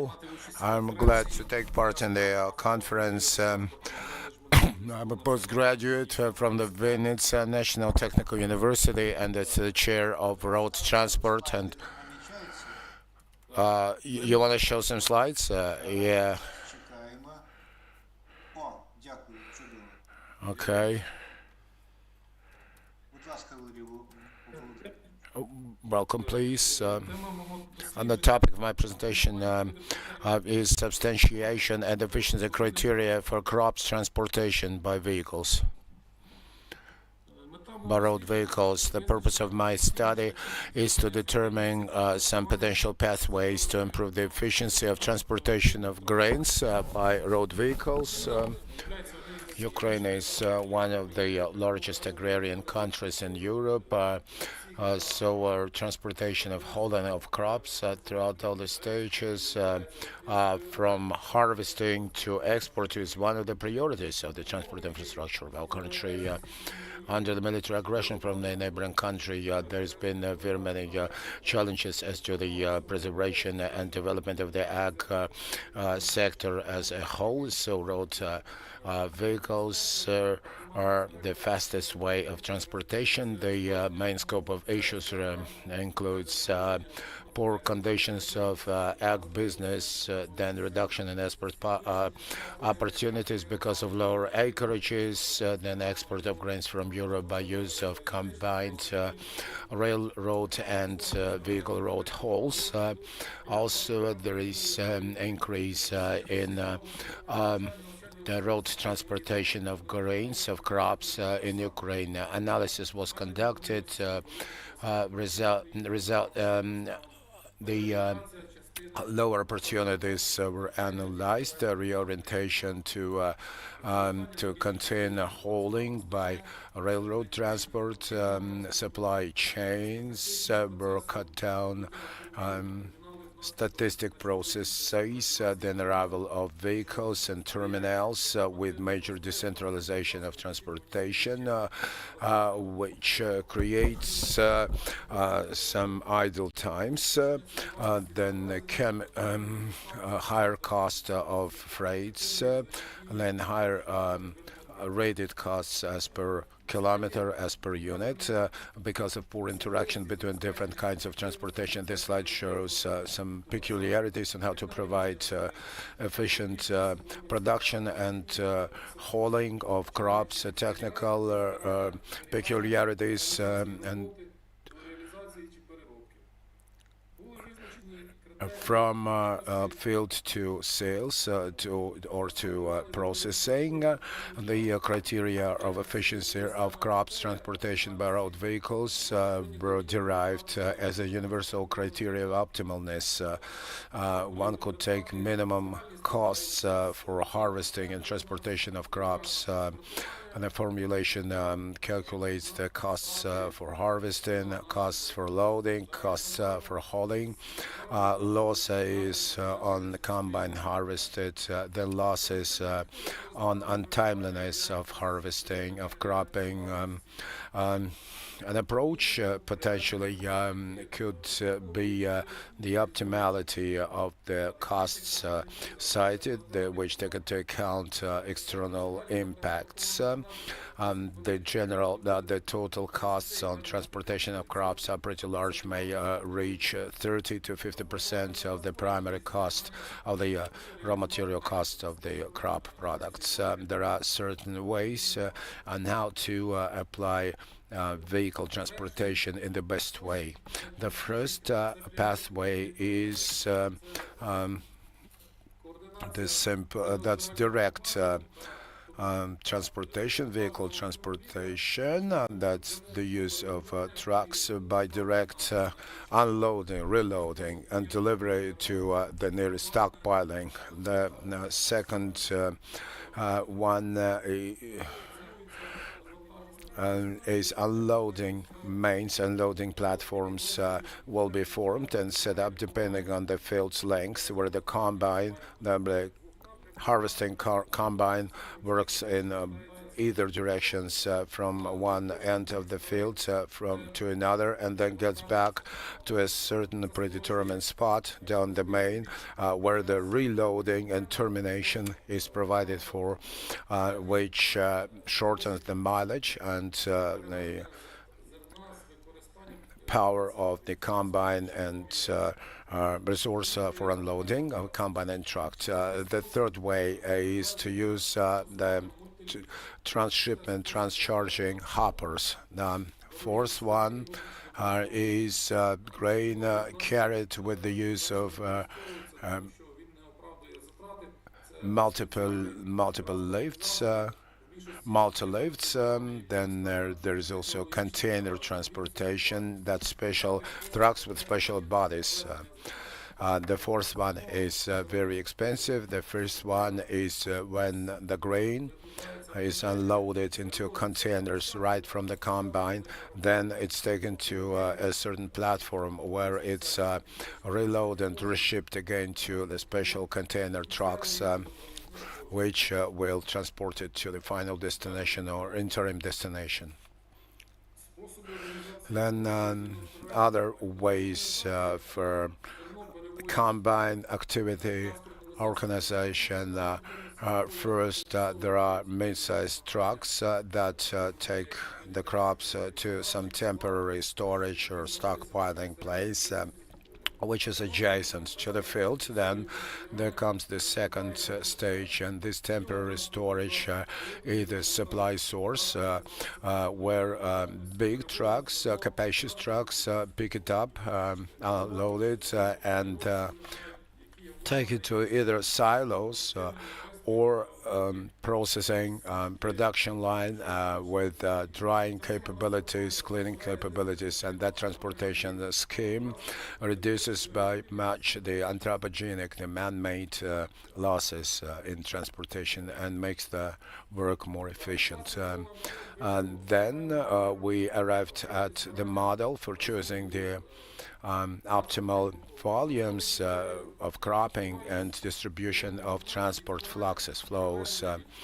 The criteria on harvesting, transportation, and losses the result of untimely harvesting dictate for an optimal version and standpoint for minimization of costs given the transport flux and other peculiarities. So the total losses include losses on storage by a certain stage or option in field, percentage of loss in a certain field as of option X, then transportation as of option X to a certain interim point. A number of days is also taken into account after the optimal harvesting period, because we don't want to be late with the harvesting, with the cropping.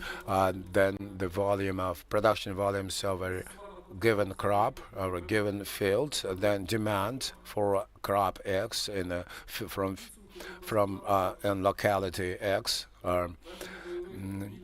and its consumption method. The warfare waged in Ukraine became the most crucial cause of changes that were made to those practices in Ukraine. The costs are pretty high, 30 to 50% of the primary raw material costs of products, which indicates that we still have a major capacity to cut down those costs.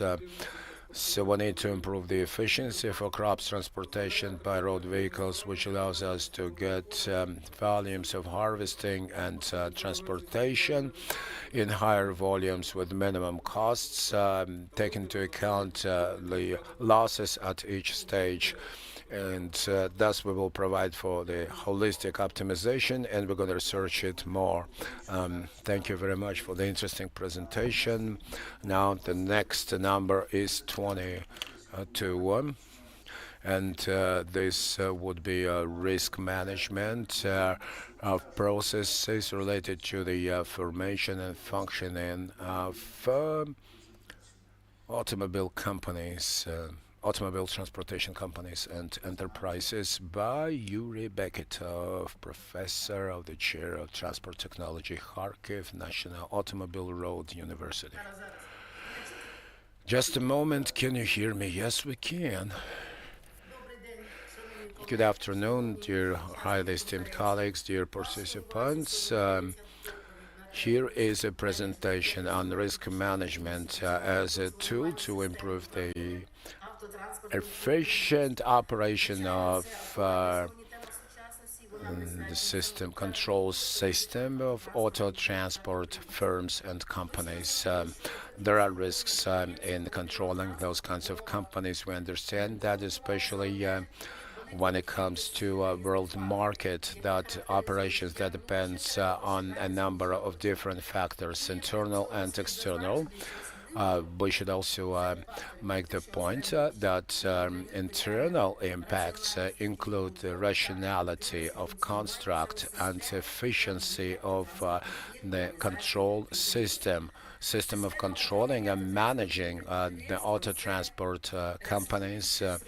That system includes an aggregation of units and apparatus administrations where the managerial functions are being exercised according to the proper responsibilities.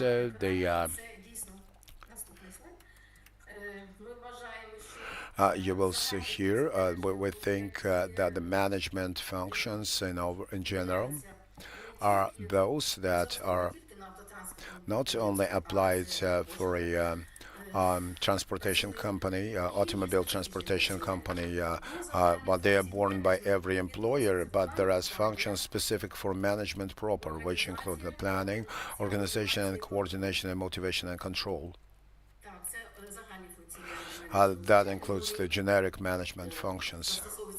They are being applied everywhere, not only in transportation companies, but there are very specific managerial functions and objectives that are indispensable for certain circumstances. So when we talk about and analyze the transportation company management system, then we use a systemic approach. And in our chair, and we got all the chairs working also for humanitarian cycle, and we use a special methodology.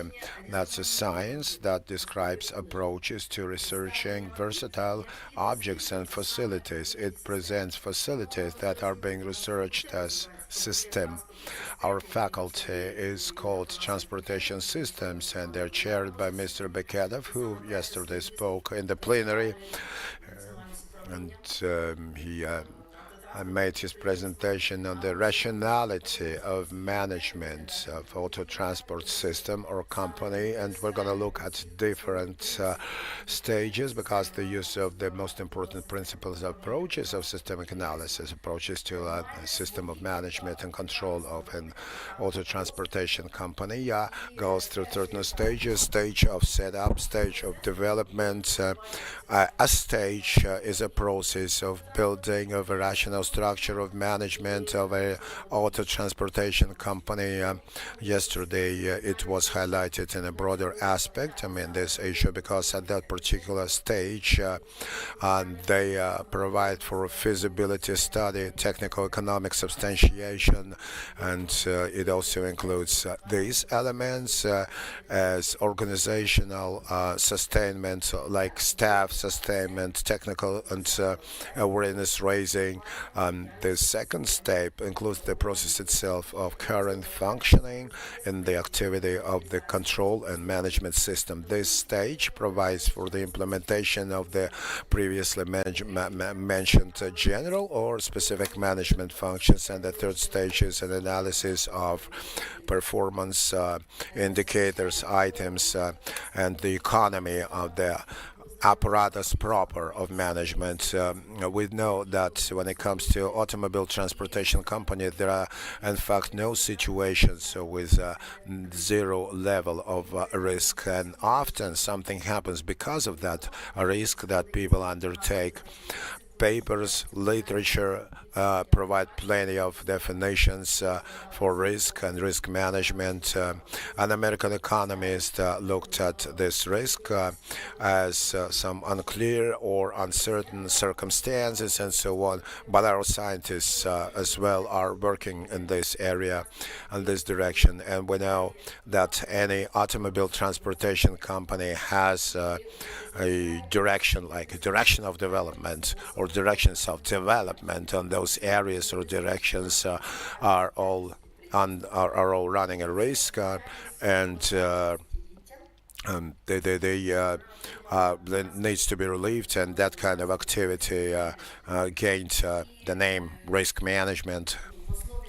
So in the core of risk management, there is some purposeful search and organization of efforts to reduce the risk degrees. They got different approaches, but they don't have some universal definition of risk management, because Western scientists focus on the risk mitigation effect, which is only achieved by some sort of self-management of risks practice, like monitoring, then the compliance check.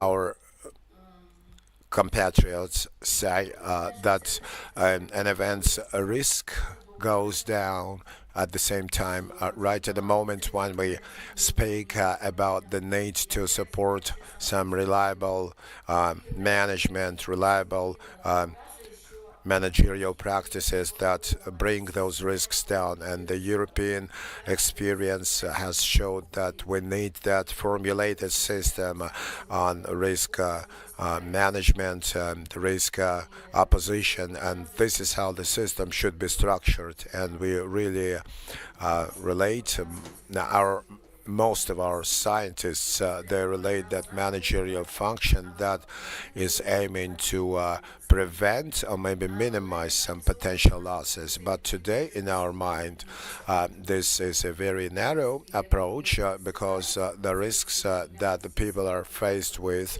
I mean, all the automobile transportation companies, they're not related to the area of insurance, but we hereby believe that the most important activity when it comes to building up the risk management system will be the formation of a portfolio of an enterprise's risks, and that would include identification of specific kinds of risks that are closely related to the enterprise's core activity. And today, those risks could be described as several groups, like production-related, commercial, financial. And when we analyze those risk groups, then we say that the first risk groups is productive risk related to production. And here we say like they are related to the provision of transportation services and also possibilities that someone, so that the demand for transportation will not be satisfied by an organization. Commercial includes risks of operating costs going up, and the third one concerns financial risks. Of course, credit risk, we know that. Then loss of liquidity, risk for financial control, but an analysis of these risks will not only achieve a reduction in the degree of those risks, but also create a control system that will provide for prevention of those risks. So among all those definitions in risk management, we're offering a definition of risk management. We already had that on the screen. Again, we have it. That's a system for controlling an enterprise or company, which stipulates some timely detection, some proactive action, and adequate responsive action to the appearance of risks, which will be a protective action. And by using this sort of systemic approach and the practical experience of the area's enterprises, just to analyze this efficient systems efficiency, we today are outlining the risks related to a low level of efficiency of control system, company control, company management system. So we're looking at the stages. First one, rational structure of management apparatus, governing apparatus. So the most important thing is to create that apparatus, but the most important problem is a lack of methodology and practical recommendations for company leaders concerning the procedure and how to form a rational structure for automobile company control. The second one is a process of current functioning of the company's activity with all the functions we spoke before, but there's plenty of problems. Therefore, this is no strategic planning. This is no objective circumstances for the development of different plans like calendar rated or operational, and also the shortcomings when it comes to staffing. And then different units, different servants, and the absence of most important strategic values that present an evaluation for the company's activities, and there's also lack of satisfaction from management people proper with their pay grade and so on and so forth, with conditions of their labor, and also career opportunities, or that could be weak efforts of the system itself to make them really aware about things. So management should be aware. Management should be able to do operational analysis of different values, different indicators. I am sorry, but we need to cut you off. Okay, just want to say that in modern conditions, all the scientists are chair and all the humanitarian entities, because we are now cooperating, we do some sociological research in different transport automobile companies. What we want to do is to develop guidelines for managing auto transportation company, then feasibility studies to be presented of a complex system of indicators to evaluate the rational building up and efficiency of the apparatus, and then a system of incentives should be in place for the management people. And I understand that's practical direction and applied area, and I think that will also that will also lead to result in our future developments, because practical implementation, we think, when it's applied, will provide for higher efficiency of the control system, management system, and will mitigate all kinds of risks, which is necessary for stable activities of every transportation company on the transportation services market. Yes, that will be a standalone conference necessary for that. If you could record on video this presentation of yours, and we will circulate it and extrapolate it. Thank you very much. Now the next number 23, and this is the Institute of Authorized Economic Operator as instrument to help improve the efficiency of international supply chains, will be delivered by Olena Chernyshova. Good afternoon. I would like to, yes, in Kharkiv it's already evening. I would welcome everyone. Today we want to present to you a topic from the Institute, like the Institute of Authorized Economic Operator, as a way to improve the efficiency of international supply chains. When we talk about international supply chains, then modern conditions, they play a clear role when it comes to providing external economic for external economic activities, and their development is determined by the impacts of factors like globalization, digitalization, growing needs of customers for quick and quality service, and also political instability, which complicates international transportation. We also look at 22, the year 22, and road vehicles, thanks to their availability, maneuverability, and flexibility, fast speed, but they somehow broke even when it came to providing for the operations of supply chains after the ports were resumed back in 23, 24. We had a little reduction in road transportation, just to say, quote unquote, in the light of problems like blocking borders and other things. When we speak about international road transportation of freights, then those supply chains are complicated compared to the internal ones because of the documentation, customs control, and corridors, and then final destination starting point and destination points, then clearances and things like that. I won't delay you with that. I don't want to hold you up by that. You can read it from the presentation. You can read about the shortcomings. We can see your slides. Well, I just slipped a little bit. Now if we look at the latest pre-war year,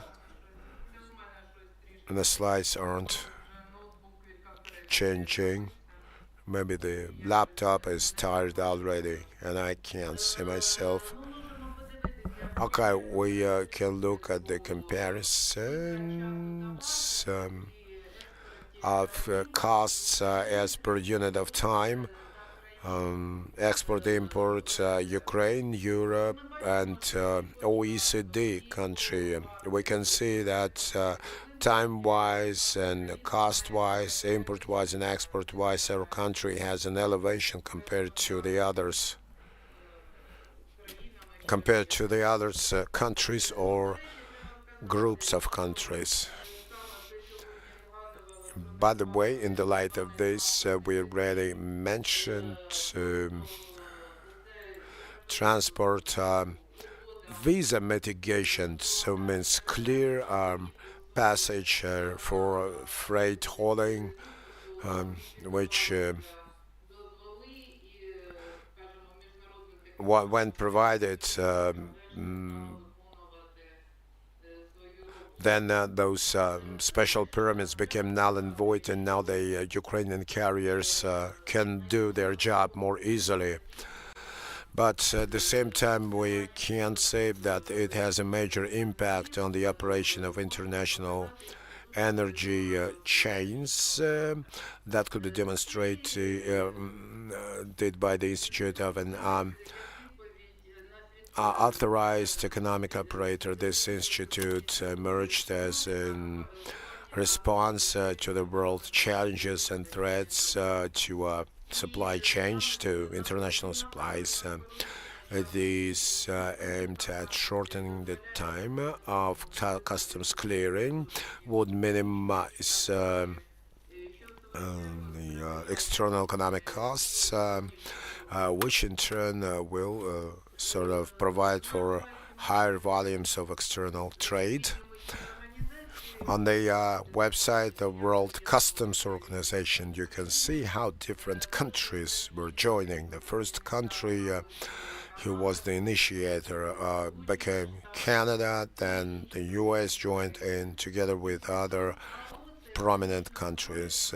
The Institute of Economic Formation based on legislative initiatives, which is based on some regulatory norms, gives higher possibilities, gives some sort of mitigations on certain places when it comes to international supply chains and compliance with certain requirements also established by the current legislation. Then both the manufacturer, exporter or importer may a representative of customs or a forwarding agent or stockpiling manager may be.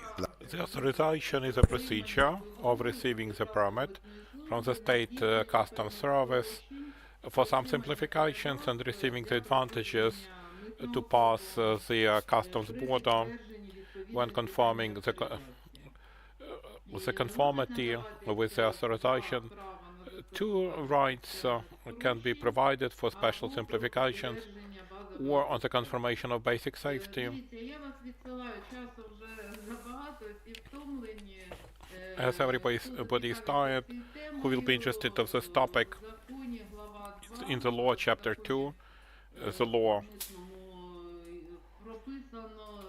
is prescribed in detail because there is certain harmonization of the legislation of other countries, and you may have a look whether the independent of authorization there is a sign which is assigned when passing the customs border by the authorized person. We'll see that this cargo moves under special conditions.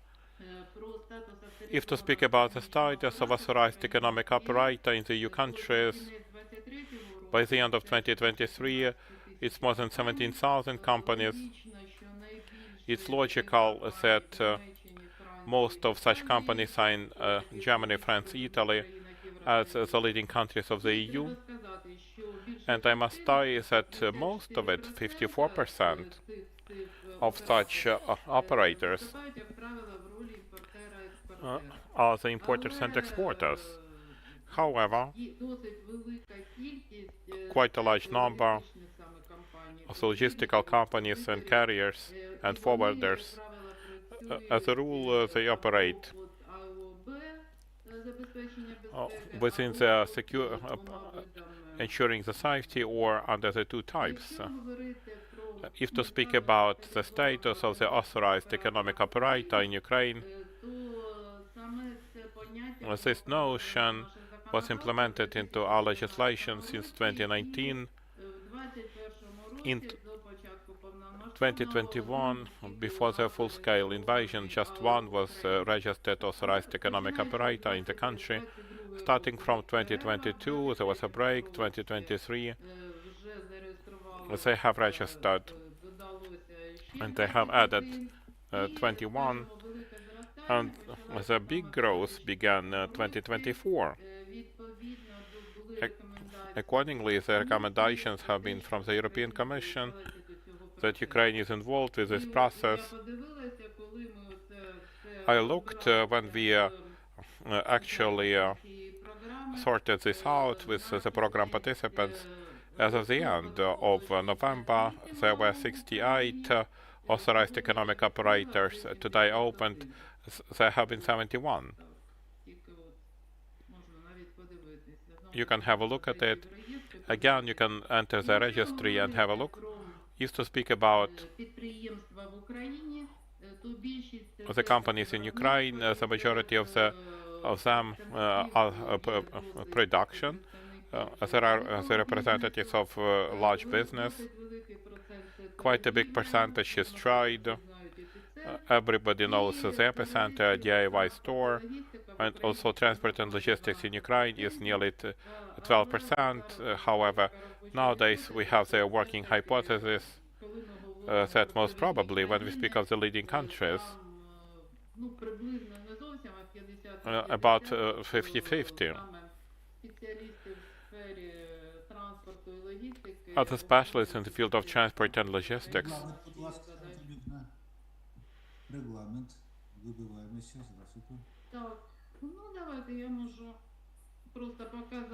I would like to demonstrate the breakdown throughout the country. Of course, Kiev and Kiev Oblast and Lviv evenly, and this is the growth of Kharkiv Oblast. It does not accept, and there is such a notion as mutual recognition of the status of the authorized economic operator, because one can operate for exports and imports. Functional logistical chains is carried out in the territory of different countries.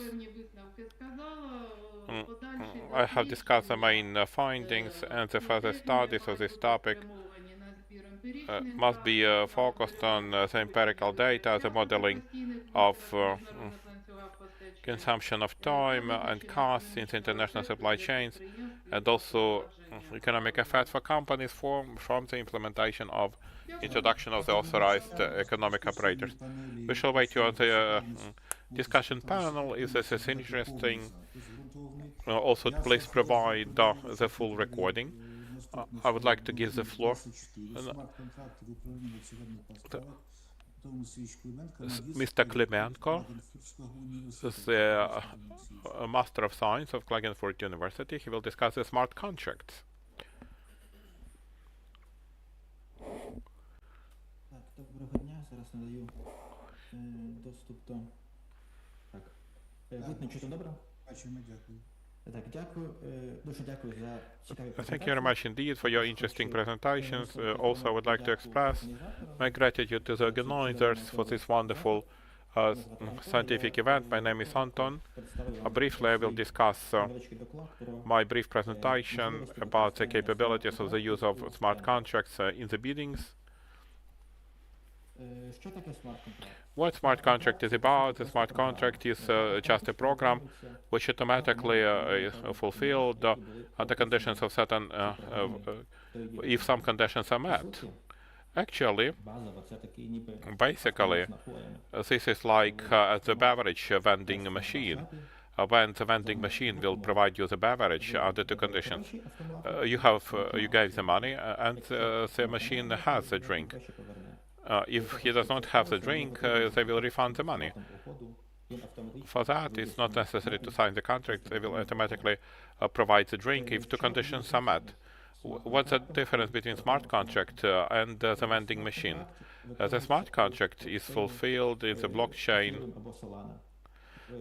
or Solana. In the Ethereum, this is a digital accounting book. In that book, all of the activities with a smart contract, all of the activities are recorded forever, with no ability to change or erase. Because every time when the activity is fulfilled, it is recorded on hundreds of thousands blocks, which are placed in different users of the network, and the task to find everyone or to remove the block at the same time is not possible. With that, everybody can see everything what happened to that smart contract. For example, blockchain browsers. Full transparency is ensured. Therefore, in the context of the logistics, we can imagine, for example, the private companies are facing the problem how to choose the carrier. We all know that there is a logistics manager who manually enters the site with the carriers. Those are intermediaries, and he looks for the carrier, and nobody knows by which algorithm he looks for the carrier. Even if they know, there is no guarantee that he will follow this algorithm. Then he must agree on this carrier with the management on one level, second level, and all of that time between the parties there can be disputes, like for the creation of contracts and also other activities. In case of government transportation, we can imagine the situation, and we all know that creating the confinement at Chernobyl power plant, which you can see on the screen, was funded by our counterparties.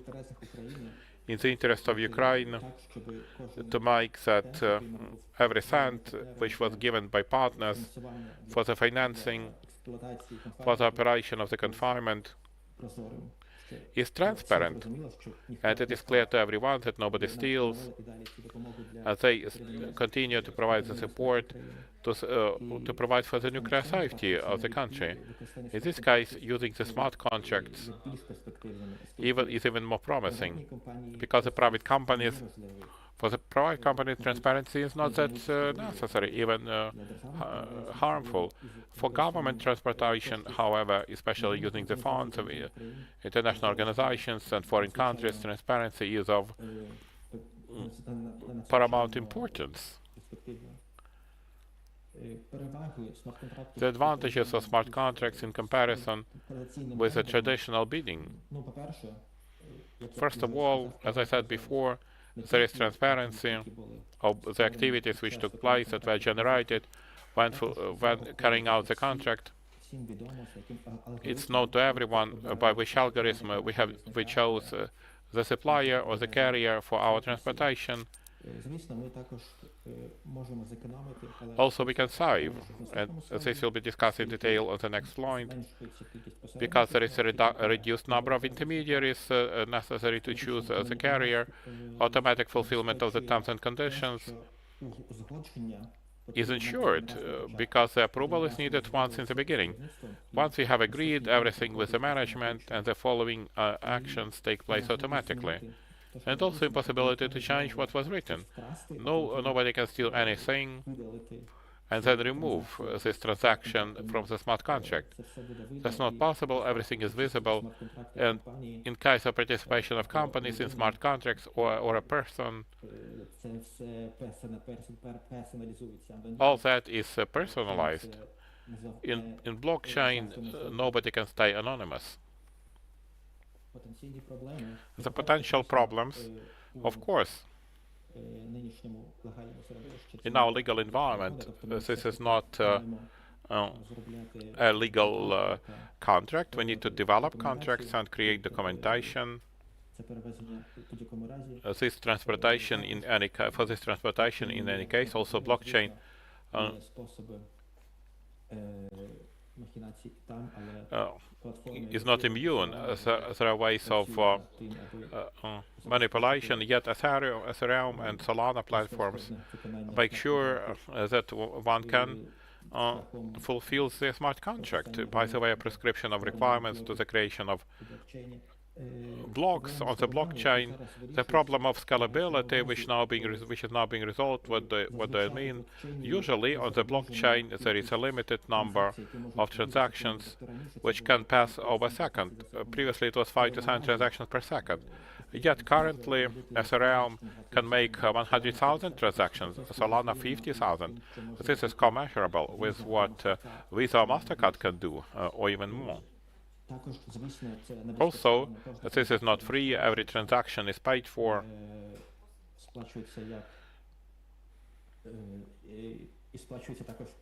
And also it pays with tips for those who generate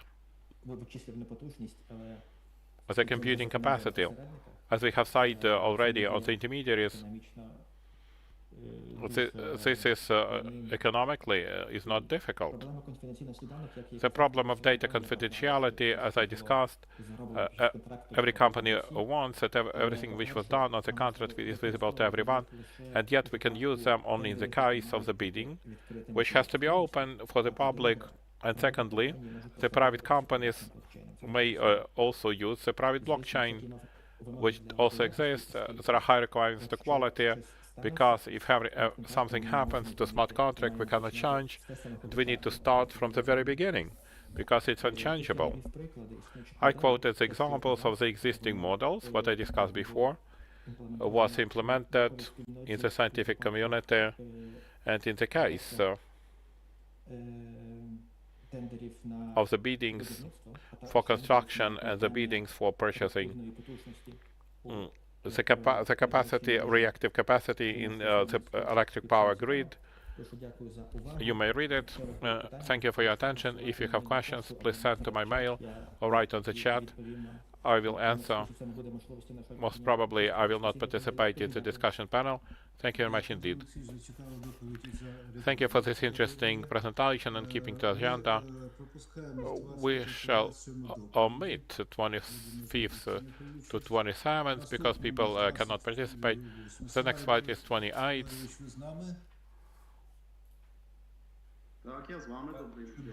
I'm with you.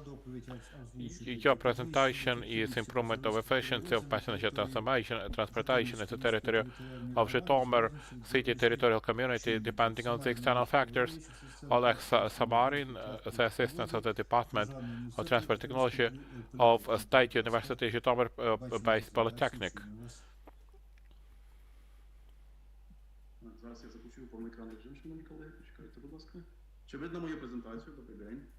If you can see my presentation, yes, indeed. Dear colleagues, dear participants, I would like to discuss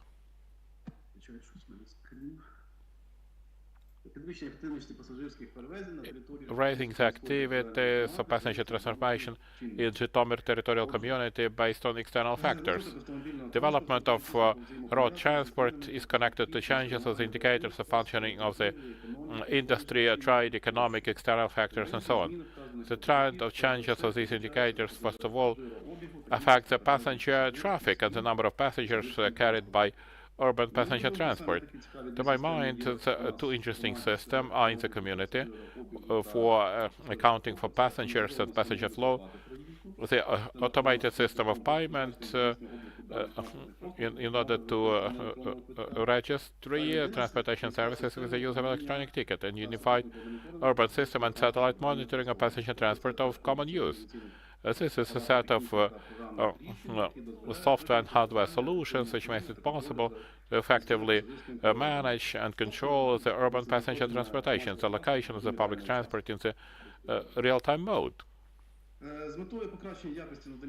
In order to improve quality of services, reduce the use of physical cash payments by passengers, also accounting for services provided, including the privileged category, so the passengers receive data for analysis and planning and the cost of transportation in 2017. Zhytomyr City Hall took a decision to introduce the automated system of accounting for payment for transportation in the urban passenger transport. In 2021, in September, the automated system of the accounting and GPS was installed on the municipal transport. From September 2021, also private transport, the overall number 301 vehicles. As we had new conditions of the competition, we have increased the passenger capacity 75%. They began to use Volvo, Solaris, MAN, MAZ, a new consignment of trolleybuses was delivered that we could place the validators on all doors of passenger transport. The procedure of function is the first automatic system of payment for transportation, the validator on the entrance door, the fixed one, and also mobile validators of the driver. Also centers of issuance of social cards, the centers for sale and replenishment of transport cards, and the unified server which analyzed the data, including the reporting using the cards and transactions and so on. The analytics, which was in the first system, did not make it possible to count the passenger flow in the public urban transport because the reporting was quite obsolete and not detailed. In order to use it in the network of public transport of the community, it was not convenient. Yet in 2024, the decision was made to update this system. The aggregator was selected on the competitive basis. He was the investor for the community, and a more up-to-date system made it possible to make the payment online. It was also possible to receive full-scale reporting about transactions and to do certain analytics. Also at this time, after implementation of this system, we had the opportunity to make differentiated non-cash payments and the cash payments, and also the bank payments for another value. In the community, we are using the following types of payment, including transport card, mobile application, the bank card, one-time ticket, yet one-time ticket, which was not purchased on the bus, only on the bus stop, because from the July in the Zhytomyr territorial community, one cannot pay inside the transport. There is a functionality of protection, which corresponds to ISO 27001. It also corresponds to all the certificates of the comprehensive protection system. Shall we move to the analytical part? The analytical part makes it possible. The elements of scientific innovation. Shall we take the example of the municipal transport? Due to the use of this system, information from the validator, the video surveillance, which was also installed inside public transport, including electric transport and buses, we could make the analytics and make proposals about the reduction of the number of buses and trolleybuses and trams, and also as a result of analytics, we could make a convenient leverage of the operation of transport during the blackout. Actually, electric transport was stopped during blackout, and we had to streamline that, not to have the social tension, and the decision was taken with the use of analytics. We saw for which itineraries, trolleybus itineraries, we can provide buses, municipal buses, and then to reduce the number of other bus itineraries, not to have social tension, and to provide for carrying the passenger to the places of work at the current infrastructure of the city. If to take the analytics compared to concessional transportation and the paid passengers, we need to look into distribution by the itinerary. During the day, there is even distribution of passengers. In the morning, there is always a rated bus, and so we have even distribution of passengers throughout the day on the itineraries. We have achieved that we reduce the number of buses. Let's take the year 2021, and today 179 to 160 units. by increase of passenger carrying capacity, also changes in the schedule, 15% reduction of number of buses, and more people inside the buses, but no inconveniences have been caused. The conclusions, implementation of the automatic system of the accounting of payment for travel help to improve practical and economic efficiency of the functioning of transport, supporting the territorial community, automation of the process of payment for traffic, for the travel allowed to account for the number of transportations of passengers, receive accurate and precise data about the passenger flows and number of carried privilege categories, and briefly about the results of our new e-ticket. So we have good accounting for services provided, reduction of cost, improvement of collection of proceeds. We could have reduced the conductors on transport, and yet we have reinforced the control service. Every controller has a validator which analyzes the card, whether it was validated, whether the payment was made, and so on. Now, daily continuous services and user support, avoiding the contact between the passenger and conductor, so the drivers do not receive payments anymore. And we have certification information security of the equipment and the environment. At the end of it, thank you very much indeed. Дякую дуже. Так. Валерійовичу, ви, в принципі, дякую дуже. Ви вклалися рівно в 8. Thank you very much indeed. You have taken 8 minutes exactly, which is wonderful. And the next presentation, number 29, yet a request. If there are no objections, we promised the presentation 33 from yesterday's meeting to place today.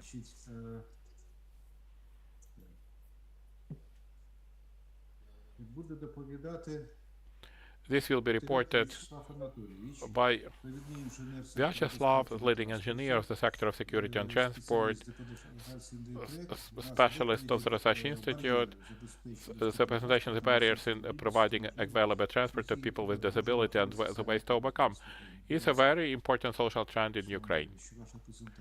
Could you please show the presentation? We can see on the computer screen, but we don't see the presentation.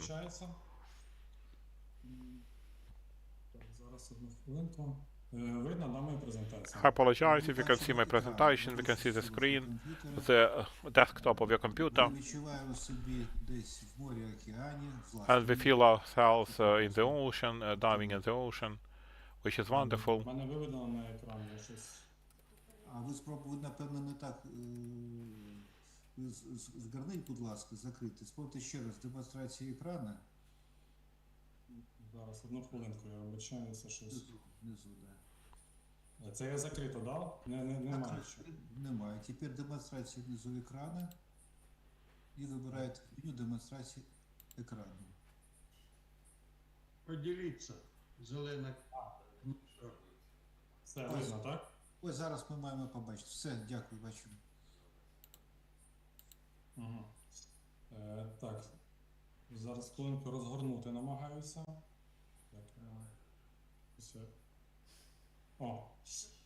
Всім доброго дня.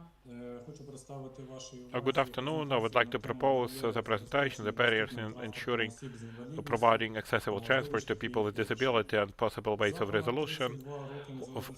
For over 32 years of independence, there is sharp growth of the number of people with disability and the continuous reduction of the number of the population due to the lengthy full-scale aggression of Russian Federation against Ukraine. As a result, the increase of the number of people with disabilities.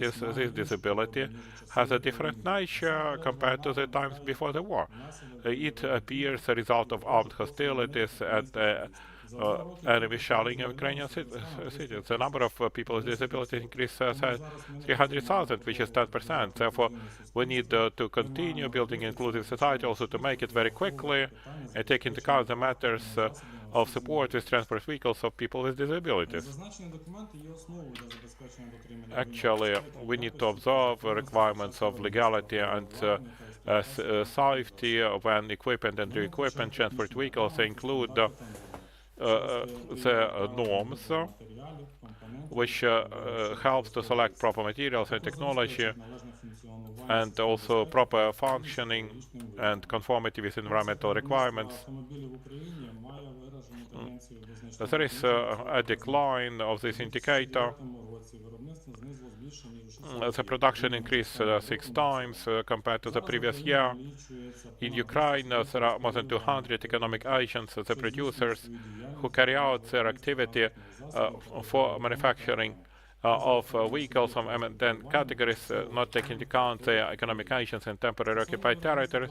As for the production of vehicles for people with disabilities, the vehicles with manual control, according to the information available to the Research Institute, today this production is absent. The scope of production of cars has reduced 50 times compared to the year 2008.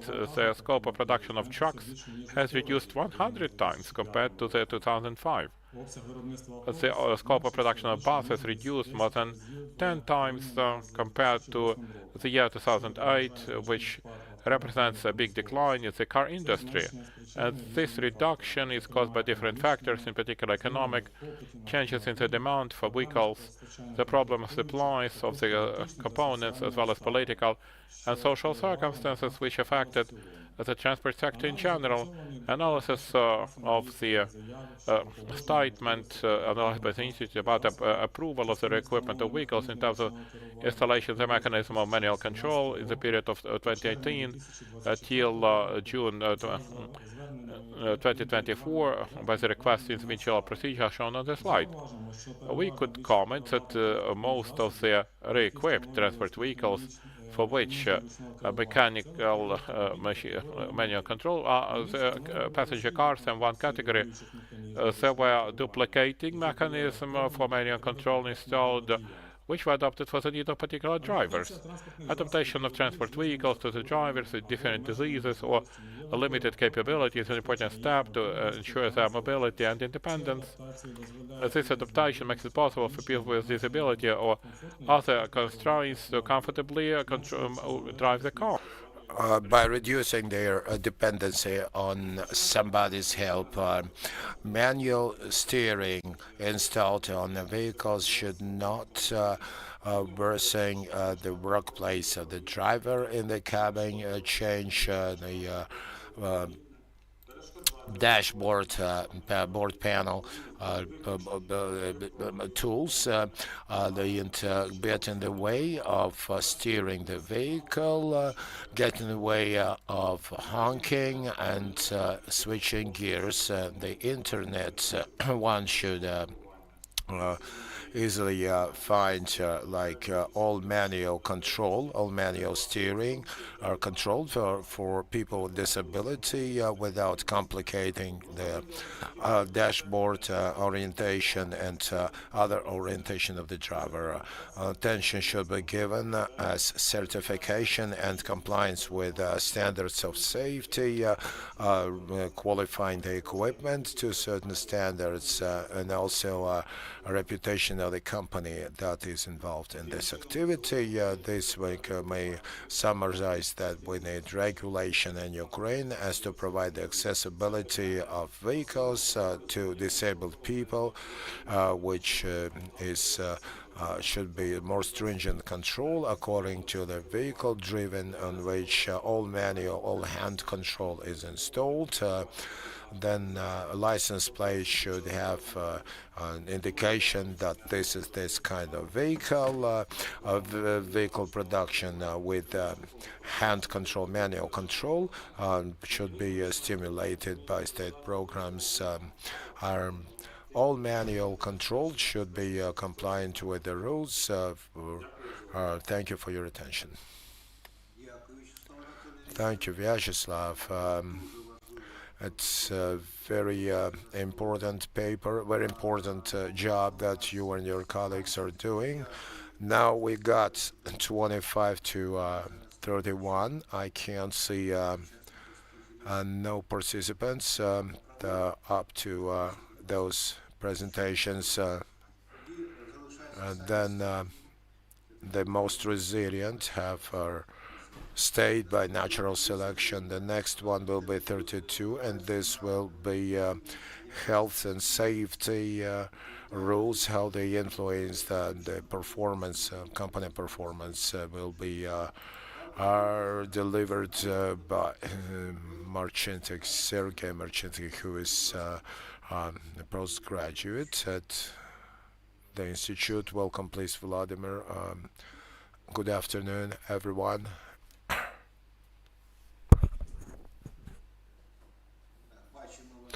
Yeah, we can see you, we can hear you.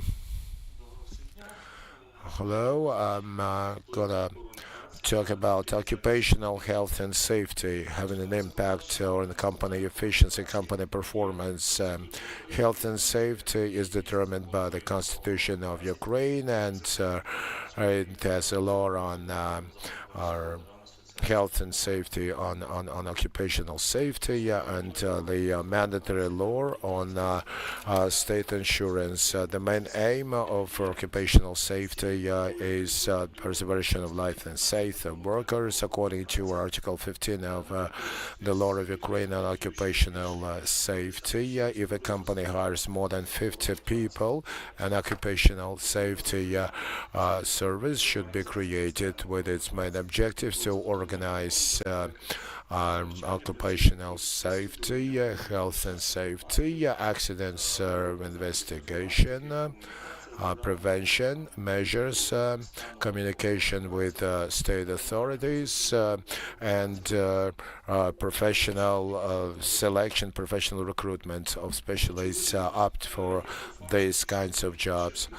It is obvious that the key points to achieve all the objectives, therefore, on occupational safety is qualified and learned, trained personnel.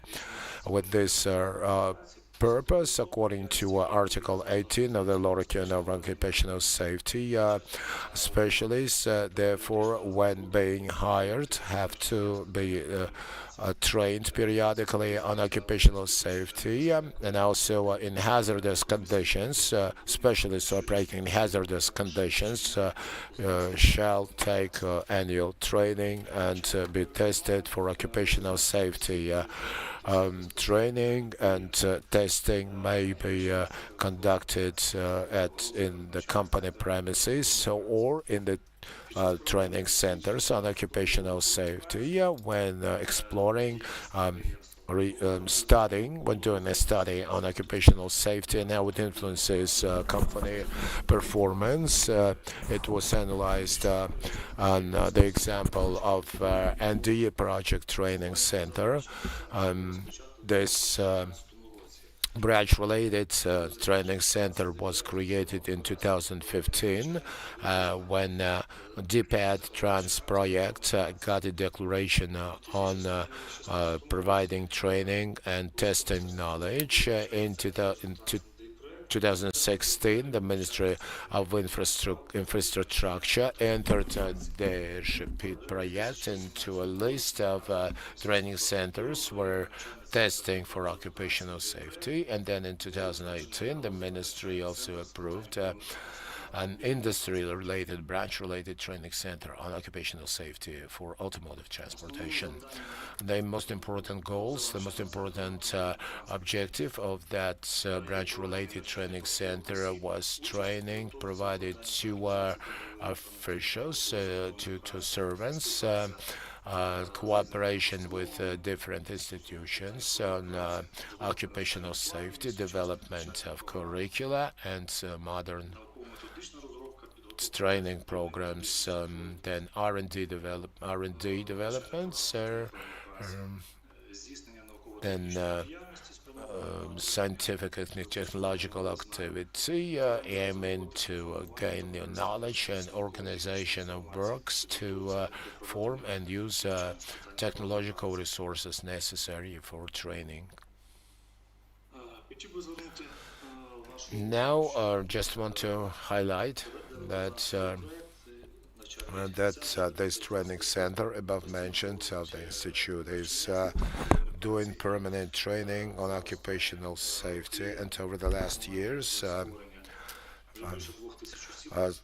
since its creation, the throughput was more than 2,000 people that took that kind of occupational safety training. If you look at the chart, then you may say that every year up to 2020 there was increasing number of people that took that training. That growth in demand could be explained by both the managements of automotive transportation companies understood the importance and raised the awareness. Awareness was also raised by state authorities along with the approval of new regulatory acts. Since 2012, as you can see from the chart, there is a less number of people taking that training, and that's explained by the warfare that is taking place in Ukraine. Just to turn your attention to the fact that this chart may provide you with the ratios of people that take this training, then this chart demonstrates that over the last 2 years there is a major increase in occupational diseases because there is poor and poorer compliance with occupational safety rules and requirements. So this is why over the last 2 years we have a double amount of professional occupational diseases. Now, this is a study of service provision market on occupational safety.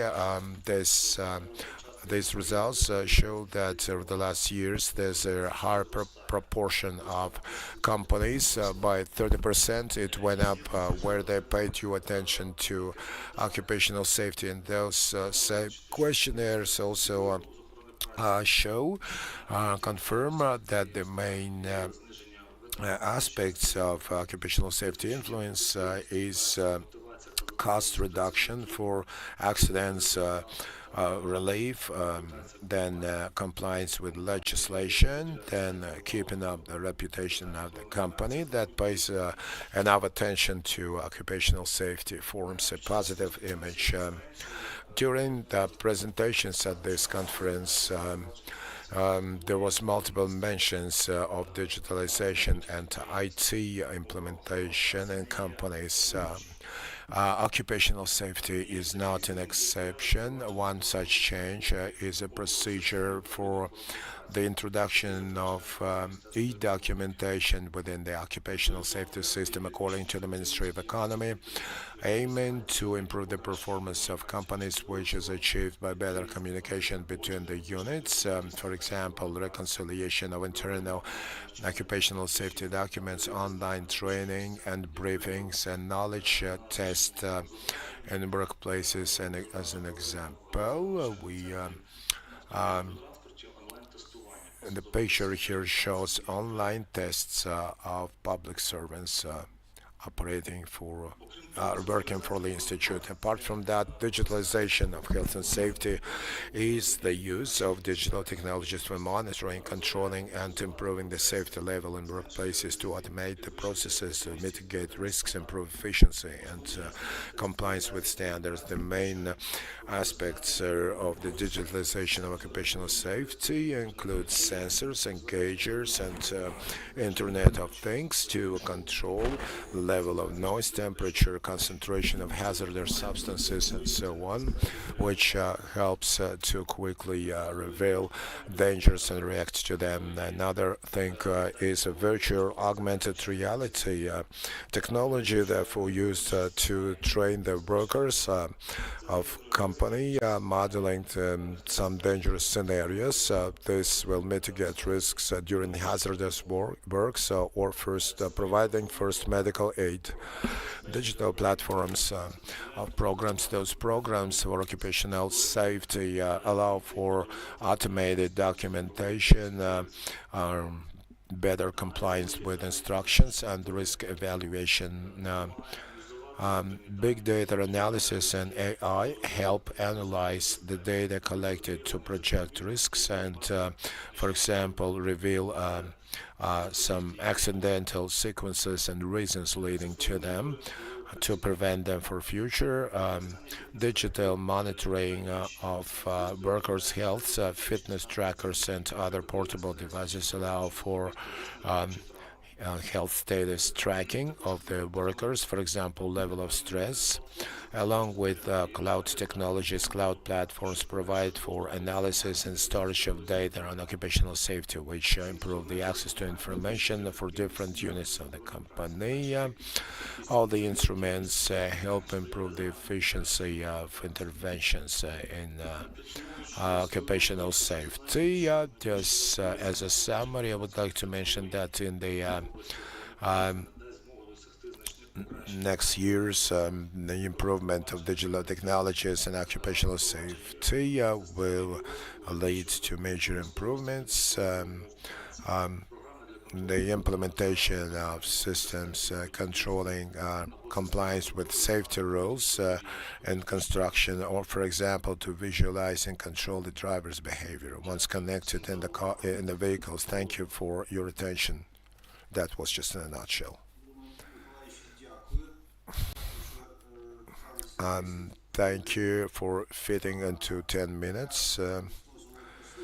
And if the people allow me, and the next presentation will be pretty big, just to save our time, just to give the others a possibility to speak. I will only make an announcement of the hyperlink, and you will see some highlights, and it's about the implementation of KPIs, which is a challenge to any organization in any country of the world, especially in Ukraine, in its current conditions, and especially for a research institution.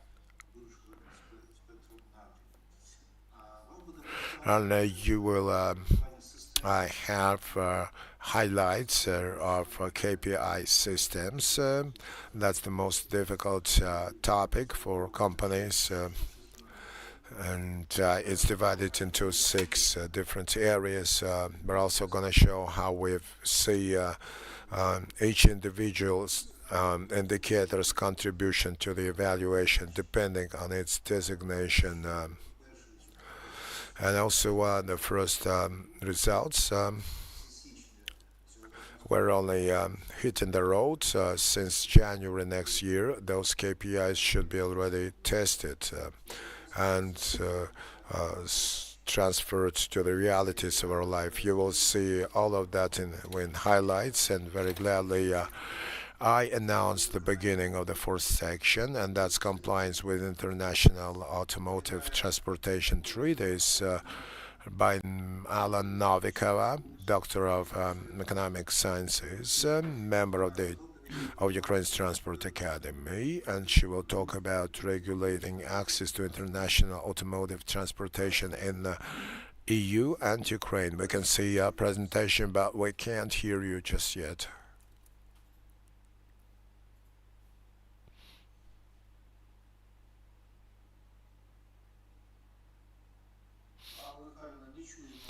Ella, we can't hear you. We can see your presentation, but there is no sound. Yeah, we can hear you, but your camera is off. Right, now we can hear you.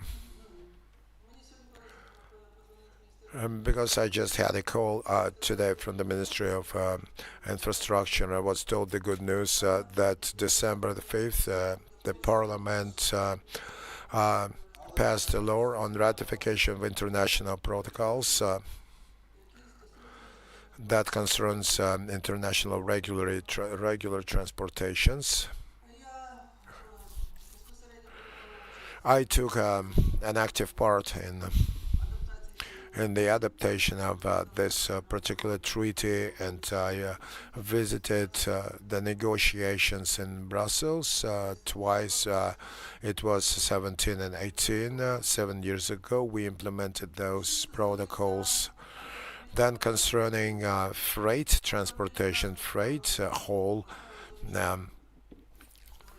automobiles became the basis for sustainment of trade, to provide for trade, but we know those presentations we've heard them then there was a visa mitigation of visa-free treaty, but we have a very unpleasant situation that since 1st November this year, all the EU transportation company have to have another registration of trucks, freight electronic systems, and those were very exorbitant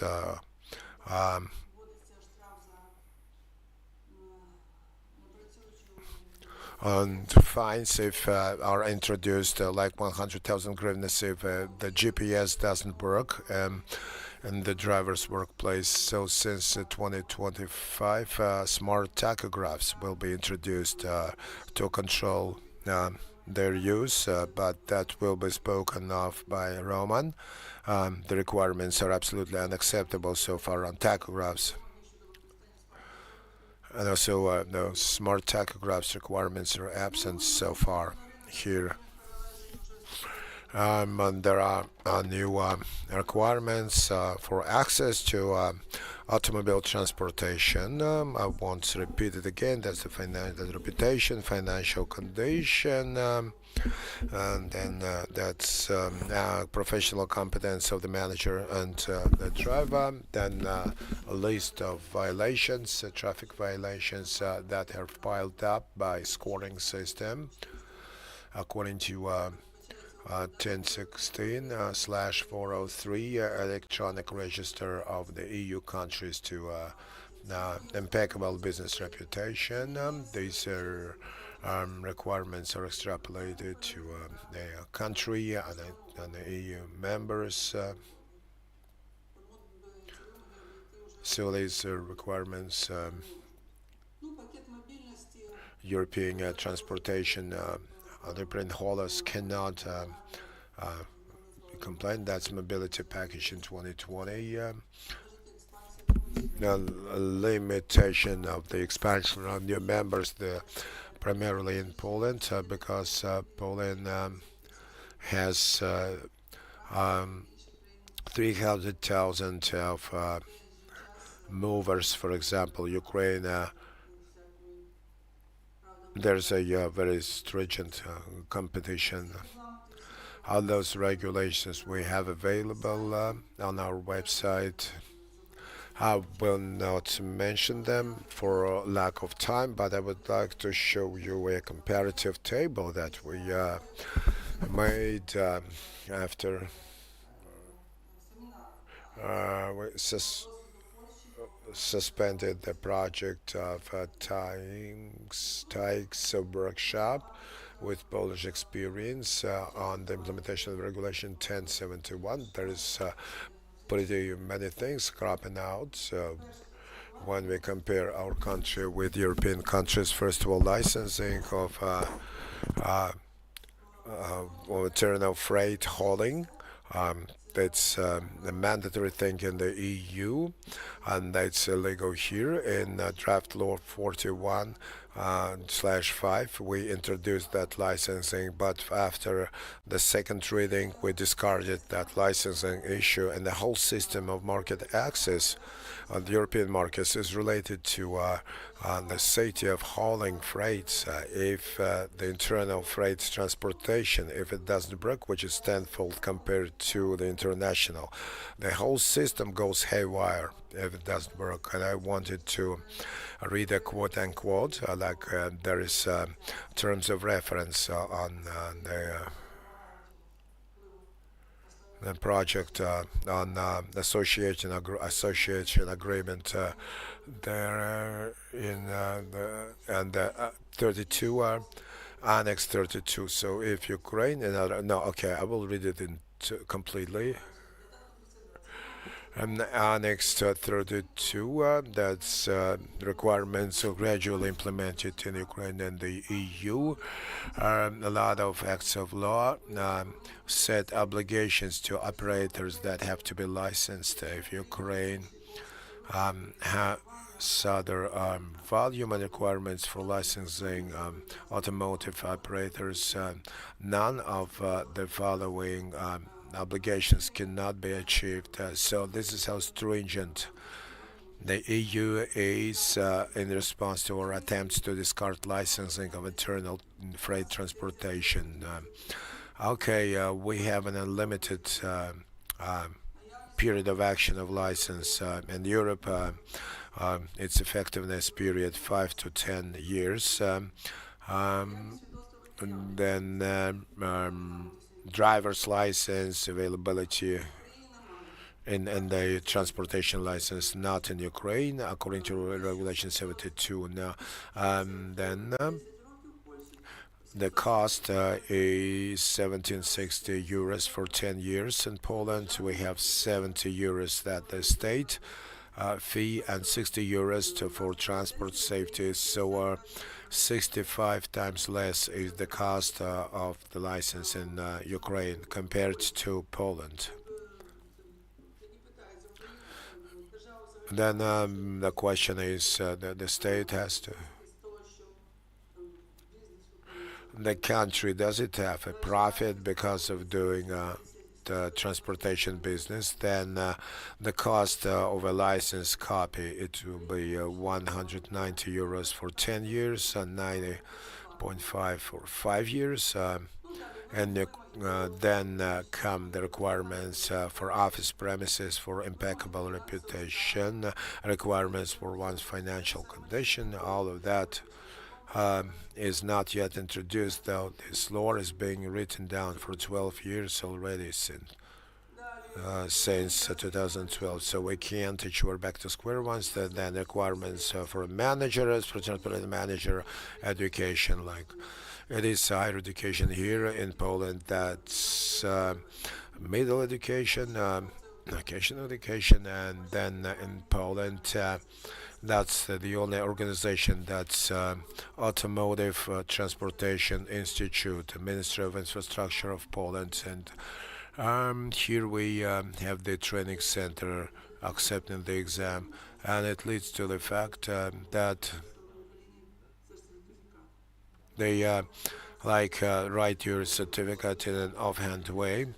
And the second edition of 4560 see the distribution of those functions. Then the qualification for transportation managers, because we release them from work if the fleet includes more than less than 10 vehicles. So we have them released from work. Qualification, pre-qualification training according to the regulation was every 10 years. Now it's every 3 years. Improvement of qualification training, that covers it all. Then license for transportation, and in Poland, that's the General Inspectorate for international transportation. Then the authority that provides, that certifies drivers improvement of qualification in Poland. That's done by the leader, by the boss here. That's the training center. The authority issuing certificate for hazardous loads. We have an internal the voivodeship leader. Here we got this territorial center. Now managers improve their qualification, and if there is no report on changing status, it's like 8,000 hryvnias. I don't know whether we have this kind of fine or not. It doesn't seem we have any. So in this way, here come the proposals. First of all, that the system of licensing of domestic freight transportation should be mandatory to provide for traffic safety and transportation safety. Law 4560 has a new term, that's a licensee. That's a company about to be licensed when they still have a big fleet out here and not getting a license if that's for their own use or their own purpose. For example, the Post announced, the Post Service announced that that's for their internal needs, so they had no need for a license, which was wrong, because first of all they did it for the population, and number two, the fleet is very big, and for big fleets licenses should also be provided for the big volumes. So that was what there was a big accident back in October with both truck drivers and bus drivers dead, and all the passengers go into hospital. Then a license cannot be timeless. There should be a limitation statute 5 to 10 years. Then the cost should be increased. Then a mutual exam taken by different organizations should be introduced. That's up to every country's consideration in Poland. That's issued by local authorities, which facilitates the democratization process. And in our case, that's the Ministry of Internal Affairs, which I'm, for example, not sure that the self-governance bodies will be ready to issue those documents on automotive transportation and hazardous loads. You will see the translations on our website of all the documents. There's our website with all the translations, and thank you for your attention. Thank you, Olena. It's just to say that's 2 minutes, so we have a virtual coffee break, but we will continue our efforts with coffee. Now the next presentation is number 35. Role of automotive transport will be delivered by Deputy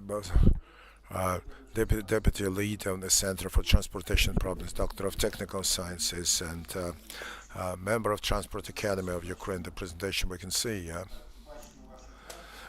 your screen, and we're waiting for your presentation.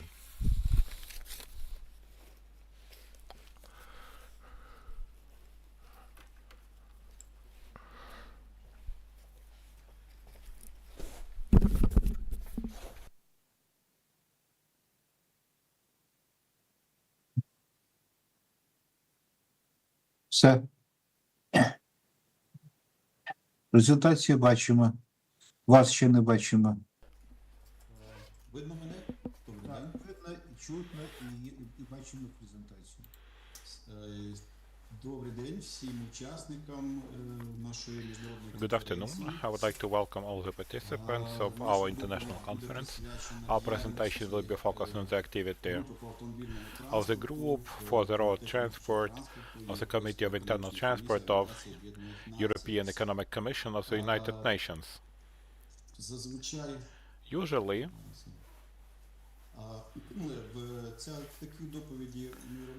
we made such presentations before, yet taking into account our achievements of our European aspirations, international cooperation, the activity of this group becomes more and more important. A little bit of the history. The Committee of Internal Transport has been working for more than 6 decades. This is a unique platform which ensures international intergovernmental cooperation in order to support the development of international transportation, and in order to improve its safety and environmental friendliness. On the slide, which I would like to demonstrate, you may see that in the Committee of Internal Transport there are quite many working groups like this, and the group of road transport is one of the key ones. The root groups. Три галузевих – це група по There are three sectors, the group on road transport, the group on railway, the group of internal waterway transport, intersectoral groups as well, which operate над питаннями, які on the matters related to each other, like наприклад, питань, що стосується the matters which are about customs, problems, the customs matters, the matters which are about transportation of dangerous cargo, intersectoral groups. There are numerous, you may look at the site of European Economic Commission of the UN, such a groups. The one on road transport might create subgroups responsible for narrow areas. For example, I would like to discuss in detail directly the group on road transport and group of the experts with one of the important matters, дуже, як то кажуть, зосереджує which concentrates quite a lot of negotiating parties, and there we have most problems. I will explain you why. First of all, the group on road transport was created and supports the development of simplification of international road transportation of cargo and passengers. And nowadays, its achievement is that it moderates and manages several international treaties. It is a group which on its meetings reviews the preliminary proposals about the changes in such agreements, and as I said before, also there is an agreement of regulating the work and rest of the driver. That group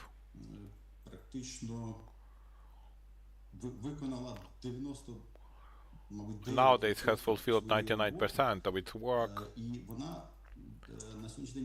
and nowadays it is paralyzed because we are in the status of the war with the Russian Federation. I will tell you in detail why and in which aspects did we stop, not actually stop, but paralyzed our work.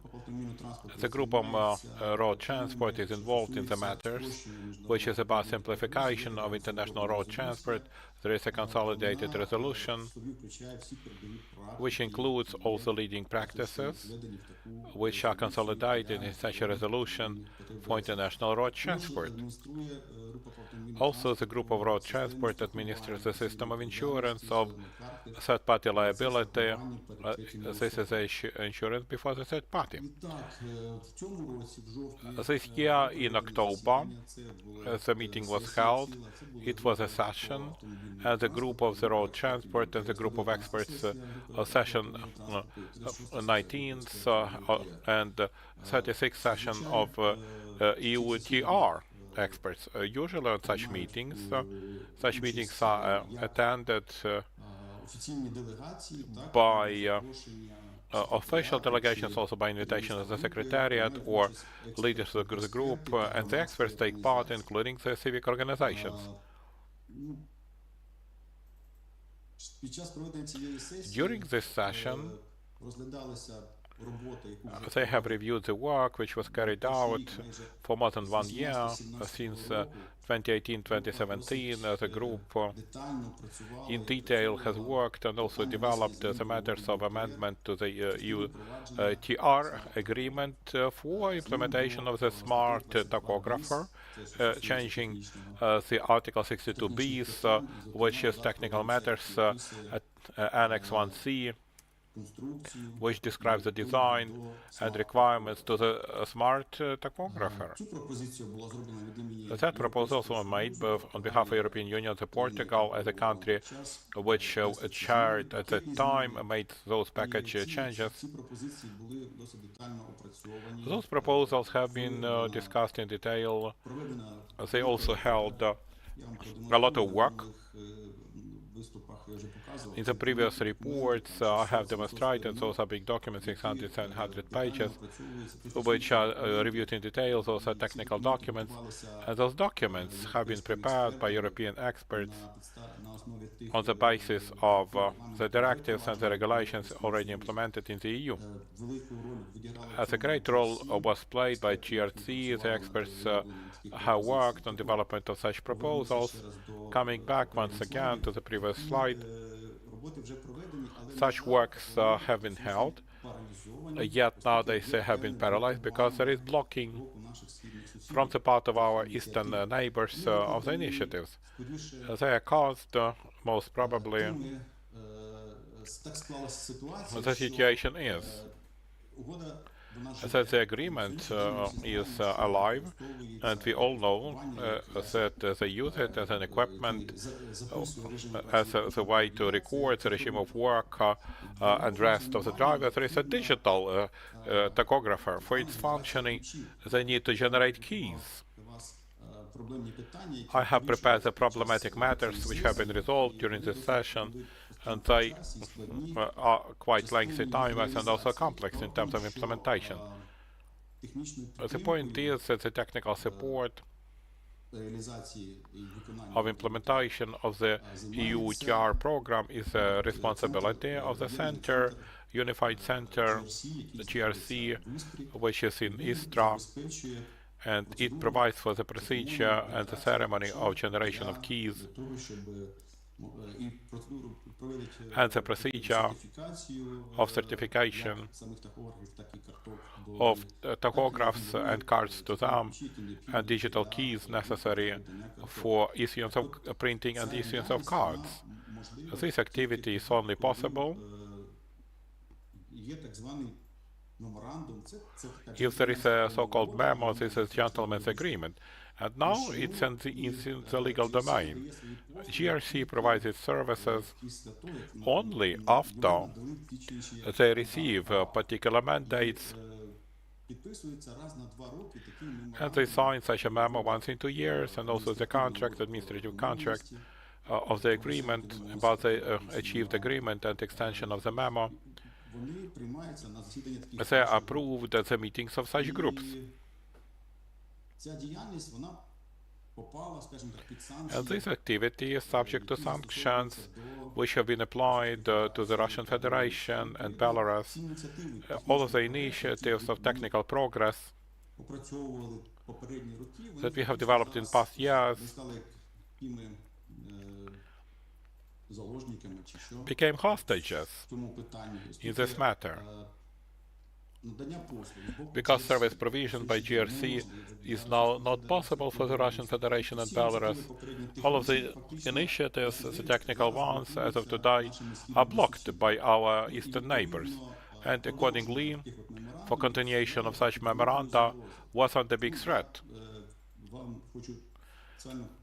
I would like to officially discuss how difficult was the procedure from the technical perspective and the political one, because usually all of those agreements had to be approved on the consensus basis, and actually there are no examples that they have open voting in such agreements.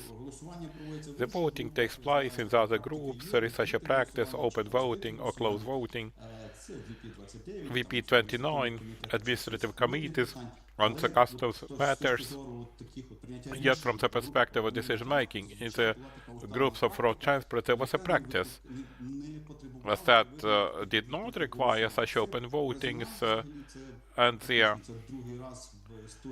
feedback for the second time in the recent history of the 2 or 3 decades, there were open votings for taking such decisions, and when there are the statements of the contracting parties in terms of approval of particular decisions. In this case, the decision was taken on the administrative agreement on this memo by open voting, after which our friends from the east, the Russian, in brackets, Russian Federation and Belarus, raise the matter that they don't recognize such votings, and yet such votings today make it possible for us to support and carry out the issuance of the cards to the digital tachographs. Yet the situation is blocked on the smart tachographs, and accordingly, if there is a stalemate situation for our neighbors, they propose certain changes to the agreement. Please draw your attention. In the second point of this slide, as I have described, the Russian Federation proposes to make changes because they are in the force majeure circumstances. In particular, they cannot issue such cards. Accordingly, they cannot provide for transportation, international transportation, and the sanctions will be applied unless they use such cards which can identify the driver and make the registration of the regime of rest and work. It's also proposed, which I believe to be a challenge to me, and this will be a misperception of the reality, because those are force majeure circumstances. As I say, those are unsuperable power circumstances. There is a proposal at this time, while they can issue such cards to carry out the registration of this regime of work and rest in the manual way. Of course, this is not approved. This is beyond any criticism. Actually, all countries unanimously block such initiatives, and nowadays I believe that we defend our national interests, and this is our front line. We continue our work in this direction, and such initiatives are blocked by ourselves to the extent possible. Moreover, the second initiative, which was caused by such sanctions, is creating the alternative center of GRC. A few years ago, before the war, Turkey has proclaimed such a proposal about creating in their territory an alternative center for certification and interoperability. And nowadays, once again, the Russian Federation is using those proposals, insisting on creating such centers. So once again, we try to continue the work to block such initiatives while we have the war with our eastern neighbor. I will discuss in detail this matter with a smart tachograph and digital tachograph, because this matter is not resolved.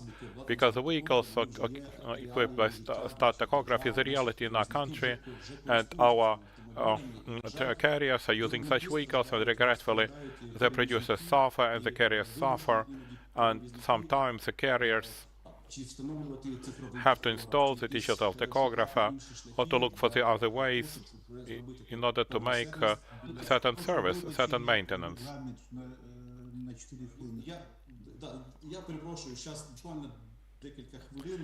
I will use a few more minutes. There is a lot of interesting information. I'm about to finish.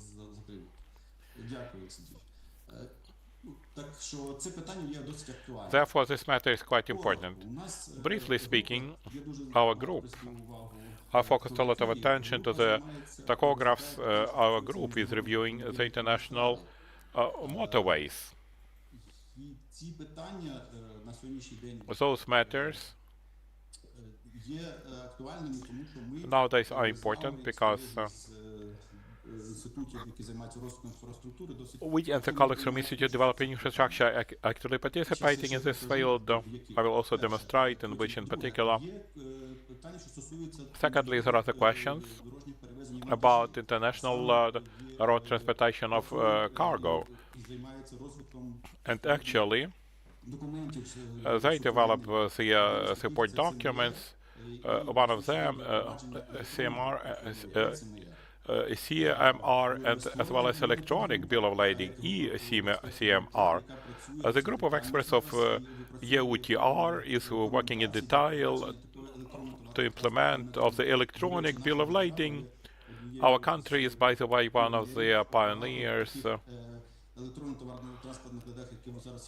Quite many ECMRs that have been introduced in Ukraine. This experience will also be used, and Anna was actively participating in that subgroup. Nowadays, I would like to say that those developments скажімо так, Actually, we did our best that at least part of them are the basis for such developments that will be implemented in the UN Economic Commission for Europe. As it was announced by Ola, the Interbus, this group has developed a global treaty on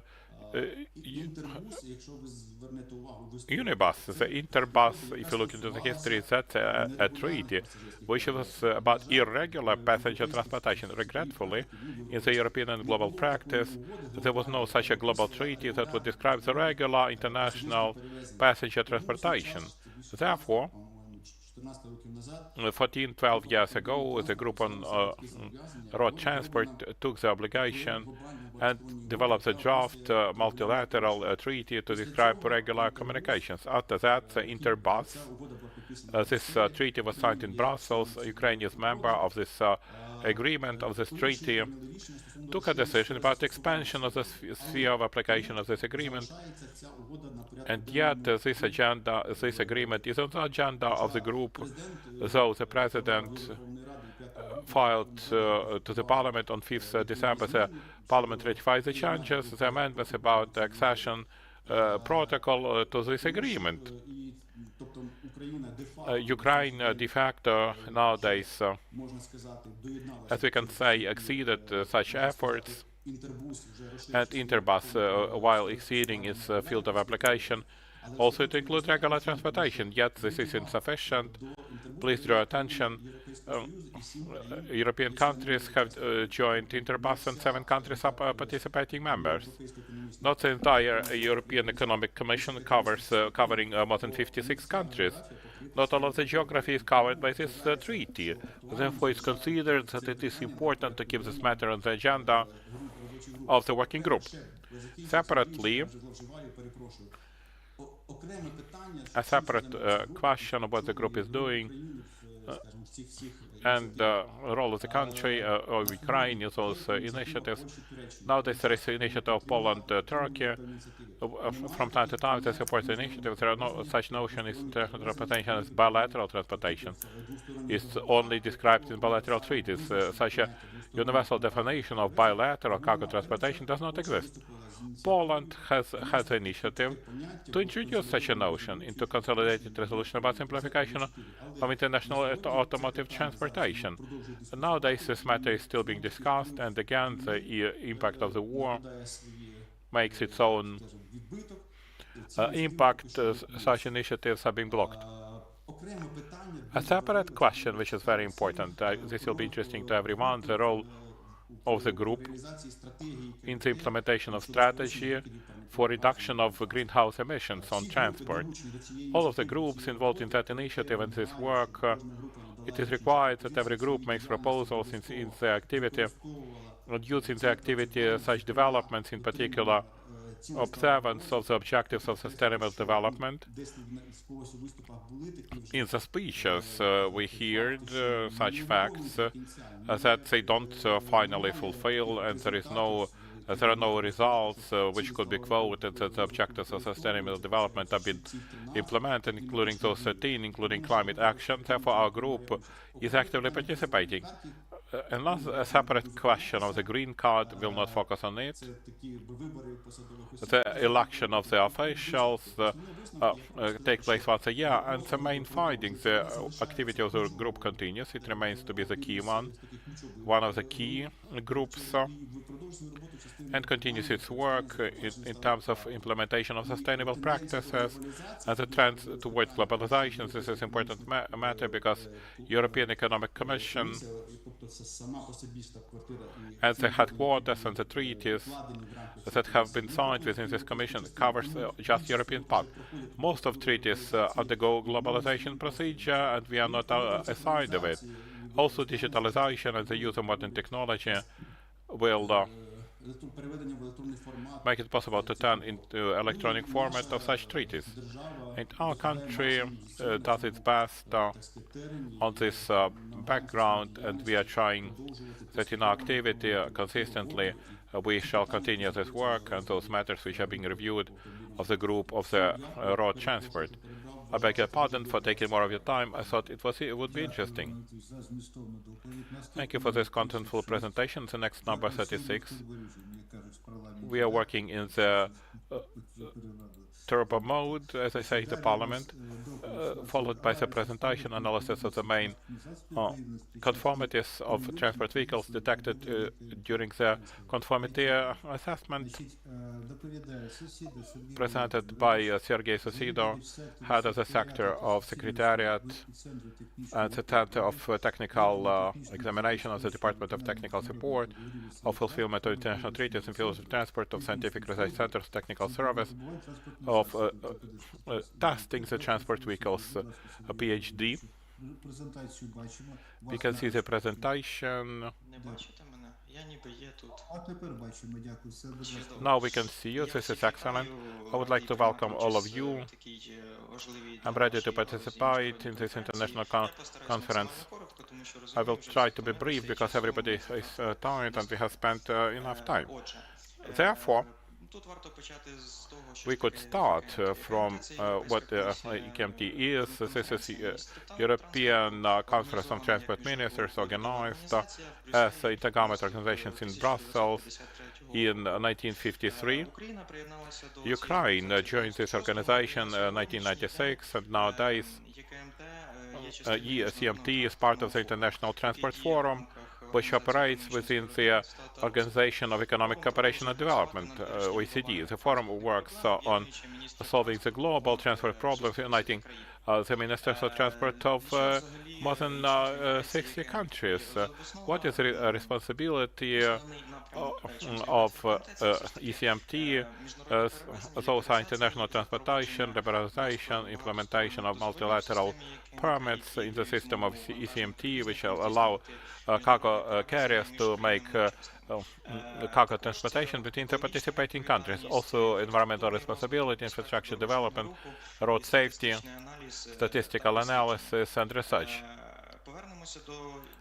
Coming back to the permits of ECMT, the system of permits is mainstream method organization. It simplifies cargo transportation between the member countries and also supports environmental standards, optimizing transport flows. For participation with the ECMT, the carriers, this makes it possible to receive multilateral permits for transportation of the agreement with no need to receive the bilateral permits. Advantages are the permits, the flexibility, and simplification.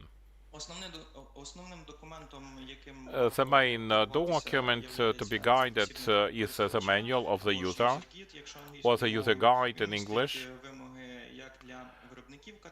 It for the producers and the representatives of competent authorities.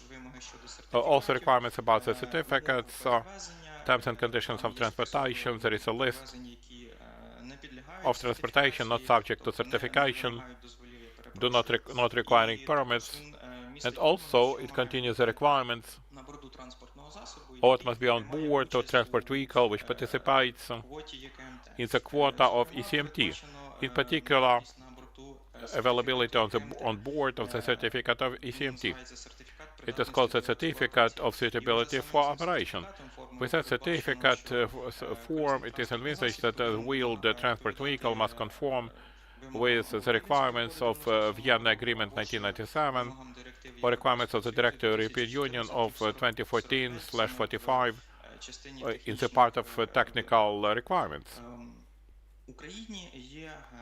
In Ukraine, there is just one body which may issue such certificates, which is State Road Transport Design Institute. In order to simplify such certificates, the network was developed of the labs, which operate as subcontractors.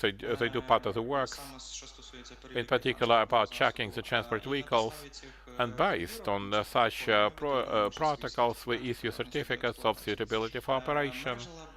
The network of the labs is throughout the country.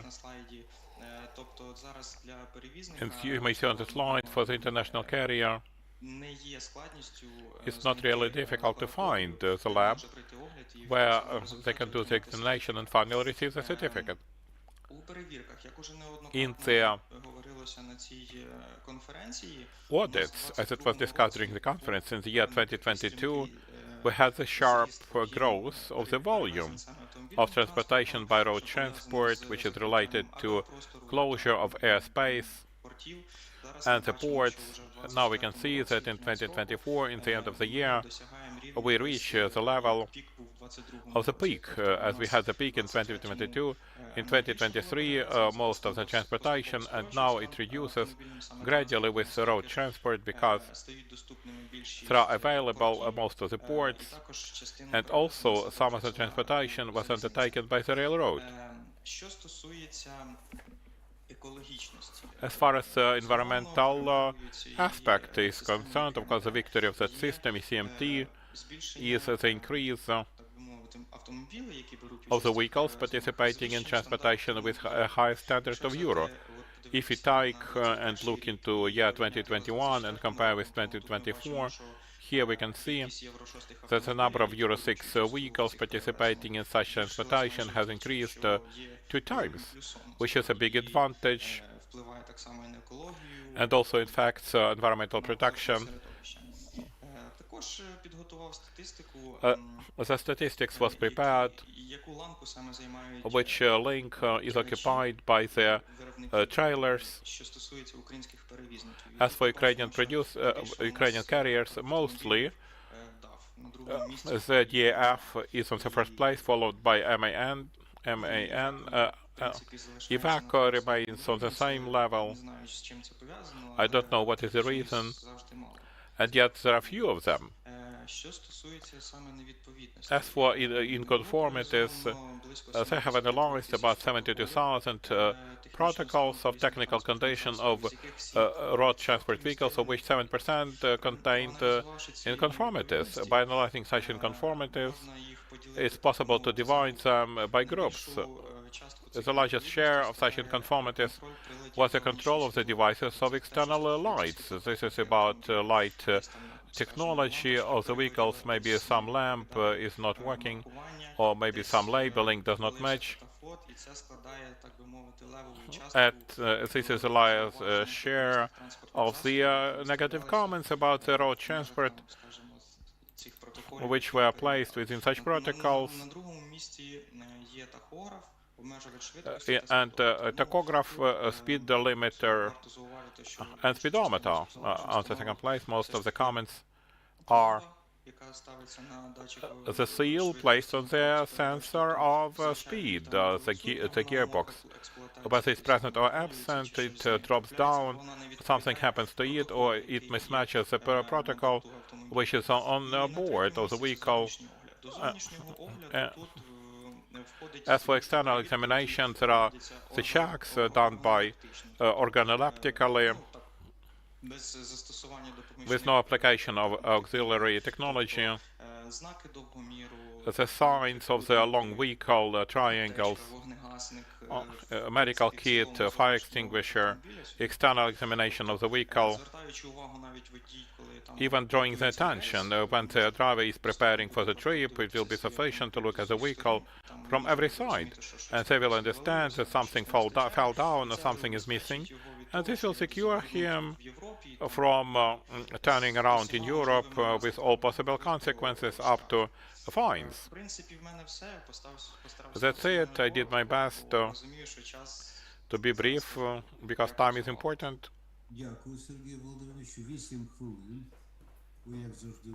Thank you. 8 minutes. You are, as usually, one of the best. The next presentation of inconformities in the implementation of the laboratories detected in the process of involvement of testing laboratories for verification of transport vehicles for conformity with ECMT guidelines by Andriy Golik, head of the Department of Technical Support of the Technical Service of testing transport vehicles of the State Institute of Research Добрий вечір. Чи чути мене? Candidate of Technical Science, can you hear me well? Доброго вечора. Good afternoon. Thank you for this opportunity to participate in this conference. Also, I will do my best not to delay anyone because it's a late hour. Сподіваюсь, порис регламент. Доповідь присвячена The presentation is about безпосередньо невідповідностям, які були mismatches, inconformities detected виправлених лабораторій in the testing laboratories that have been involved by ourselves as possible subcontractors for doing the verifications of transport vehicles for conformity with ECMT guidelines. I will discuss ourselves. The Design Institute was appointed as a service responsible for verification of vehicles in line with ECMT guidelines and production of certificates. We are guided by the guidelines of ECMT. Technically, in the audits, we are guided by the directive. In the company, we develop the standard of the company that the employees who carry out issuance of certificates could be guided by it as an instruction. Our commitment is to do the audits, and we are responsible for every certificate of the ECMT. Currently, the network of the labs throughout the country consists of 40 testing labs on a subcontract basis and 2 labs subordinated directly to the Design Institute. The number of subcontracting labs in the beginning of 2022 was twice as small. The numbers began to grow, and the reason is that the road transport and its share, the share of its use in the cargo transportation has increased significantly. According to the statistics of the Ministry of Infrastructure in 2022, the imports of road vehicle by volume was 1/3, by value 2/3.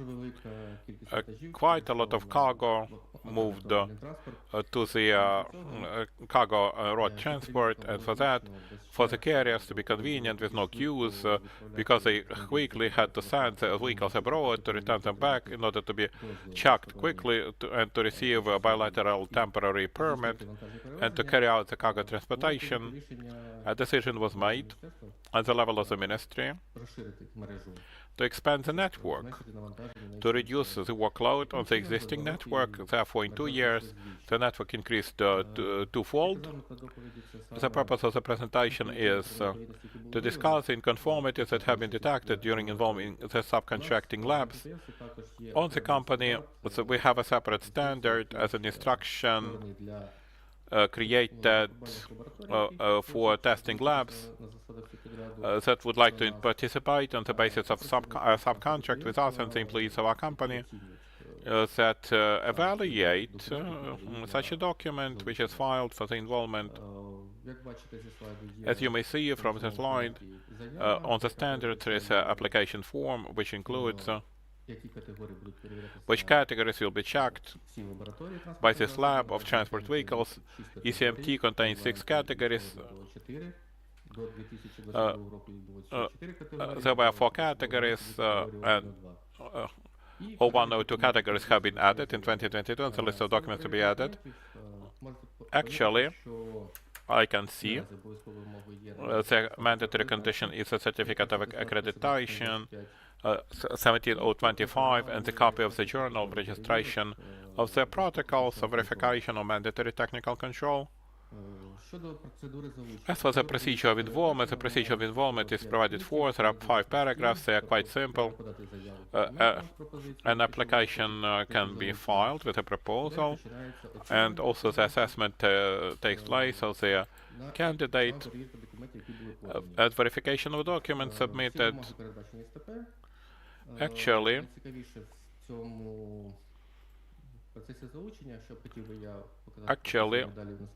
as it is shown on the slide, this is a mismatch which was detected at the stage. A second candidate, as they have provided the protocol actually with the competence of verification of transport vehicles.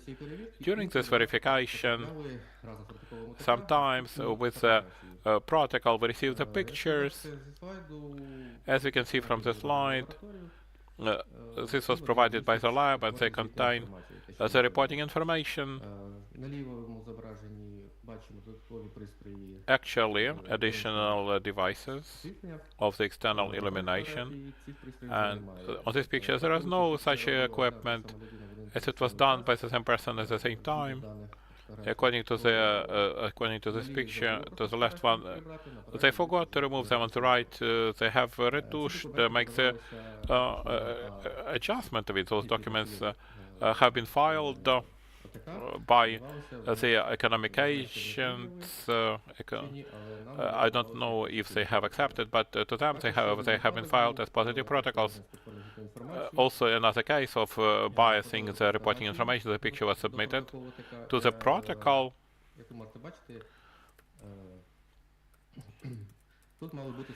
Here it was supposed to have long-distance lights, additional bulbs, according to the rules 48 of the UN.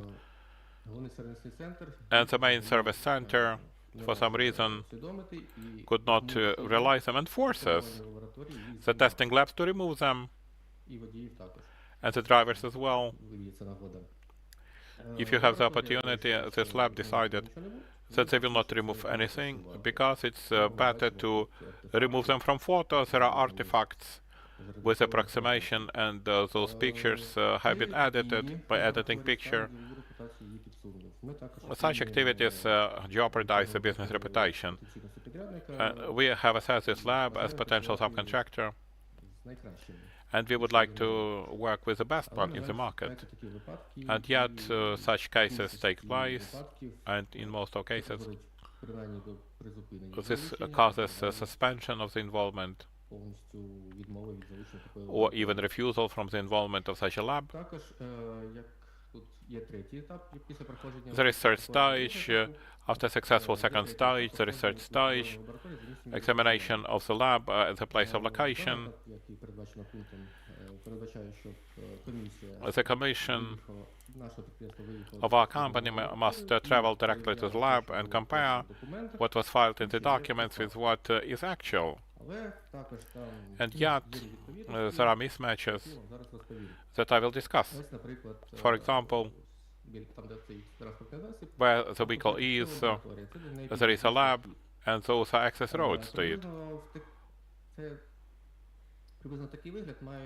This is how it looks like, and other access ways to the labs look like that we're trying to get involved with us, and also sometimes a similar way is for the sites of defining the noise level.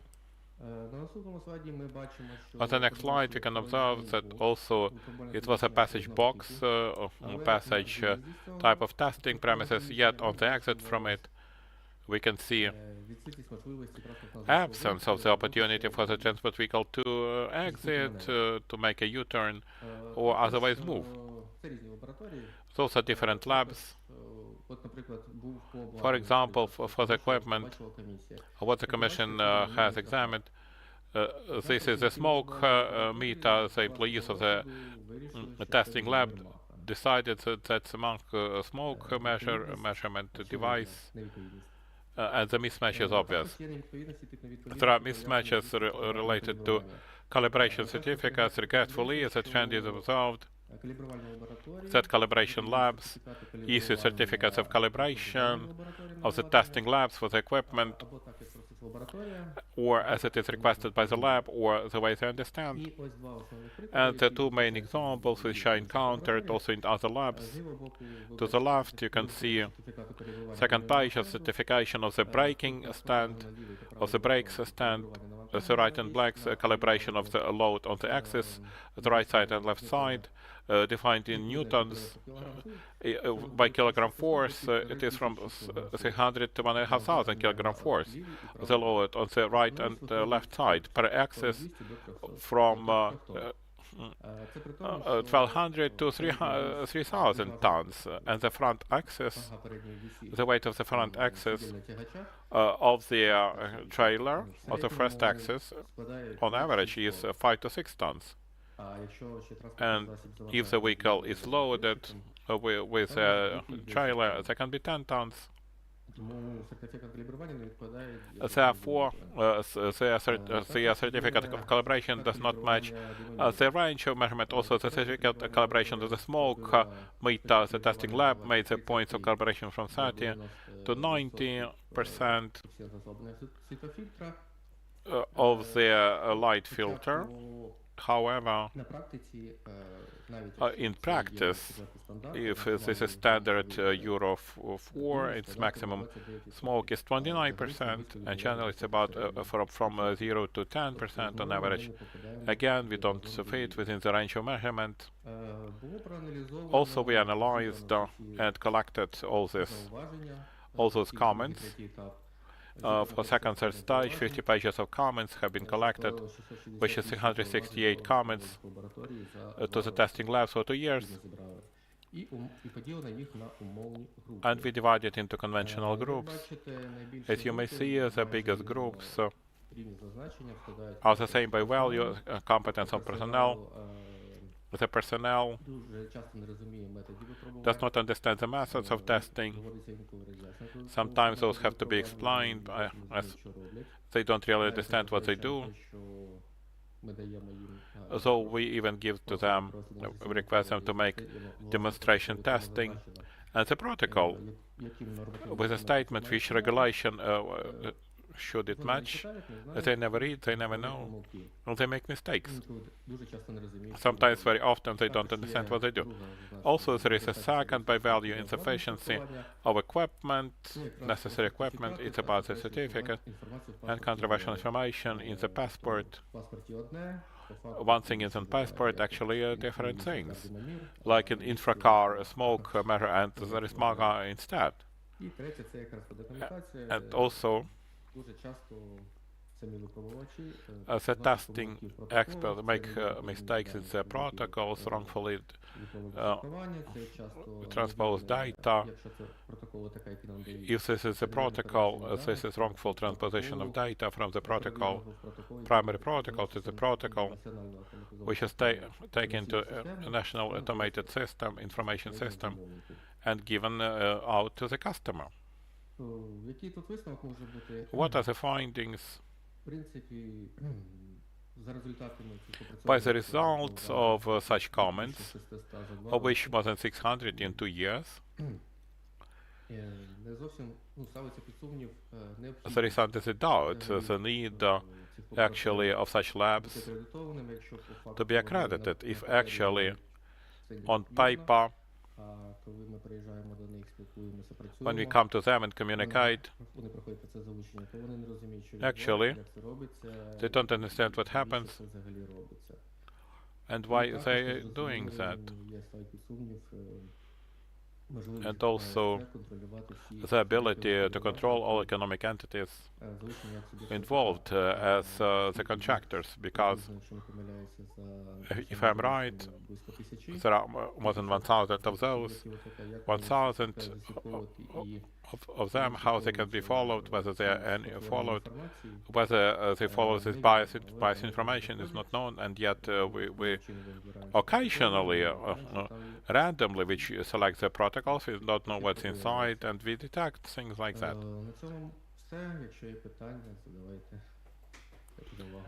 I'm ready for questions. So you have taken 5 minutes more. So we shall expect you on the discussion panel. Thank you for the great work of your economic unit. And now it will be my pleasure to discuss announce the 5th session related to technical regulation and safety of the design. The report number 38, comparison of the weight and dimension parameters of the fleet of Ukraine in the context of side collision, to be reported by Mr. Shapovalko, assistant of Kharkiv National University. Are you with us? Чудово, презентацію бачимо. I can see the presentation. Але мікрофон. Шановні учасники. Добрий день. Презентація. Одну Так, хвилину. бачимо. Так, чудово. Так. Ще раз вітаю шановних учасників конференції. I would like to welcome the conference participants for your attention to the raw materials of the study for comparison of weight and dimension parameters of the passenger car in the context of side collision. From every year on the territory of Ukraine, we have more transport vehicles of M1 categories, also the vehicles, having the weight up to 3.5 tons, the number of seats up to 8, except for the driver seats. For such vehicles, there are the methods to define the level of safety of the driver and passengers during the side collision. Analyzing the statistics of road accidents, we found the conclusion that the impact on the side on the second place by the number of cases on average 24%. And yet such a type of the impact occupies first place on the injuries and lethal cases, on average 45%. Checking the safety of driver and passengers, in this case, with the side impact is carried out by the rules of European Economic Commission of the UN, and there is a scheme of such testing. In European methodology, they describe the side impact of the side of the driver and the speed of 60 kilometers per hour. With this methodology, test all new transport vehicles of the category M1. In such a case, the impact will take place in the area by analyzing the types of side impacts. We can say the following.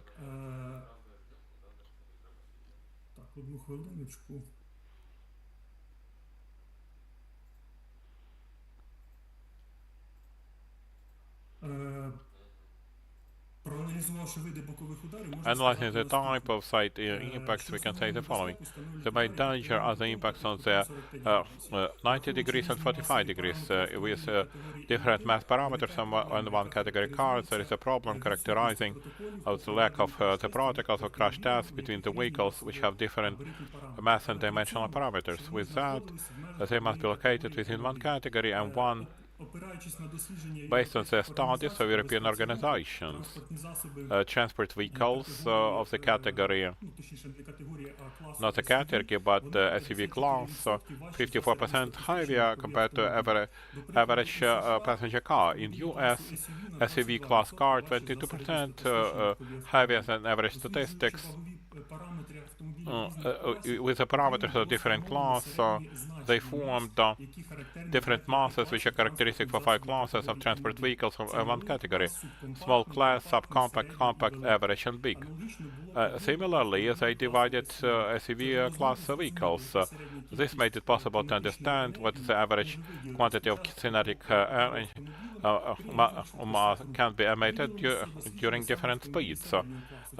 The medium class cars, because of popularity of them in the market, the average mass of the car is 1500 and SUV is 2400. The difference of masses is 650 kilos.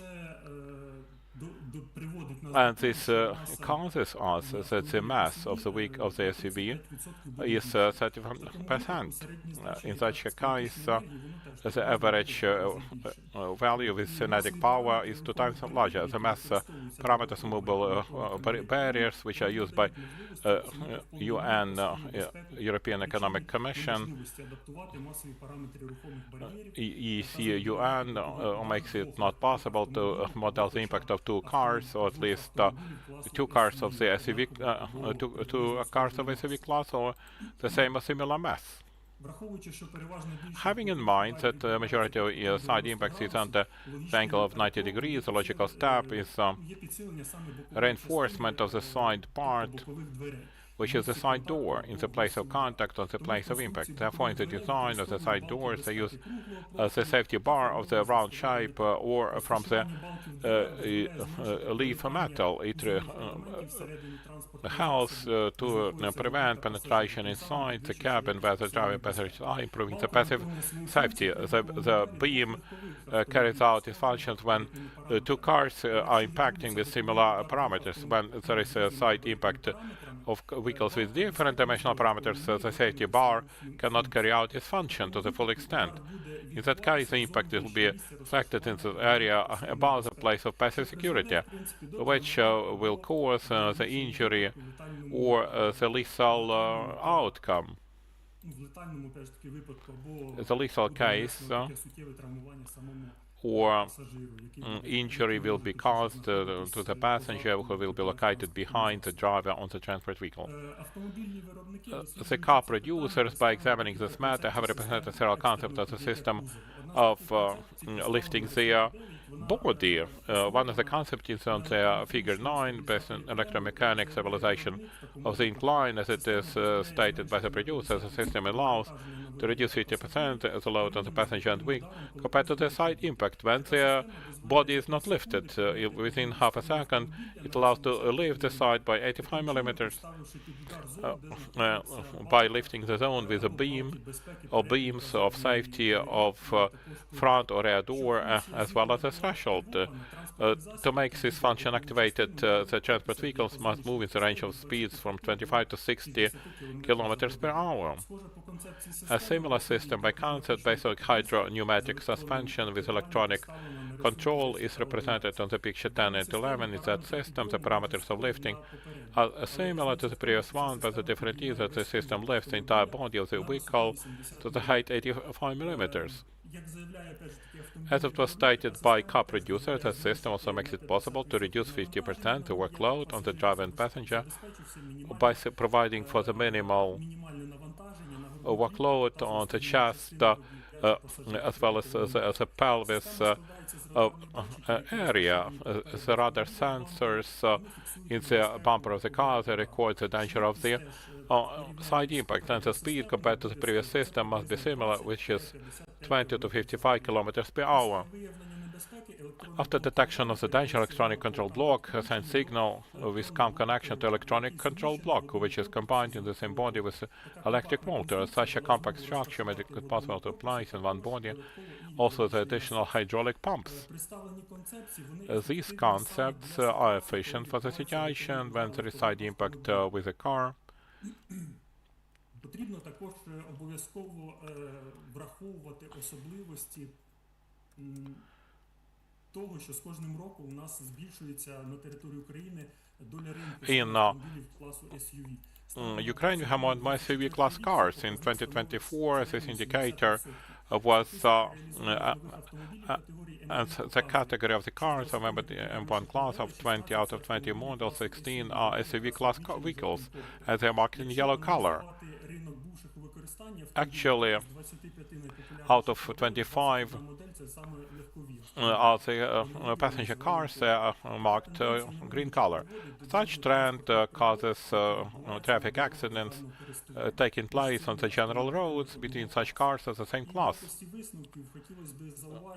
As a conclusion, I can say that it's necessary to mark new electromechanical and electrohydraulic areas which allow to reduce the injury of drivers due to redistribution of the energy, and as a prospect we can envisage the implementation of the system of urgent lifting the body to research the opportunity of lowering the front axis of SUV class car or using the springs. That's the end of the report. Thank you.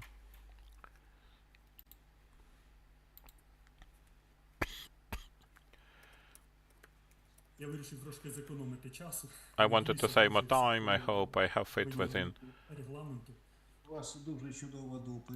Wonderful presentation. Those who have visited the centers of testing of safety Це дійсно вражає. This is really impressive. This topic is very important.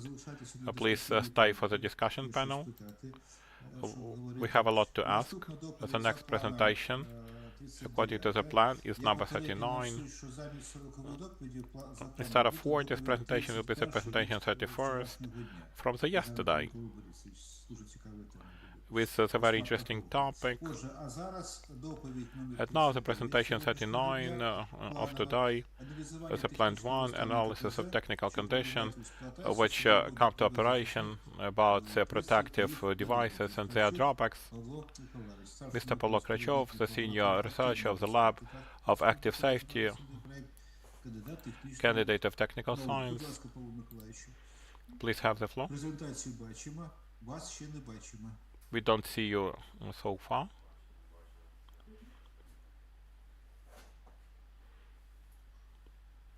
Мене чутно? О, тепер бачимо і чуємо, будь ласка. Доброго дня, шановні колеги та учасники. Good afternoon, dear colleagues and participants of the conference. Today I would like to present for your attention the analysis of technical condition of KTZ and the operation about the requirements to assign protective devices and their drawbacks. The co-authors of this work are represented on the slide. Improving passive security of transport vehicles is important problems in the car building, car making. Nowadays, when designing the enforcement elements of the passive safety must take place taking into account the requirements, and such elements include the side protection devices. The side protection device is a device consisting of one or two longitudinal elements and one or two elements of fixture with side elements of chassis or other elements of the design of the transport vehicle intended to ensure effective protection of unprotected participants of road traffic from the danger of getting under the wheels of the vehicle from the side.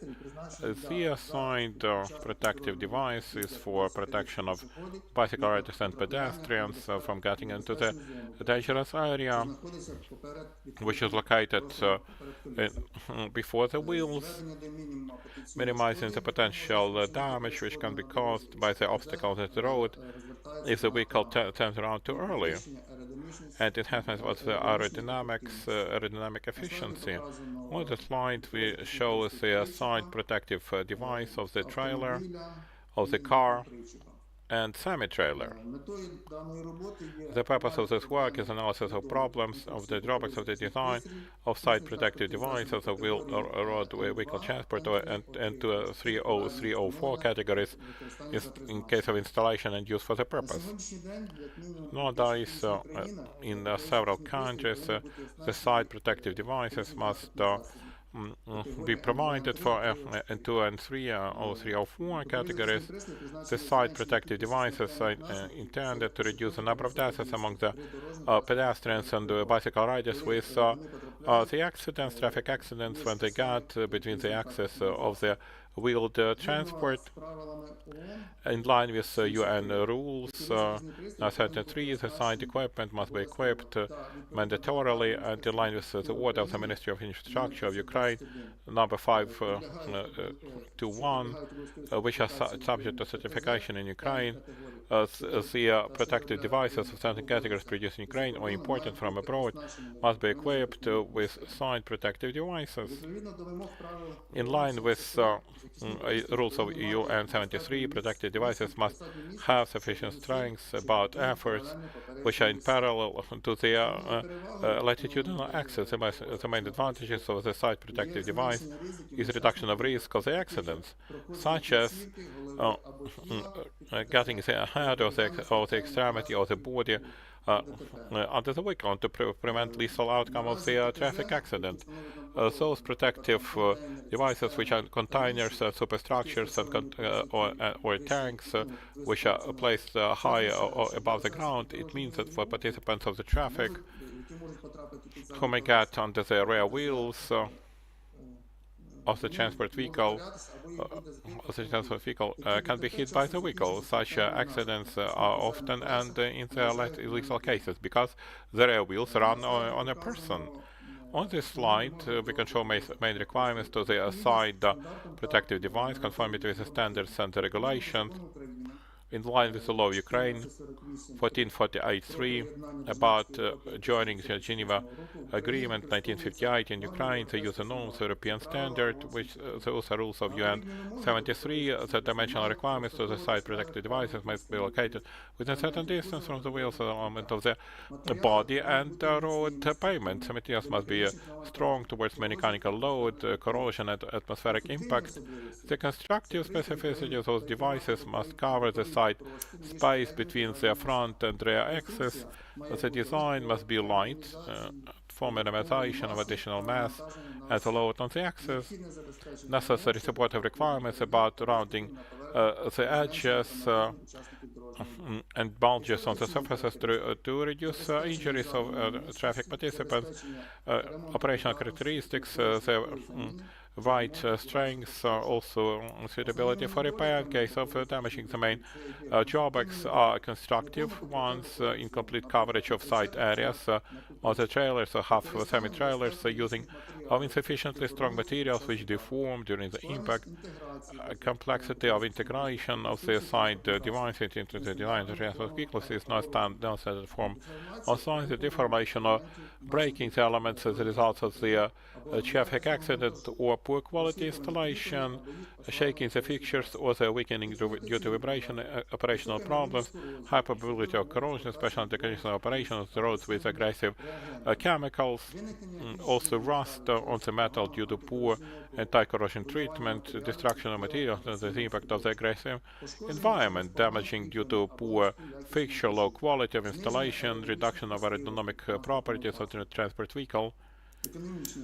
Economic aspects, increase of the cost of production and operation of the transport vehicle, additional costs of technical maintenance and replacement of components using low-quality materials, which quickly gets damaged. The structure which doesn't sustain the workload, regulatory constraints, mismatch of the national requirements with international standards, lack of the proper control over implementation and maintenance of the site protected devices in the working condition, deviation of the height, width or length of the protected device, mismatch of the gaps or geometrical parameters, lack of the part of the side device on transport vehicles, especially in the old models of trucks or trailers, semi-trailers.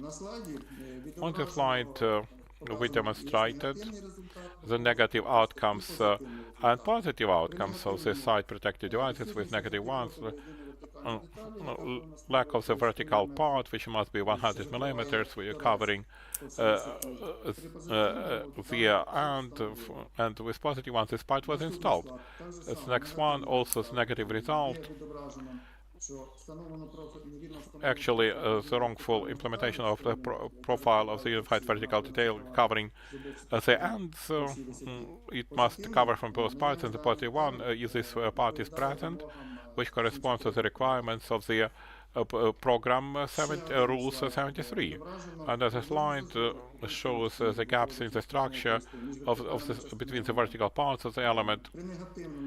Negative result over 25 millimeters. In other with UN rules with positive one, it's maybe 10 millimeters, which corresponds to UN rule 73. And also 2 slides, it shows the drawbacks which are possible, which are present these days on transport vehicles. Not to waste time, because I have to discuss it for a long time. Also the demonstration of the short video in presence or absence of the side protective devices.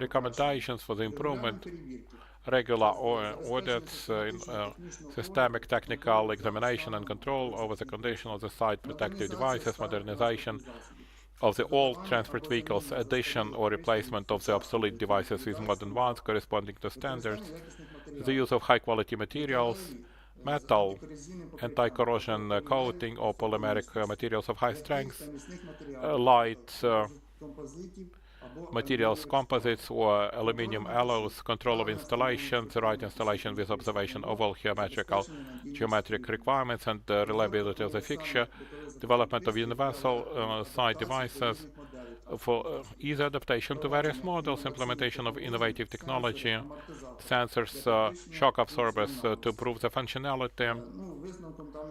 The conclusion from this work was the analysis of the job access structure of the site protective devices if they installed and used for the purpose and presentation recommendations for improvement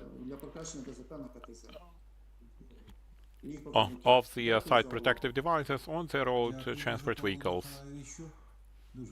Thank you, it was interesting.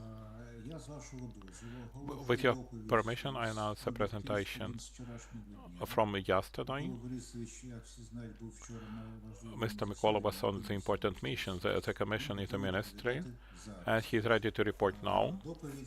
The presentation is called Analysis of the Regulations of the EU about smart tachographs and proposals about updating the national legislation of Ukraine. Mr. Mykola Nazarenko, Deputy Head of the Scientific Center of Technical Service of Testing the Vehicles, candidate of Technical Science, correspondent members of the Transport Academy. Can you hear my presentation?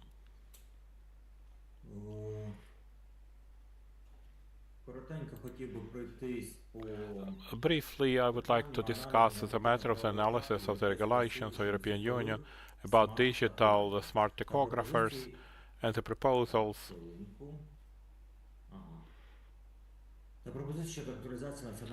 about updating the national legislation of Ukraine. This matter is rather wide, taking into account the 8 minutes which is provided for the presentation. This is not realistic. Therefore, briefly, I would like to discuss the core of this matter. There are lots of discussions about smart tachographers. Some people position smart tachographers as standalone type of tachographer, as analog, digital, and smart. Even in the definition, in the regulations which is provided for computation of the smart tachographer, it is defined that smart tachographer as the next generation of digital tachographer. However, there are certain differences and specificities.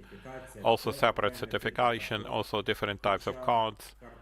So the cards, for example, of the driver and the company with a digital tachographer, the first generation, are suitable for the digital smart tachographer second generation. At the same time, the cards for smart tachographer, the second generation, have a different structure of the file system, including recording the geolocation, a separate field for recording of the types of activity. There are differences, yet document-wise, according to the regulatory documents, the digital smart tachographer is actually the digital tachographer of the second generation. The main difference of the smart tachographer from the digital tachographers of first second generation is connection to the GPS navigation system, obtaining GPS coordinates, and the possibility for making remote control by DSRC, and also there are additional functions like connection of equipment, smart devices. Actually, the GPS and remote control are the main functions which take them to the special separate level. About the remote control, according to the regulation, such remote control makes it possible to reduce the number of audits if there is a suspicion for the violation or exceeding the mode of work and rest, and that particular system gives reasons to stop and to do the control. And following the results of control, the controller is making the protocol, the fines and sanctions, everything related to that. Based on the remote control, it's not possible to make the fine or to make any comments. The purpose of the work and the study is assessment of European standards in the field of regulation of transport, which is about control over the regime of the work of the driver and safety of road traffic, defining the necessary changes in national legislation with harmonization with EU norms, development of the proposal for practical implementation of modern technology of tachographs in Ukraine, implementation of such changes will support the improvement of competitiveness of Ukrainian carriers in the international market, access to European market, improvement of the level of safety of the traffic, and conformity with European norms of transport. The objective was assessment of European standards. I apologize the importance of the topic.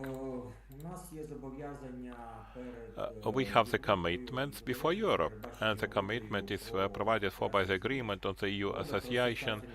The association between Ukraine and EU includes harmonization of the national law with EU legislation, including the regulation in the field of transport. In line with the attachment 32 to the agreement, Ukraine must implement the norms and technical standards regulating the use of tachographers of the commercial automotive transport, fulfillment of those obligations, and important stage of integration of transport system to European community, enhancement of safety of road traffic. The digital tachographers of second generation make it possible to efficiently carry out control over transportation. They have high degree of protection. This particular function of connection to GPS coordinates and the location of transport vehicle creates certain trust at the level of control over the place of the road vehicle, reduction of the manipulation, and fighting against fraud in the field of transportation, also integration with general European transportation system, implementation of EU standards, including the use of smart tachography is necessary for integration of Ukrainian transport market with European transport network. Economic and technical modernization of transport sphere, the prospects for business and the state. Yesterday we discussed that there are quite many obstacles, political and technical, for accessing our carriers to the EU markets, and we are forced to implement these days of smart tachographers, digital tachographers of second generation, to have the opportunity to make the transportation on the European market. However, the topic of the presentation and the working of this topic are focused on harmonization of the implementation of European legislation inside Ukraine in the internal domestic transportation, yet also for us to make the transportation in the international market. Analysis of the regulations of the EU about digital tachographers of second generation. First of all, Regulation 165 about tachographers and the road transport. That regulation, among the other things, cancels the Regulation 3821 and complements, make changes to the Regulation 561. Regulation 568 is the basis for regulation of the use of digital tachographers of second generation.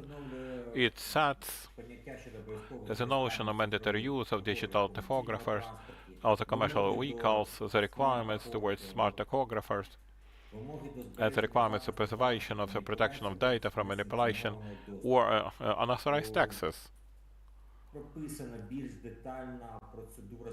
More detailed procedure of certification is prescribed, though it was envisaged by the digital tachographers in the first generation that have been defined by the agreement of UDR for Ukraine or for EU countries. It was the Regulation 561.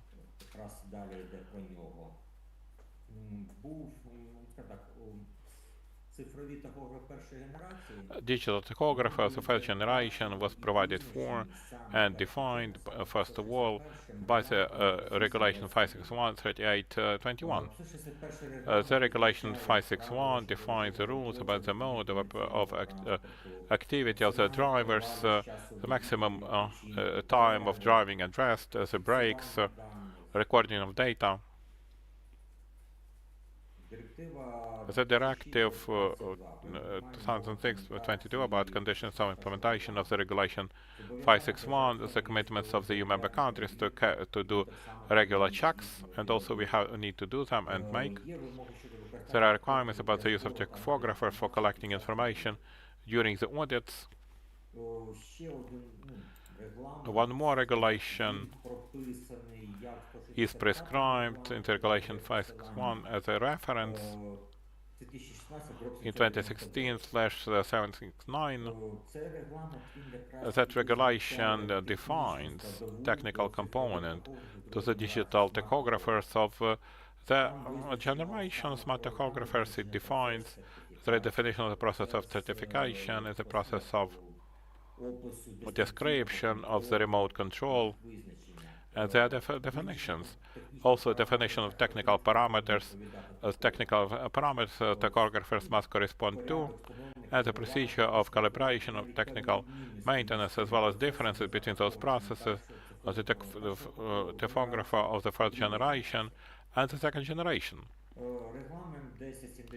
Regulation 1073/2009, which will make changes to the regulation about the regime of the work and rest of drivers, is characterized by the use of digital tachographer for recording the time of driving, a break and rest, in line with the rules of international bus transportation. In addition, there is resolution the Regulation 561 by maximum time frame of uploading data at the cards of the driver. That regulation is not represented in the domestic legislation, internal legislation of Ukraine. This regulation is quite small. It must be useful, and yet it's not reflected. Actually, the package of mobility перекладач вже валиться з ніг. Зараз, будь ласка, 15 хвилин йде. Все, я вибачаюсь. I apologize, I will run briefly through it, if that is possible. Why shall we use the commitments to implement tachographers in the domestic transportation? There is an agreement between Ukraine and EU about mandatory implementation of legislation of EU countries into the domestic law. This was provided for the implementation in line with the Regulation 38/21 and also the Regulation Article 33 of the Regulation 635 includes that in the context of application of the agreement of UDR, a reference to the regulation must be understood as a reference to Regulation 165. I would like to discuss a lot. On some stage, the regulation of UTR, partially 565 to 100%, have been implemented into the legislation of Ukraine. And also it discusses the orders of the Ministry of Infrastructure, 5 main orders of 600th, 385th, 340th orders, the other orders which were trying to implement the requirements of European legislation in Ukraine.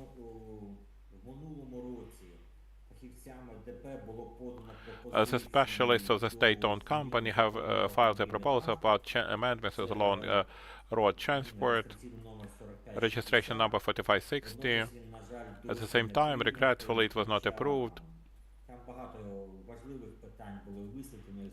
Maybe several important matters, those have not been implemented. However, a lot was done to the order 226. In the 2014, the changes were made. 340th order, they made 6 changes. 369 no amendments have been made. 375th the amendments have been made. And as a result of making such amendments, there was a collision because we use different terminologies inside our legislation. I will not, there is no time to walk through it.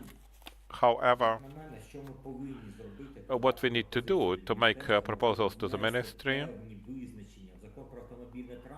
on law on car transport, also in other documents, to make the reference to single definition that will be in the law on the road transport. In our documents, in the order which was listed.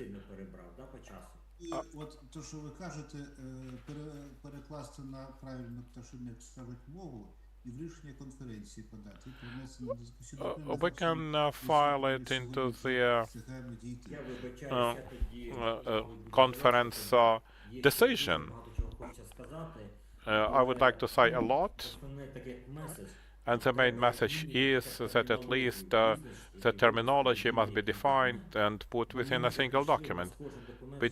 Because every document has its own life, even the terminology does not match. And it's different.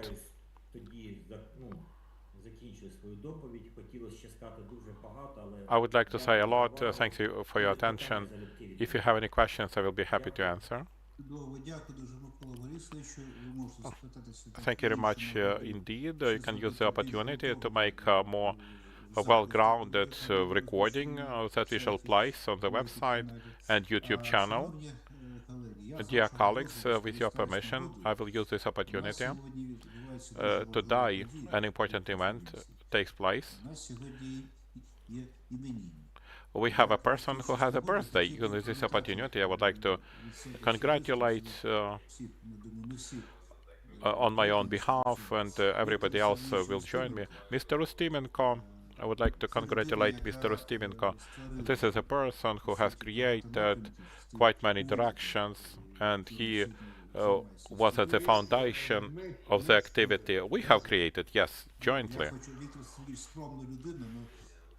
He is a humble person, and yet he achieved a lot. Also, I would like to wish you a good health, inspiration, everything what is related to regulation, technical regulation of the energy efficiency, alternative energy sources, renewable sources, and environmental protection. This is what Viktor is doing. We know him quite well. We wish him good health for many years. And also, I'm happy to open this sixth session, the matters of energy security on the transport. It starts with the report on the project of updated national transport strategy, steps to comprehensive green renewal and decarbonization. They are active members of the transport economy of Ukraine. Really, I agree with Mykola that always we need to agree about the terminology, which is really important. Our presentation is about approval of the updated national transport strategy of Ukraine, just in one aspect of decarbonization of transport, taking into account the European policy of Ukraine, European integration policy of Ukraine. I don't really see. Is it on the second slide now?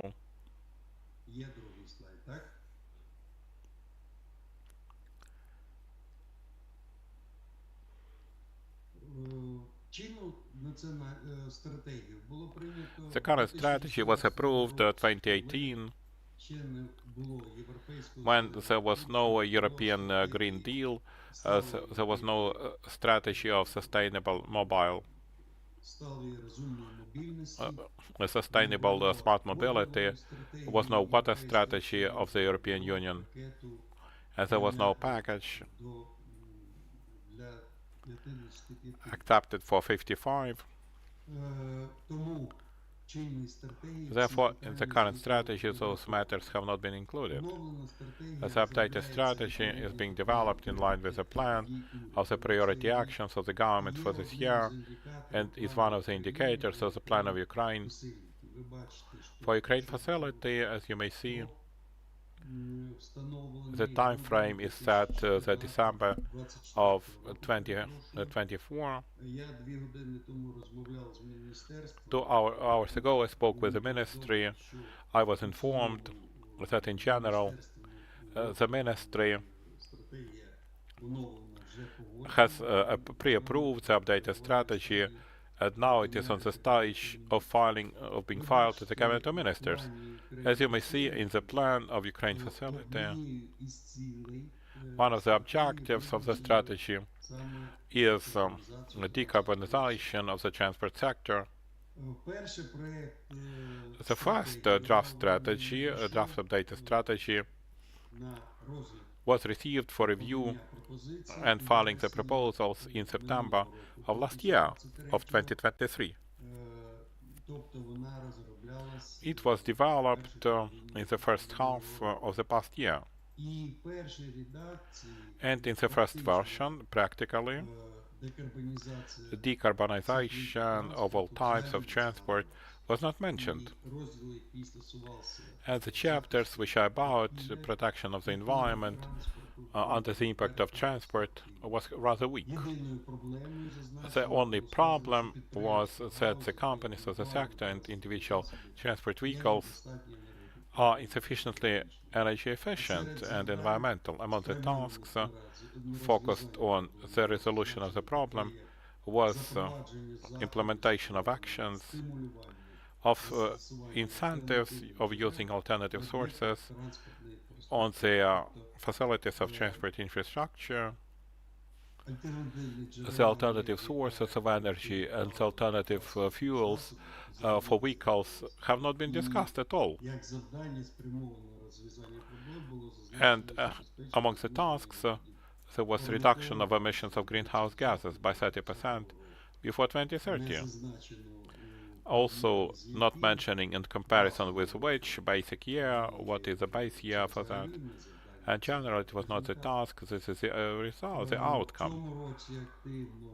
Actually, this year, actively 3 times, the ministry provided 3 versions, starting from January, ending with September 2024,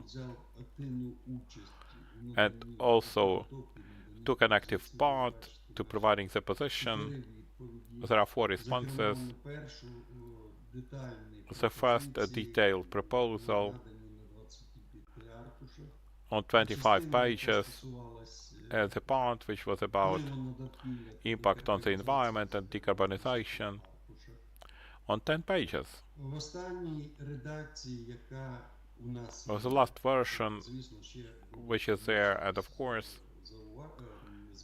changes will be made.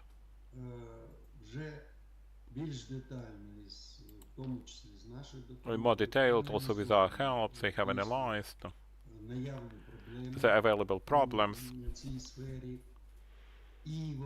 in this field and in the operational plan for 2025-2027, which has to be approved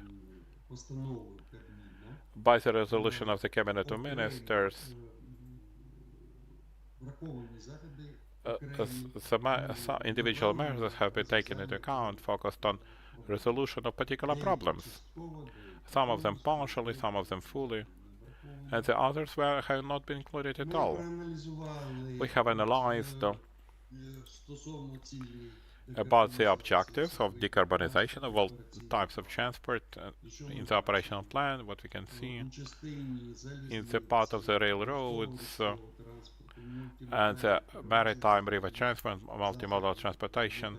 No activities have been included. Aviation transport, 3 activities, 2 of them, about the prospects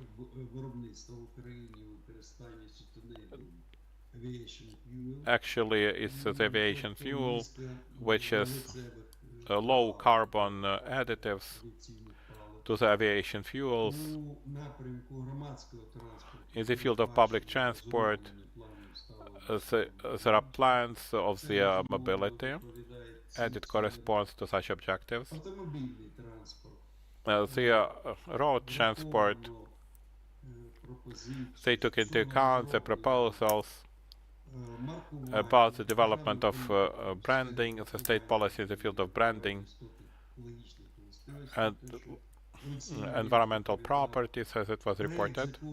The draft legislation of Euro 5 about recovery, the draft law about recovery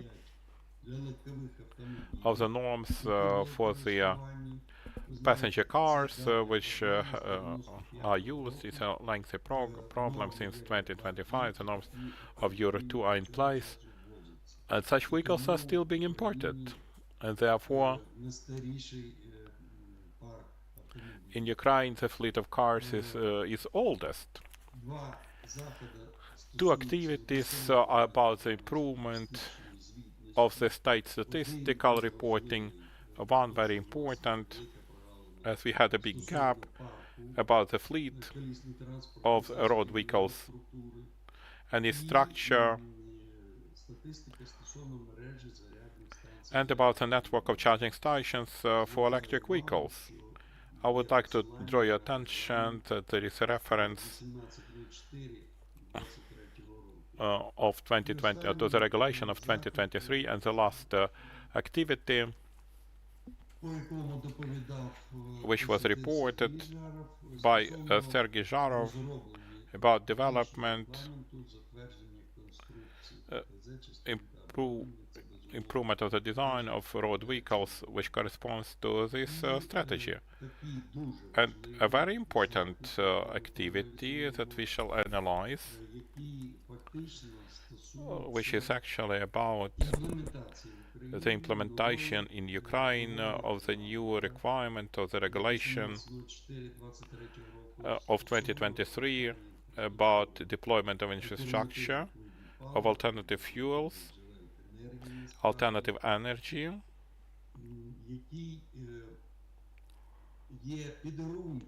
which is a prerequisite for development of the roadmap of decarbonization of all types of transport, as it is provided for by key European policies. This is the slide. Actually, those activities are provided for by the number of pieces of legislation, and this regulation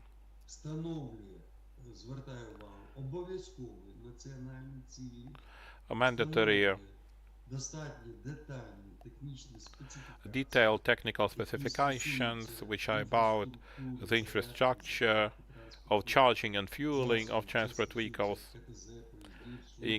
including the road vehicles, maritime vessels, and aircraft, requirements of definition of requirements towards the infrastructure, the charging of electric vehicles,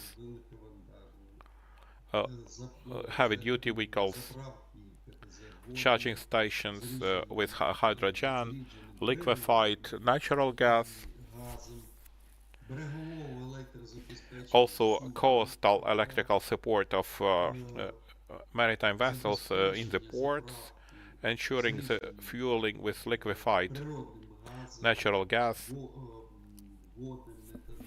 methanol, hydrogen, ammonia, vessels, electrical support of planes in the airports, detailed requirements, the basis of national policy and national reporting, and also the additions which are about reporting and technical specifications. Article 14, the basis of national policy. Practically, they define the mandatory elements. There must be assessment of the current status and future development, and the objectives in line with the directions that have been discussed in the policies, and the activities, and quite many things, as well as reporting. They defined by the attachment 1 on 2 pages, described in detail which reporting the EU member countries, as I hope. Also, Ukraine will become an EU member, and it will report, make the reporting starting from 2027 every 2 years. And such national policies every country must develop before the end of 2024.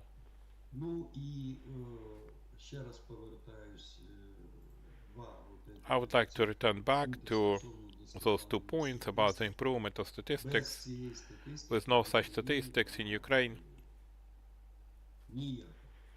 it will be no good. Practically is not possible, neither for national policy to develop, nor the reporting.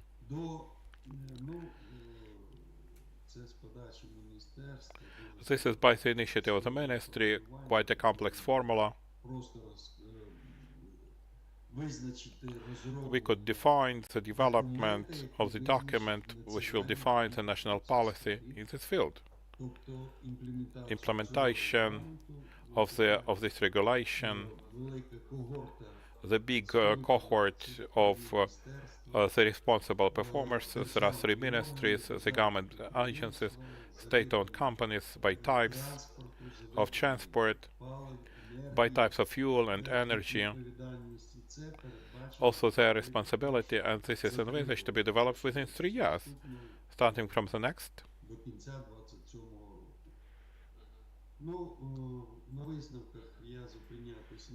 I will not focus on the outcomes.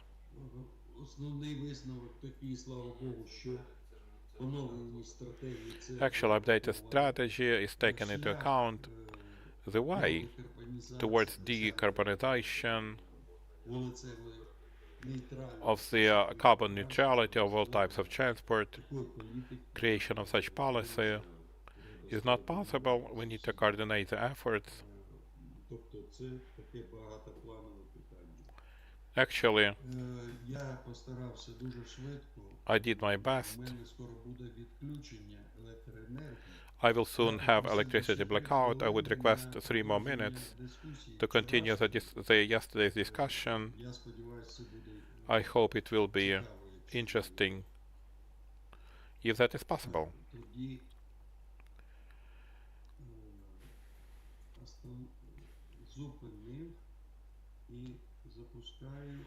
So I stopped and now I launch the short presentation. If you can see it. Ні, презентації поки що немає. Так, ага. А так? Зараз щось має завантажитися. О, є. Є. Робочий вчора ми за активної участі професора Марченко. With active participation of Professor Marchenko from Kharkiv Polytechnic, який доповідав who has reported on the strategy. Бачимо тільки робочий стіл, ваш презентації ще не бачимо. Перепрошую.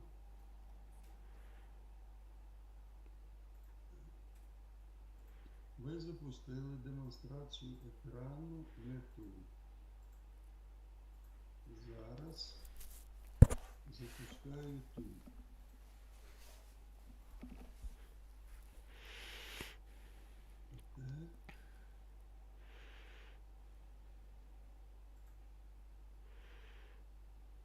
Є? Ні, знов бачимо тільки екран.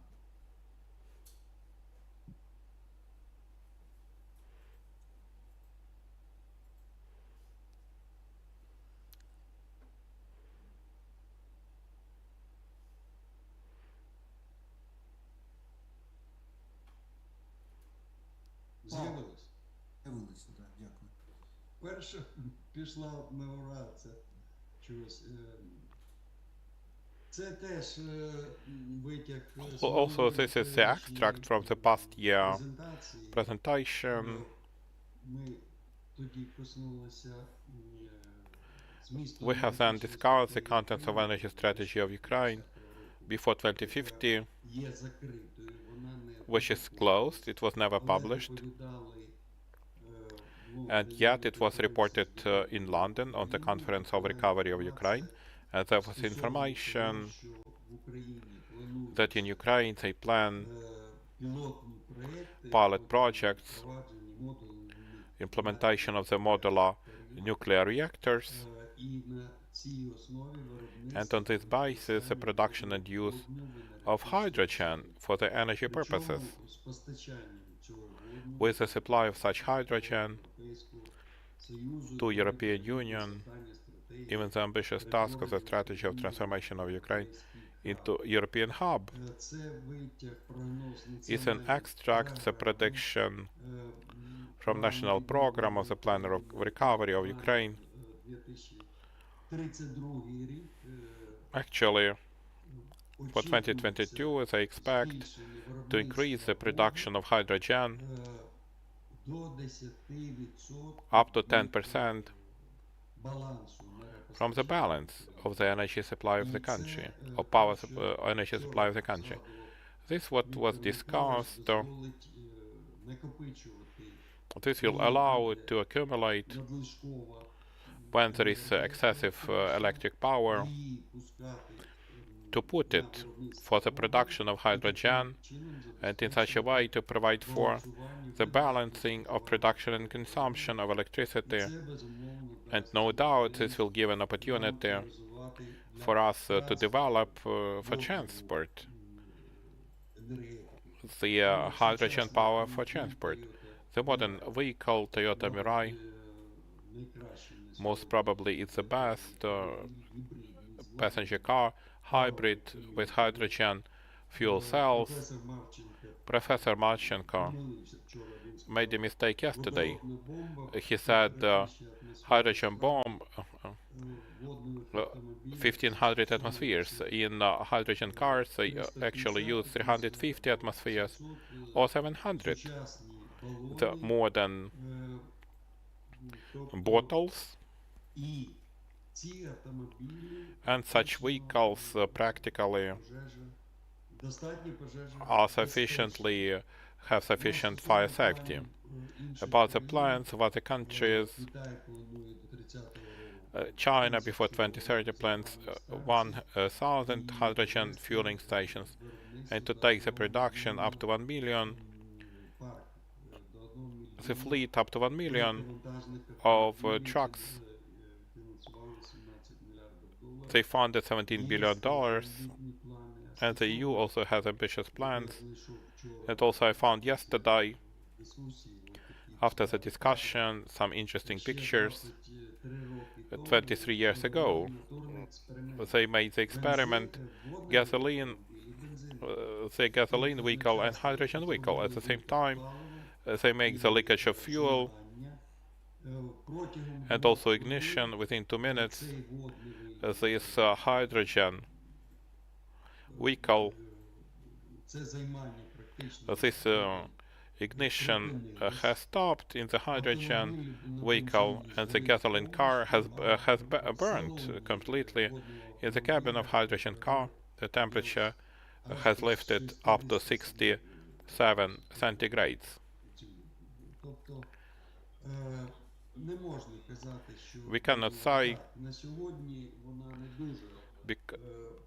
nowadays it does not go forward because hydrogen practically has the same value as fuel consumption as gasoline, and the hydrogen vehicles are much more expensive. Therefore, obviously the electric vehicle are much more attractive. However, the battery electric vehicles is not the panacea. It's not always the progress. The progress goes on, and this can be observed from Toyota Mirai.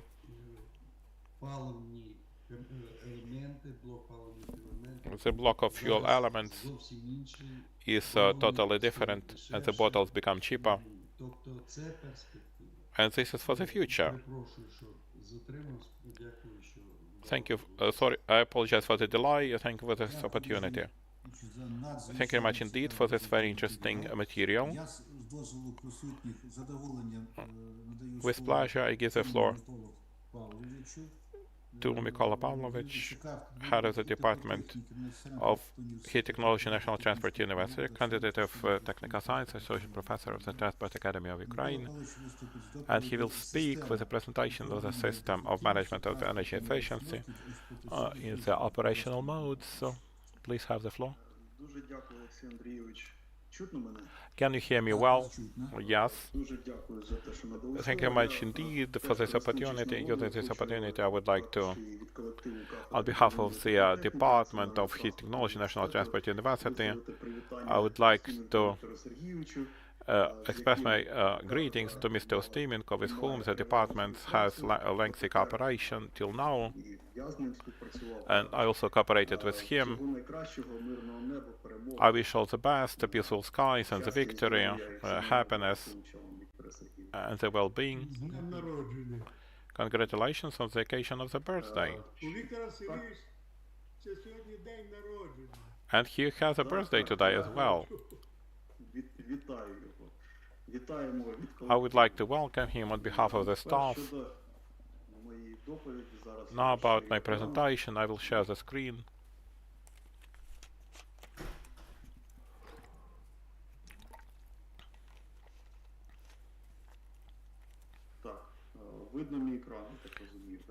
You can see my screen, as I understand. We can see the black screen.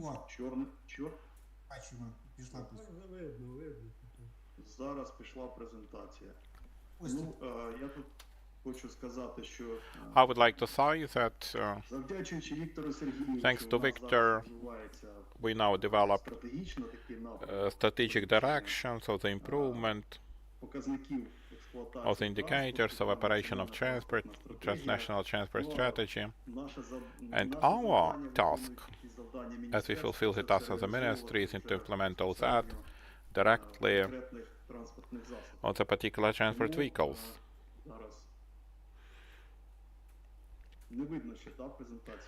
We cannot see the presentation.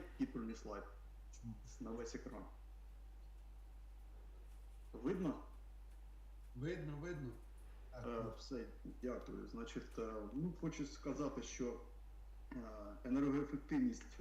energy efficiency of transport vehicles nowadays is one of the most important indicators, and to the large extent, energy efficiency is defined with energy installation, power installation, under conditions of operation. It depends really on a number of constructively laid down indicators of the transport vehicles, the mode of work, the quality of fuel, conditions of traffic. Accordingly, ensuring of such energy efficiency is an important task of today. Accordingly, in order to achieve the resolution of this task, nowadays there is a use, it's important to use these days such adaptive intellectual systems of management of such modes of transport vehicles in order to reach this objective of improvement of energy efficiency. In order to formulate such an intellectual system of management, it is necessary actually internal and external factors of impact on energy efficiency, and accordingly for such tasks there is a practice, a widespread practice to use a systemic approach. In the field of problems of transport, such a systemic approach was applied in the work of quite many famous scientists, including Yuriy Polyanskyi, Oleksandr Klymenko, other well-known scientists whom we know. Accordingly, briefly speaking, the systemic approach to management of the regimes, there are four stages of that. First is general formation of the system of intellectual management of operational regimes. Accordingly, there is formation of the structure, prediction of the variants of development, and also algorithm of assessment, of evaluation. Second stage, formation of information subsystem data exchange, the process of management, according to the structure of such system, and hardware and software components. As a third stage, the formation of the mathematical subsystem, such a system of management where accordingly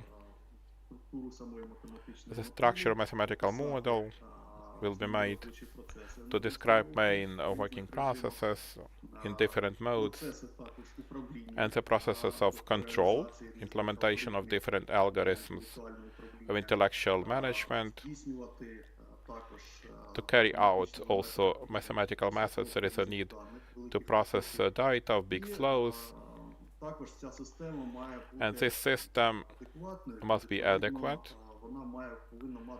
Accordingly, it must have also assessment of adequacy in the process and also use of it. And the fourth stage is assessment of efficiency of such management, which can take place in different conditions, also experimental studies, also mathematical modeling, a multi-step approach, multi-flow approach. Also the assessment of the efficiency of regulation of some parameters and the efficiency of the use of the fuel, efficiency of use of in modern fuels of hydrogen as a component, which provides for decarbonization on transport, and integrated assessment of energy efficiency. If to move to the general structure of the system of transport machine, intellectual system of control, it can be formed based on the principle which is laid down as a modern system of control of the power installation, the need to ensure the torque, taking into account the capability of the intellectual system, and the input values are the resistance on the shaft of the power installation of the engine as part of the power installation, and that process includes the current torque, which must correspond to the resistance that we have, must provide the power for the transport vehicle under certain conditions, and the control takes place with definition of the parameters, providing for the maximum efficiency of the use. Here we introduce the coefficient of the energy efficiency, which must stream to its maximum value. If to describe in detail this general scheme, accordingly we can introduce it in the form of three subsystems: information subsystem A, mathematical subsystem B, and physical subsystem C, where there is a process of receiving the necessary data for the control. The processes defined based on parameters of control based on this data, which is a mathematical subsystem, and the process of implementation of such processes of control into physical subsystem. I will not focus on it as we are pressed for time.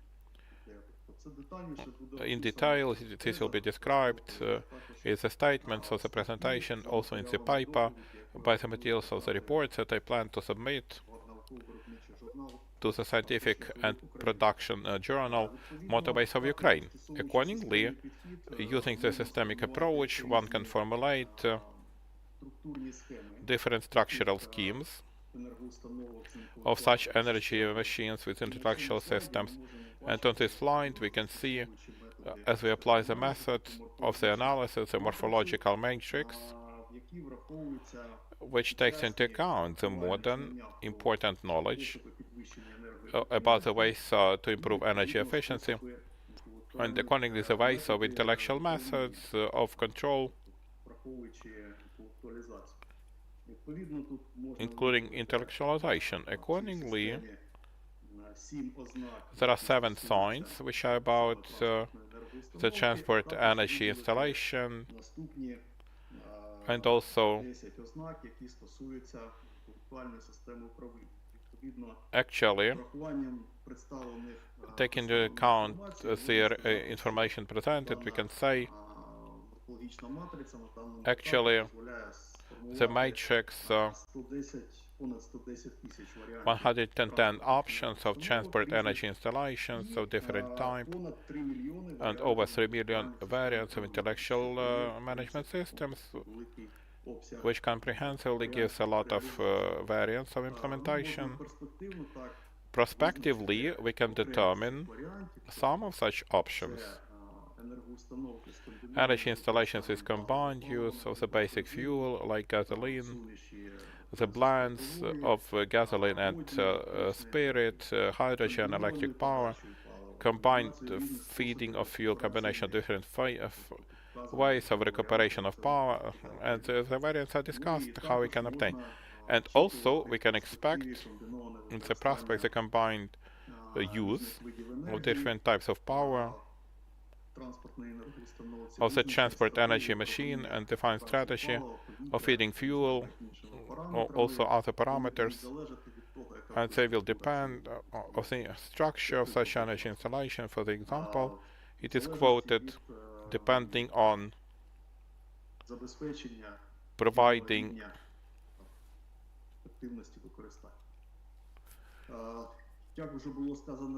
as it was discussed before, in order to provide for such control, we need to have criteria for the assessment of the efficiency of energy installations. Accordingly, such criteria can be defined, and the first thing is the criteria of the efficiency of the second part, of that part that we call the engine. In it, there is transformation of the energy of fuel or the energy source into the useful work. In the combustion engine, we call it the efficiency. Accordingly, one has to take into account the individual criteria of the efficiency of managing the parameters of the installation, which is management of speed mode, management the coefficient, we can comprehensively say the efficient of the system of neutralization by this parameter is of importance. And separately, the criteria of energy efficiency by the origin of power. Here it defines the criteria as part of energy received as a result of combustion of the elements which we called hydrogen in line with the overall mass of heat used. And also it's possible by the way of inversion to define the criteria of efficiency by emissions of the transport installation, by the emissions of CO2, CO, NOx, CO2, having in mind that all that criteria, standalone criteria, other criteria which are reduced to 1, they change within from 0 to 1 and are signless, and we can easily formulate the group criteria by multiplying standalone criteria of this kind. If to speak of the operational modes, so that criteria can be assessed as integrated for a certain period of time. Its integration time-wise during the operation of the vehicle gives us the overall integrated criteria of the efficiency of the energy installation. Accordingly,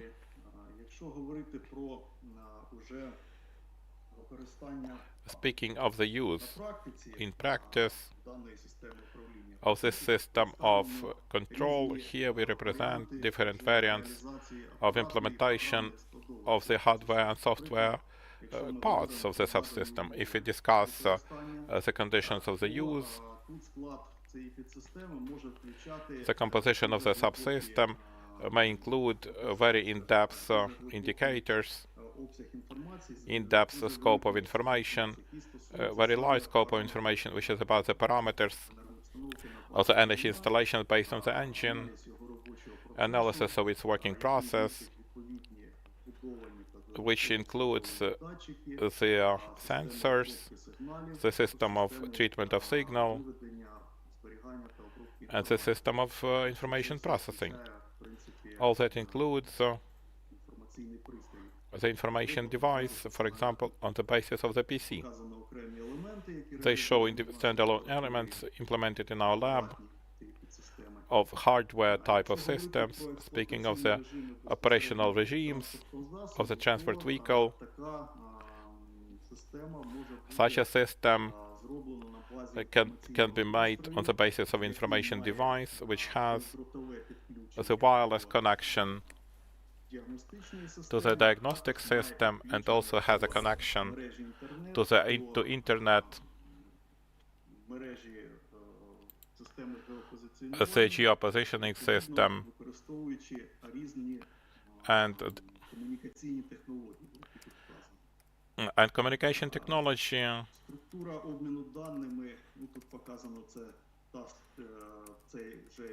The structure of data, their software part,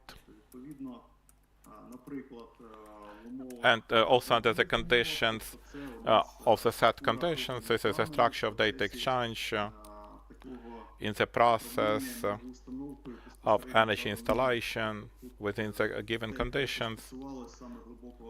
This is about in-depth analysis of the engine in some particular modes.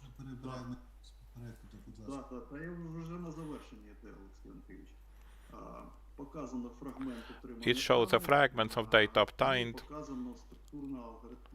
the structure algorithmic scheme. They have added the algorithmic model or model of the data processing of wireless information device connected to the onboard system. And this is a part which is responsible for processing and zeros.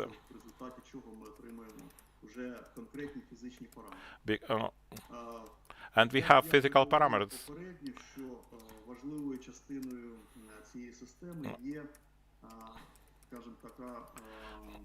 Actually, part of the system is adaptation for the particular power machine in the power mode. In detail, it means that mathematical model that we discuss must be adequate, and also having in mind the capabilities of that model, we can practically, on the one, using the engine within the vehicle, to discuss the current adaptation of that model. The model has such an indicator as correction coefficient of the mathematical model in different modes. The current data within the particular conditions of use by a cycle of supply of air, the speed loading mode in the mode of cold engine, and also warm engine. This is not warmed up, more than 40 centigrade temperature of the coolant, and in the mode of warmed up engine with most of the operation. Actually, it shows how the coefficient of correction changes, and we adjust the mathematical model for the specific engine. As I said before, that check of the accuracy is based on the current data received. As an example of the definition of the particular criteria of the energy efficiency, we demonstrate the efficiency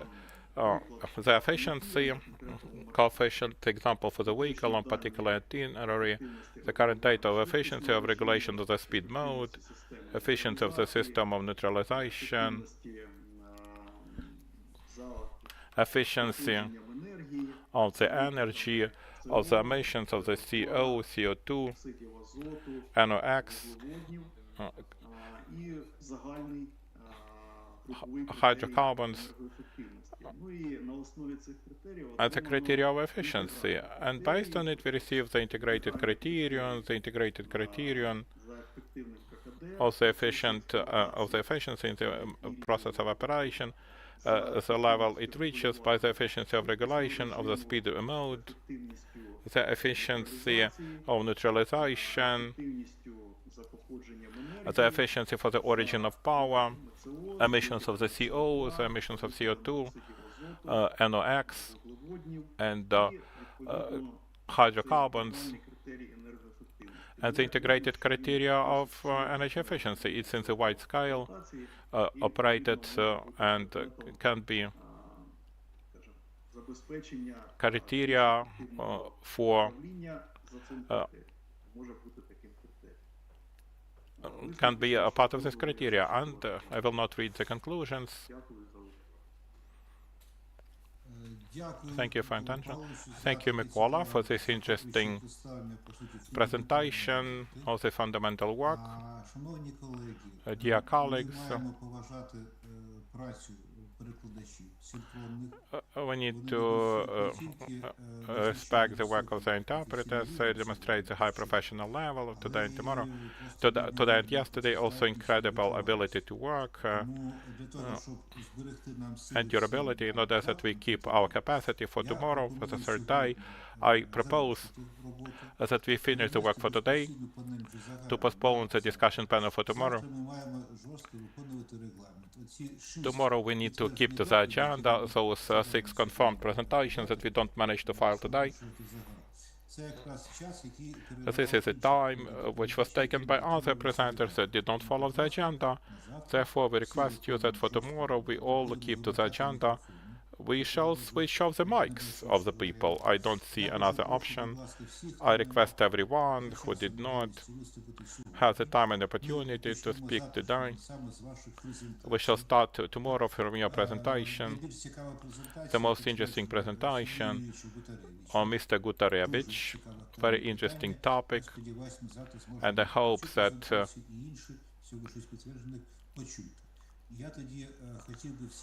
and also tomorrow I would like to thank all of you. 62 participants have stayed, the most resilient ones, and also inspiration that we can complete this marathon tomorrow and we completely fulfill our extremely intensive work. Thank you very much indeed. Дякую всім, до побачення. До побачення. До завтра. Дякую, до побачення.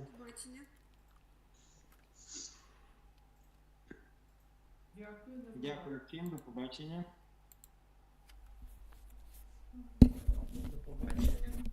До зустрічі.